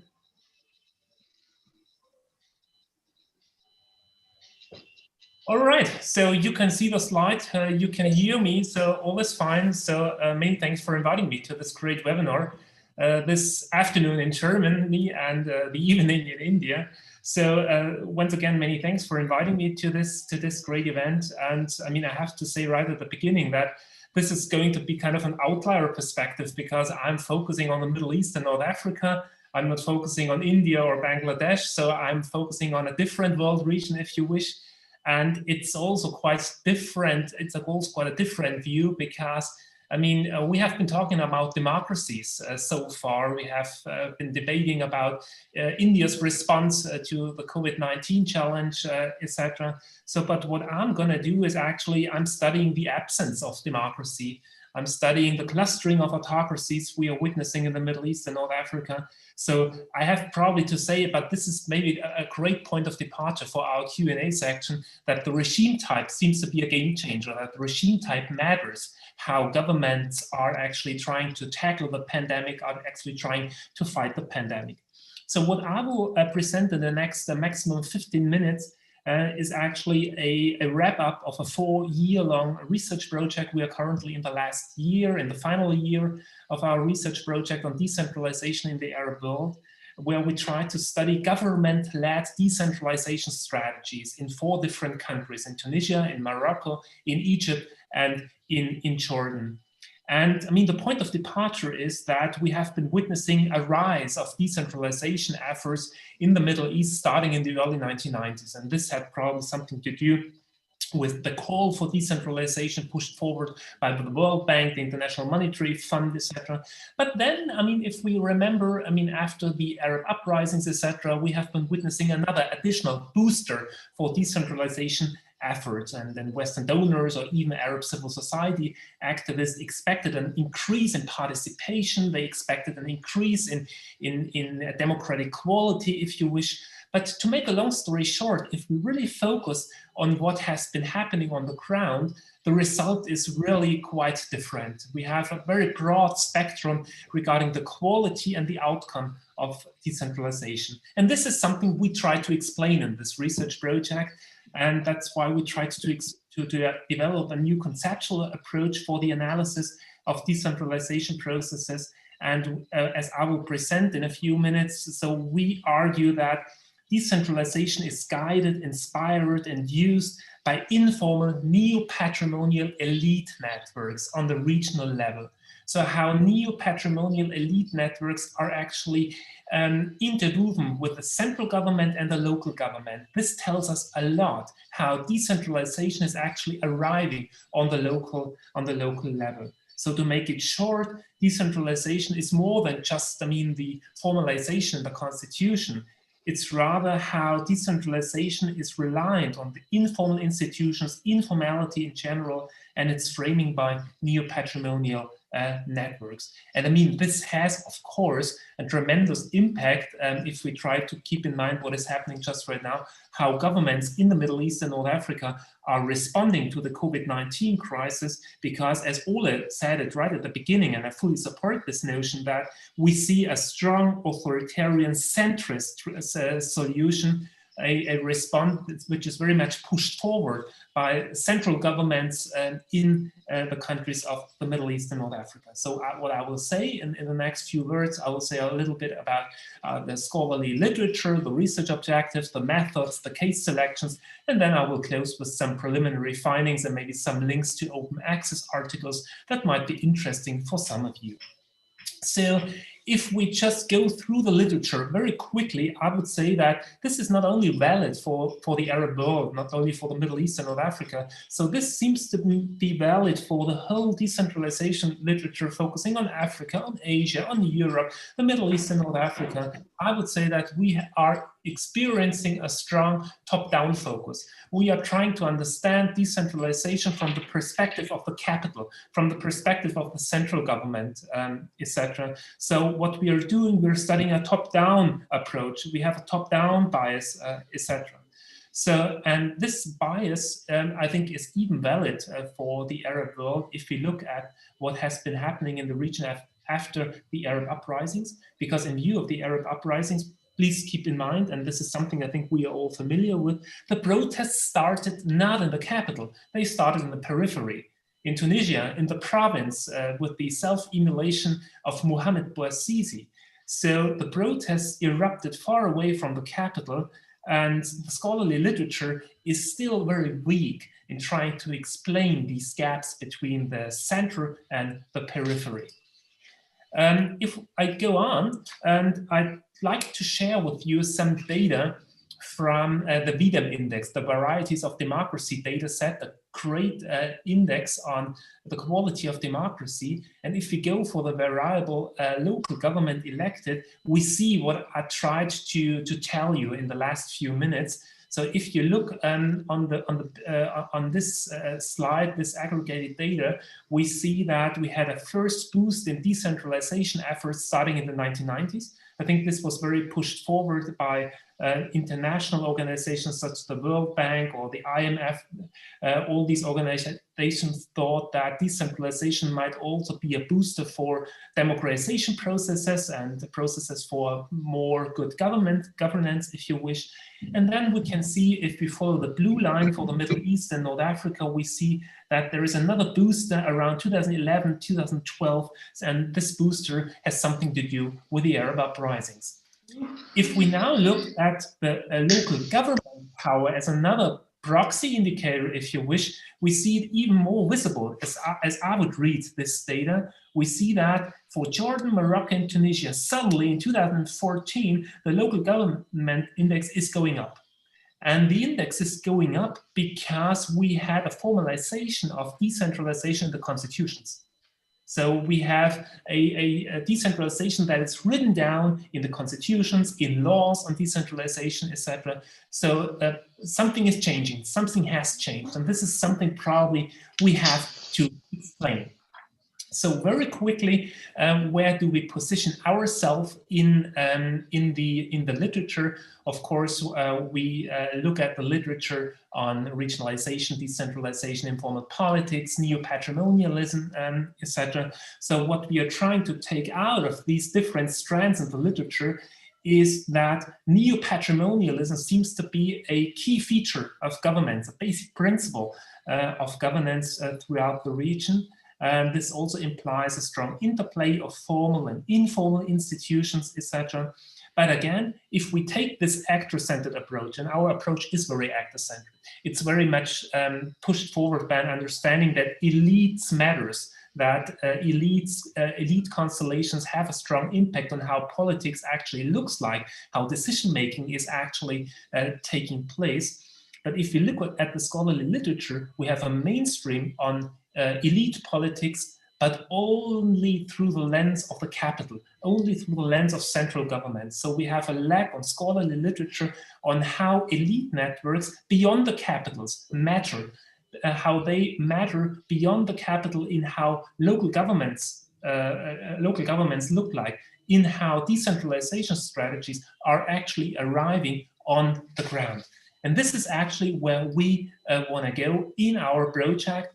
So what we are doing is we aim at a more dynamic and elite-driven understanding of decentralization policies in the Middle East and North Africa. So we argue, as you can see on this slide and this figure, that the composition and the change and the interdependence of neo-patrimonial networks are a relevant feature, are a promising venue of research when we are trying to explain why decentralization is so different on the ground.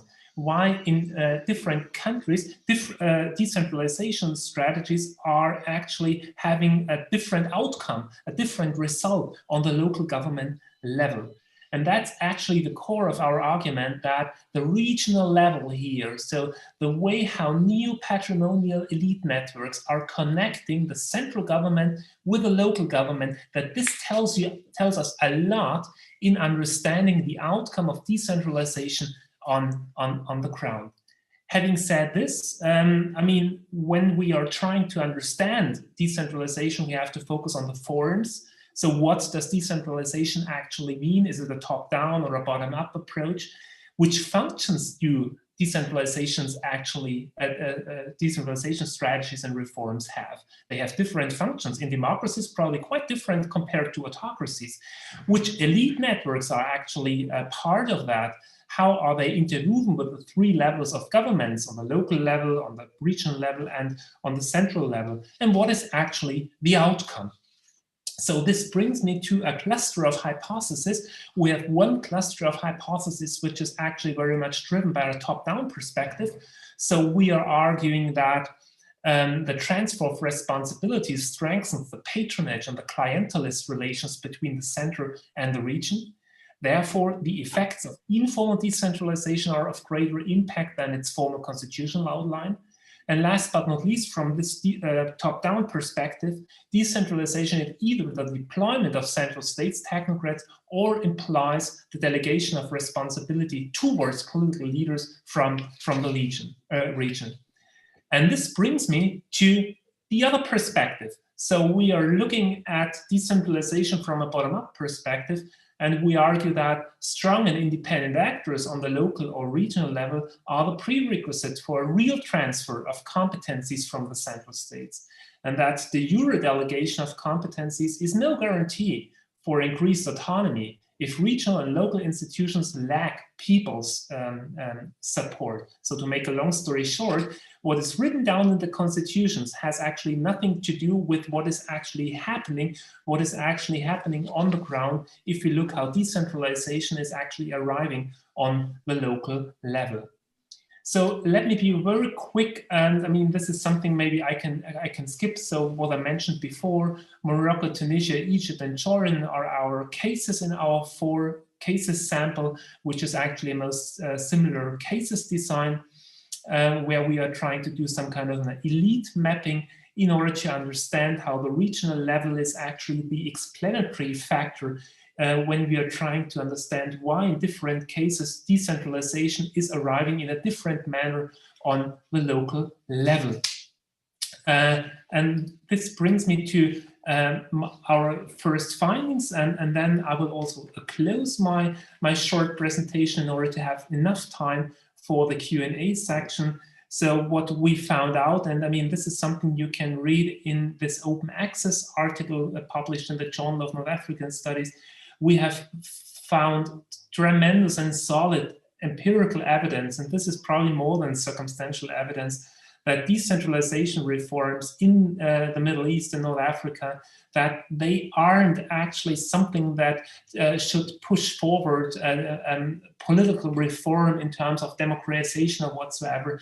No, it's a means to an end. It's a strategy. It's a policy field that is exploited by autocrats, leaders, in order to come up with a better management and the control of elites and oppositional actors. So it has very much to do with authoritarian upgrading. Some of you might now ask, and I mean, this is a relevant and a plausible question, what is he actually talking about when he's speaking of authoritarian upgrading when we're having Tunisia as a consolidating democracy?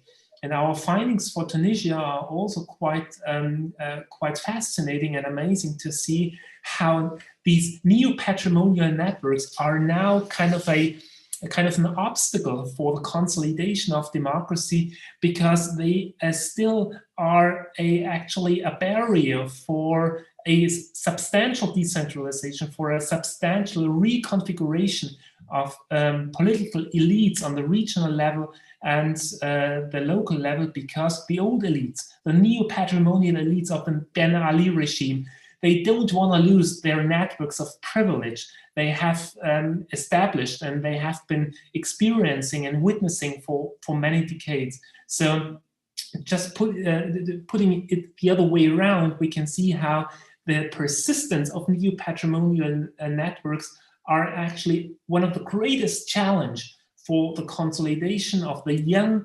democracy in Tunisia that actually underwent a democratic transition after the breakdown of the Ben Ali regime with a new constitution, with free and fair elections, etc. So this brings me to my last slide. I hope it was somehow clear, and please come up with questions if you didn't get it fully, or if you have some comments or suggestions, etc. But one central point I wanted to make clear is that studying decentralization in the Middle East and North Africa brings us to the necessity to better grasp, to better encompass, and to better understand the role and the importance of neo-patrimonial rule, neo-patrimonial networks, because they are responsible for the tracks, for the way and for the patterns, how decentralization is actually looking like, is actually arriving on the local level. And with these final remarks, I would like to thank you very, very much for your attention, and I'm really looking forward to our concluding Q&A sections on all the 7. I think we had 7 presentations this afternoon. So many thanks once again for listening to my talk. Thank you so much. Thank you, Professor Thomas. Now, I think now we have just half an hour in hand before we sum up and conclude. So I call upon you to raise issues or to make comments and also to express your views.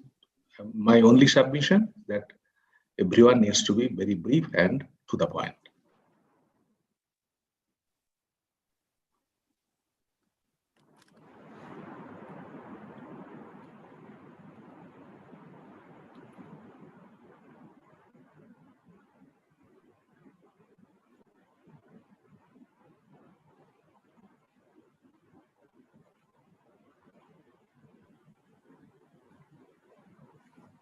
Please. I mean, I can start with a question, maybe to the full panel or to all panelists. I mean, what I'm experiencing, or what I see in the Middle East and North Africa, that we have if you wish, an increasing linkage with China, and how China seems to be an attractive policy solution in fighting the pandemic, etc. So, and China is really pushing forward in selling its strategy how to fight the pandemic as the final evidence that the government's model of China is more effective, etc., etc. So is there actually a discourse in India, in Bangladesh going on that is actually trying to critically reflect on how democratic these responses to the COVID-19 challenge should be? Does regime type matter, etc.? Maybe we can have a discussion on that. Mr. Chair, can I add something? Yeah, please. Yeah, I'm Vinod from Kerala. Actually, thanks Thomas for raising this particular point, because this was actually was trying to ask Professor Ole about the same question of the Chinese model. So, are we actually with this COVID at a particular turning point in history that we are going to emulate Chinese model in the case of India also, so that an authoritarian regime which actually has clearly systematically developed a kind of decentralized system as a leadership building a mechanism in a proper mechanism in place with a long history of China. So this is something very interesting one.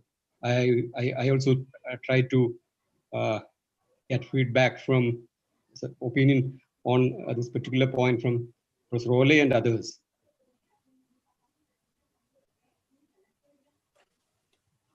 Please, Ole, Professor Ole, please. Well, I don't think that this sort of authoritarian threat or trend towards authoritarianism, or whatever you like to call it, is only a Chinese invention or something that comes from there. But even though it's important, but you know, I mean, there has been a very strong emphasis for, well, what is it, 6-7 years ago or something, not least from our everybody knows him, right? Fukuyama, who predicted the end of history and all of that. So he changed his mind and returned to his old teacher, Huntington, you know. And Huntington was the one who predicted the talked about in the late 50s and onwards, the need for politics of order, and it was there in that. And that was, you know, the theoretical basis for the onslaught of the lots of authoritarianism during the 60s and 70s around the globe, not least in the global south. It all mainly started in Jakarta in 1965, and the code word in Chile when Allende was thrown out was Jakarta. There is a return to this perspective, and that is the slogan of you have to have a strong state before you democratize. So state first, strong state first, and this is, you know, my God, this is even subscribed to by some of my social democratic friends in Scandinavia, because they see it as a kind of argument in favor of, yeah, a strong social democratic state. They got it entirely wrong, but it's spreading around the world, and so it's not just China. It's spreading. You know, they all meet in Singapore, I presume. Anyway, so I could say a lot more, but I shut up now. Thank you. Okay, Mr. Chair, if you allow me, I just want to respond to Thomas' question whether the Chinese model is applicable in the context of country like Bangladesh. Yeah, you know, we are going through a new discourse or development of what you could say democracy versus development. In Bangladesh, there are issues regarding the democratic changeover. There are issues as regards to the elections. But still, the people are quite happy the way government is progressing, because development has a lead role to play. What Ole actually, Professor Ole was saying, is a strong state capacity. But if you talk about the role of government during the pandemic, actually it is very difficult to predict whether Chinese model is replicable in the context of Bangladesh, because it is mostly related to the capacity of the state. You know, in a country like Bangladesh, the government cannot afford to enforce sort of, you know, lockdown or, you know, keeping up everything closed like what China actually did.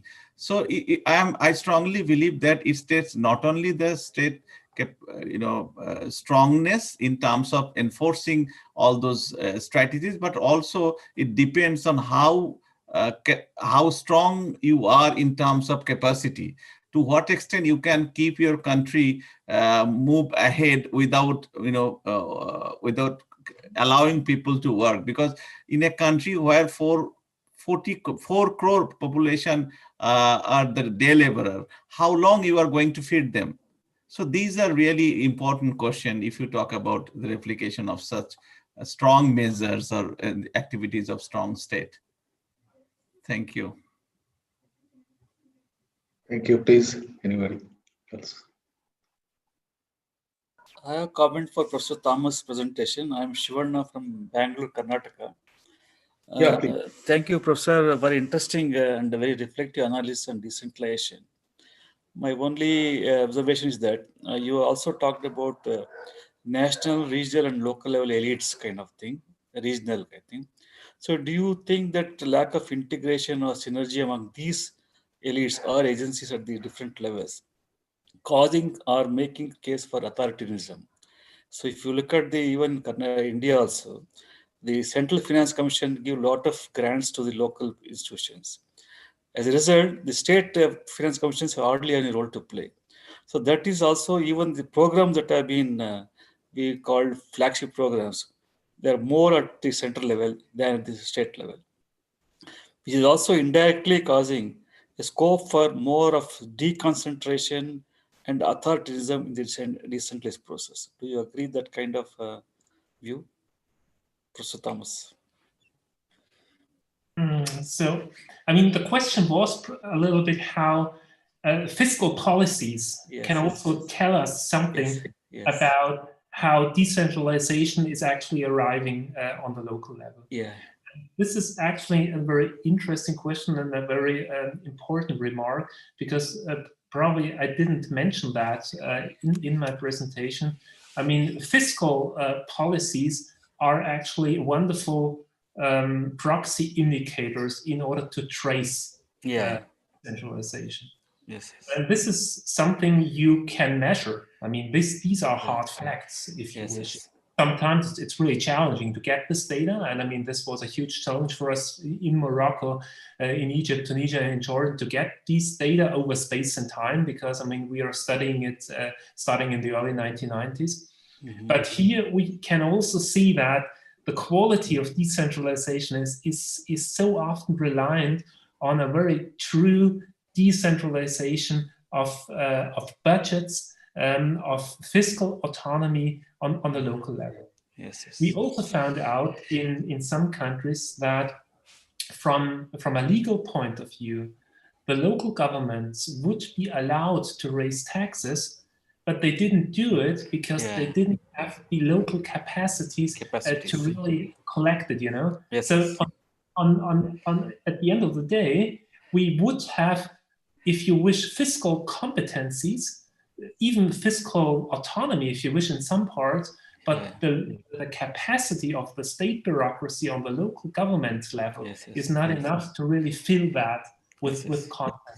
And this is the fundamental challenge. And for us, for our cases, this is another, if you wish, circumstantial evidence that they don't take it really seriously, the central government. I mean, they want to nurture a narrative saying that, well, look at us, we are doing much good governance stuff, we're doing much decentralization stuff. No, that has given a lot of space for central governments to control the local governments.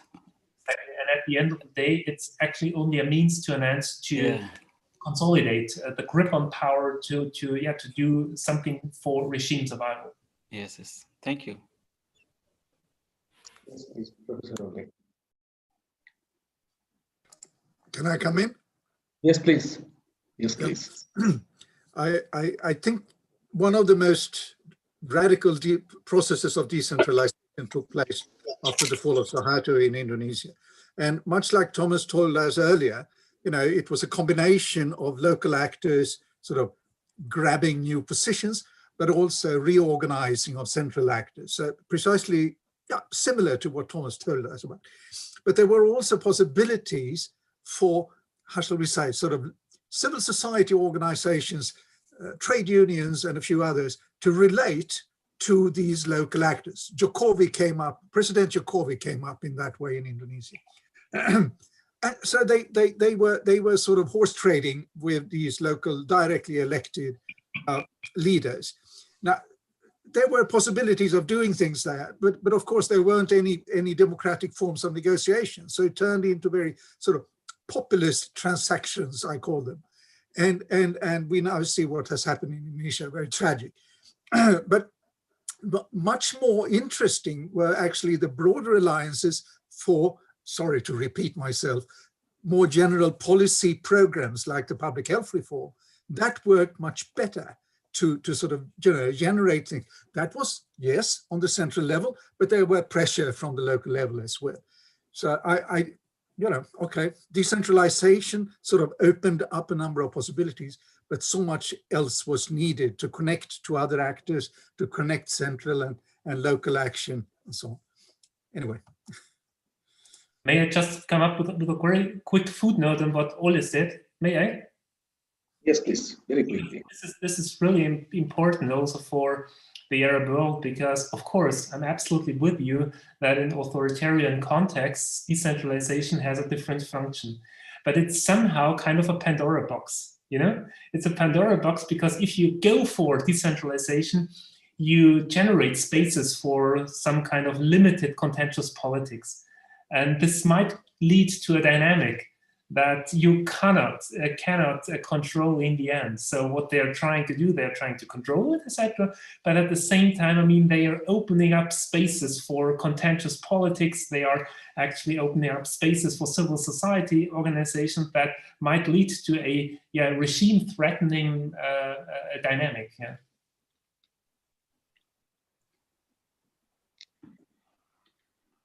Can we have some thought on the role, the specific roles or the broad roles of local governments in containing or managing pandemic-like situation? There are a lot of discussions on this, so pertaining to Bangladesh and also in Kerala and Rajasthan, Kolkata. Is there any thought on this aspect? How to strengthen the system of the local governments engaging more and more in having more authority in dealing with this? I invite any thought on that. Yeah, Dr. Paul, I have 2 points to highlight. Number one is that the inaugural session, Professor John made a comment that look the Indian context and very particularly in Orissa state, where what they did, basically the Grama Panchayats, the grassroots level local governance is not that very strong as far as the Orissa is concerned. But the Orissa political regime, what they did, that the magisterial power they have hand over to the Gram Panchayat and very specifically the Sarpanch. And we could get the information that because of that space and autonomy and freedom, the local government and very specifically the Grama Panchayat, they could do a wonderful experience as far as the Orissa is concerned. And number two, in the Tamil Nadu experience, the local government, the informal way, what they did there because of the indigenous medical systems, and very particularly the local government have given more freedom to negotiate with the indigenous medical system, the practitioners, so that apart from these quote and unquote the modern medicine, And there are a number of other alternative medicines they could work out because of the involvement of the local government in the context of Tamil Nadu. These are the two examples I can highlight apart from Kerala. Thank you.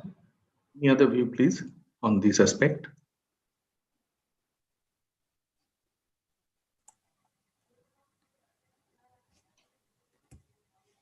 Yeah, please. Can I say? Yes, can I please. ask? Yeah, Please. thank you very much. This is Budh Bahadur Lama from Sikkim University. So, so far as India's local government is concerned, we have seen the kind of evolution in the context of India.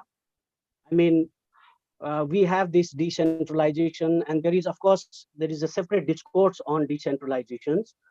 And I mean, some says that this is not decentralization, rather over-centralizations and all. And even we have like decentralized democracy or maybe grassroots democracy, such kind of concept. We have at the same time in the context of local government, that empowerment of community and all. But the point is this, when we have in mind, like we always treat, even I mean, in a broader perspective, we always treat this local government as an subordinate institutions of either national government or maybe the state government. We never thought of these things like local government is one of the stakeholder of the entire political system or maybe the entire national systems.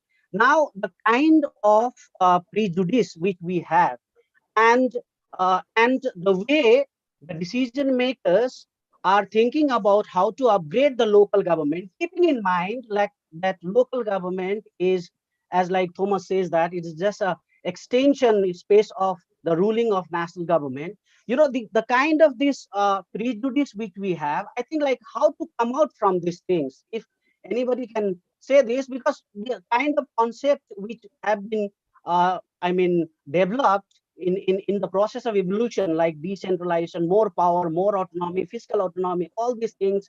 I mean, still this is not working. I mean, you know, good governance, the concept of good governance and all, because I have seen, especially in Darjeeling Hills, like, you know, people, those who are, I mean, from this, what you call tea gardens workers and all, they think like, I mean, you know, for them, the local government or for them, the decentralization means, you know, leave them how they want to live. I mean, there should not be any kind of interference they want. But the point is this, they have never ever been treated because neither they are informative and they have not that much of educations, but their problem is still sustained. Their problem is still there. And then somewhere their problem is buried out. Now, the point is this, how local government in the context, in the broader context, can be, you know, the sole to solve the responsible institutions to highlight the local interest. Thank you very much. Thank you. We discussed a lot about Kerala success and failures, or if not failures, or limitations. Any highlight on that? Professor Sebastian and Professor Ole, they discussed this issue. Now Kerala is on scan. Kerala is on scan to measure its success or limitation, or even some people claim that Kerala is a failure. So any other thought on this very quickly? Yeah, Dr. Pal, I would like to pose two issues as far as Kerala, say 25 years of the achievement of the decentralization is concerned. Of course, there are commendable achievements on certain sectors. I'm not going to deny that. That is an important aspect. I would like to appreciate that. But I would like to take two aspects. One is that the quality of democracy and the deepening of democracy, and what is the real contribution of the 25 years of decentralization and the decentralized planning, decentralization, and the strengthening the local government, and whether it succeeded to change a kind of quality in democracy, local democracy very particular, and democracy as a whole as far as state is concerned, and the deepening the democracy. This would be widely discussed at this point. And number two, We started with 1/3 of reservation of seats and positions to the women in the local government, and then extended to 50% of posts and positions of women in the local government at 3-tier and municipalities and corporations. You see, still you see the very structure of the political parties which is providing in Kerala, both national and the local political parties. And so far that critical mass has not yet emerged in the core of the political party.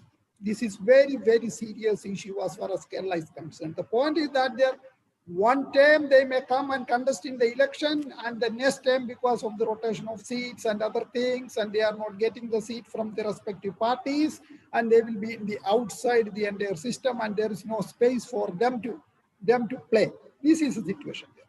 So these are the two issues we have to discuss, along with the issues related to the decentralization of last 20-25 years in Kerala. Thank you. Thank you. Anybody else, please? I will add 3 more points to that. Because I agree with the point that Dr. Joseph raised about this on resource, on revenue mobilization, the limitation of local governments. It is true. And then second case is that it's about participation, because if we see that the People's Plan campaign in the 1997 and then onwards, till maybe 2000, early 2000, we had this participation in a big way, but then participation reduced to kind of need-based one, basically beneficiary one. That's also one area. Though there is participation is not by everybody in the Gram Sabhas. So if we have an effective participatory planning process, then we need to get people into Gram Sabhas. And then third one is the general failure in the area of marginalized sections like Adivasis, tribal areas.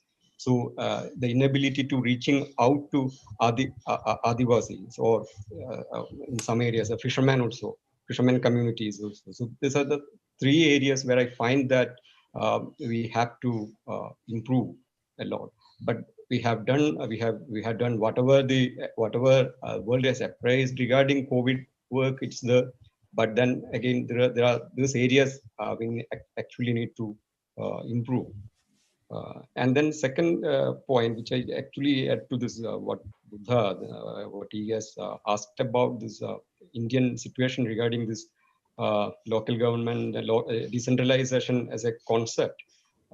We know that we have this national and state legal framework within which we devolve the power.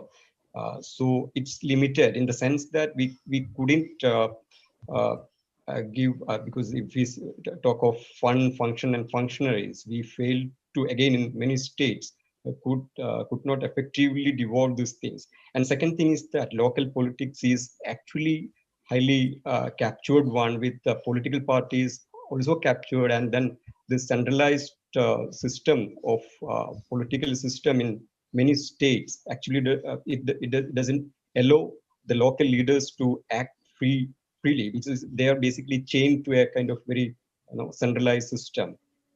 Then now we are at a kind of crossroads where a majoritarian regime is already there, so they are also through political, this electoral process, they are here. So now the way forward is something which we have to think of what should be the strategies. Otherwise, the idea of decentralization, we can have our own imagination about that, especially regarding the oppressed and marginalized sections of society. But the reality is something very different. That's the one point which I want to add. Thanks. Thank you, Dr. Vinod. Now, last comment from Professor Ole, please.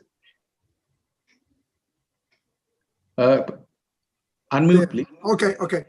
I just wanted to add one piece here, which is we talked about this authoritarianism and so on.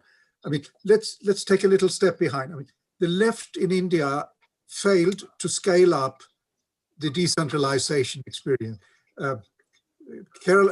West Bengal was a catastrophe. and Kerala was successful in many ways, but couldn't scale it up. Okay.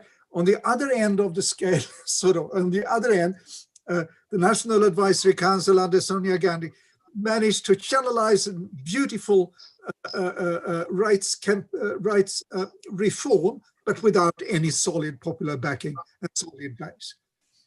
And who is successful? Well, he looks a bit different from this, from the Middle Eastern leader, Modi. Modi. Sorry, Modi.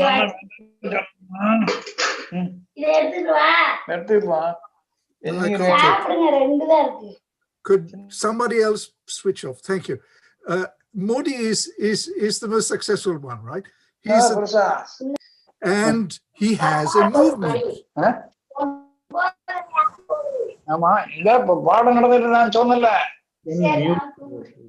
Please, the operator can mute. Modi is the most successful authoritarian leader, as I know of now. He has a movement. He can do a lot of things around the country. The Sangpariya plus the centralism. That's much more than Indonesia or the Middle East. Thank you, Professor Ole. Now I think time is up for closing up. I just would have, this is a very interesting program. I was not prepared for this kind of variety of thoughts put in one webinar, but I also felt tempted to make a few comments, but luckily time is up, and because that would also create a lot of criticism also. I would restrict my comments on 2-3 issues. We were talking of disaster management with particular reference to COVID. There is, and also this webinar sparked many issues like decentralization or authoritarian approach, and so decentralization. This is a very interesting subject. Professor Josh, we can have a discussion on this later on. But let me bring to your notice, you must be aware, the India Disaster Management Act of 2005 has given all its authority to the center, the state, and the district. 13 years after the Constitution Amendment, this Disaster Management 2005 was passed. After the Constitution Amendment, when everything was in favor of decentralization and power was given to the local bodies, and the urban part also was given constitutional status, I just wonder how the makers of the Disaster Management Act could not go beyond the district. In the pandemic, we conducted a number of studies from this National Institute of Rural Development and Panchayati Raj, and we found in the field nobody from the National Disaster Management Authority, NDMA. We have not seen anybody from the SDMA. We have not seen anybody from DDMA. But we have seen the local people, the local politicians. They may be good, they may be that not much capacitated, but we have found them in the field, creating quarantine center, providing food, appealing to the gentry for providing food and other stuff for subsistence of the people, and also for receiving the migrant laborers. So we have found the effect of decentralization, maybe not that much organized, but this is one. So this Disaster Management Act needs to be amended thoroughly, and much more authority needs to be given to, this is my personal view, and from our experience, I am a civil servant, I was a civil servant, I have seen the government from inside and outside. This is one. Second, there is no doubt that for arresting disaster and also for managing disaster, there can be no alternative of the local authorities. There can be no, because they are in the field and they can save many problems. This is also, we have to think on it. This is not any absolute kind of statement, but this is my own feeling. Third is, Kerala Kerala.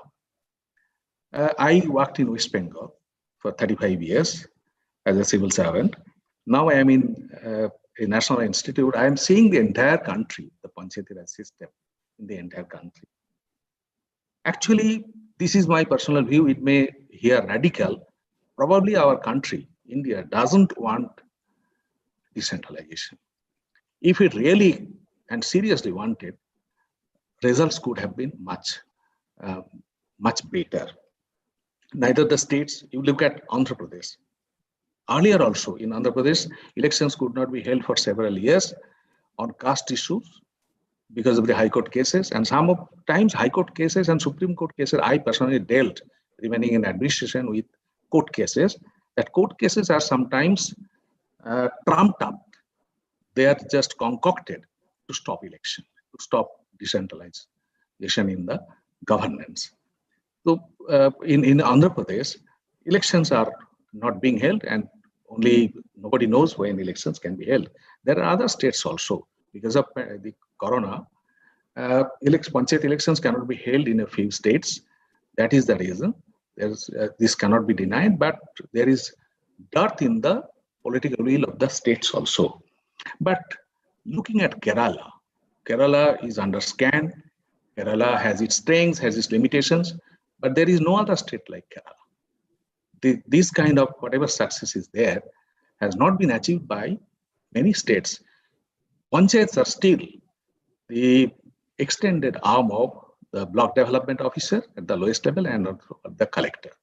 It doesn't have its own entity in terms of Article 243G of the Constitution that wants panchayats to be institutions of self-government. This is maybe radical, this is my view, that in 27 years, local governments have not achieved adulthood. So this is a very big issue, and I would request Center for Rural Management to organize a special and a separate discussion, separate webinar on this aspect. So I thank everyone for valuable contribution and for bringing about the picture of COVID management and also decentralization in Bangladesh, in India, of course, and strangely enough, I was not prepared for this, from Arab countries. So thank everyone on behalf of the Center for Rural Management for presenting and also for listening and also making comments. And I thank Dr. Jose for allowing me this opportunity of being with you. Thank everyone.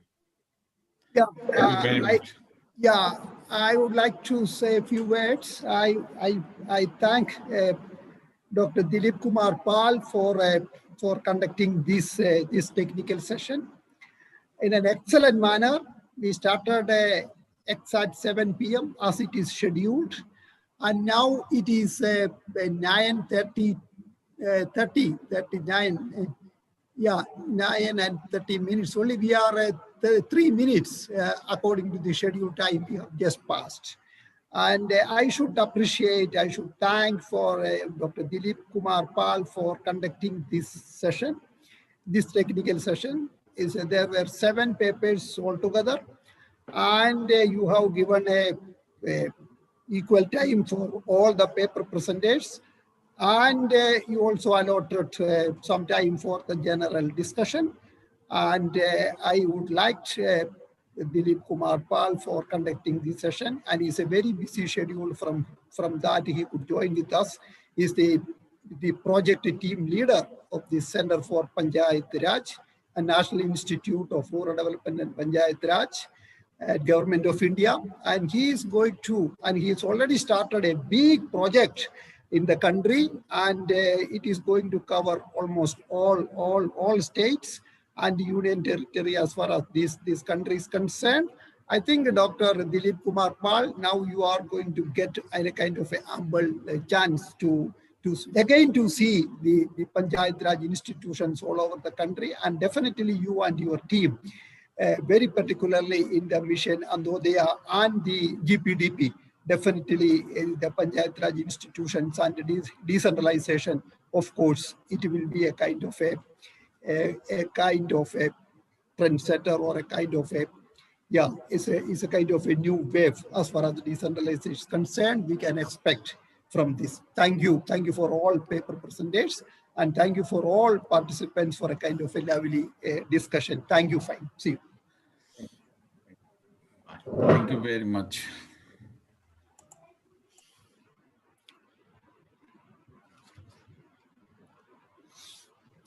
Bye-bye. Good evening. Yeah, fine, Dr. Thomas. Excellent. Yeah. Sundaram. Oh, hello, Satkulam. How are you? Oh, fine. Oh, I congratulate you because it's a big event and very useful because such a galaxy from international level. So it's a source of inspiration for me. So thank you, Thomas. Yeah, Krishnagant Boch.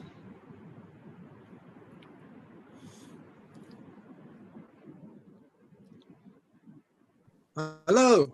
Oh, fine. Yeah. Well, it's been very interesting this morning. Okay. I think my basically last comment is constructive criticism is always welcome. Oh, fine. In West, in UK. So I'm sure it should be in the Indian context. Yeah. So how's the climate there? Well, the climate? Climate is 4 degrees, little bit raining and cold. This is tough.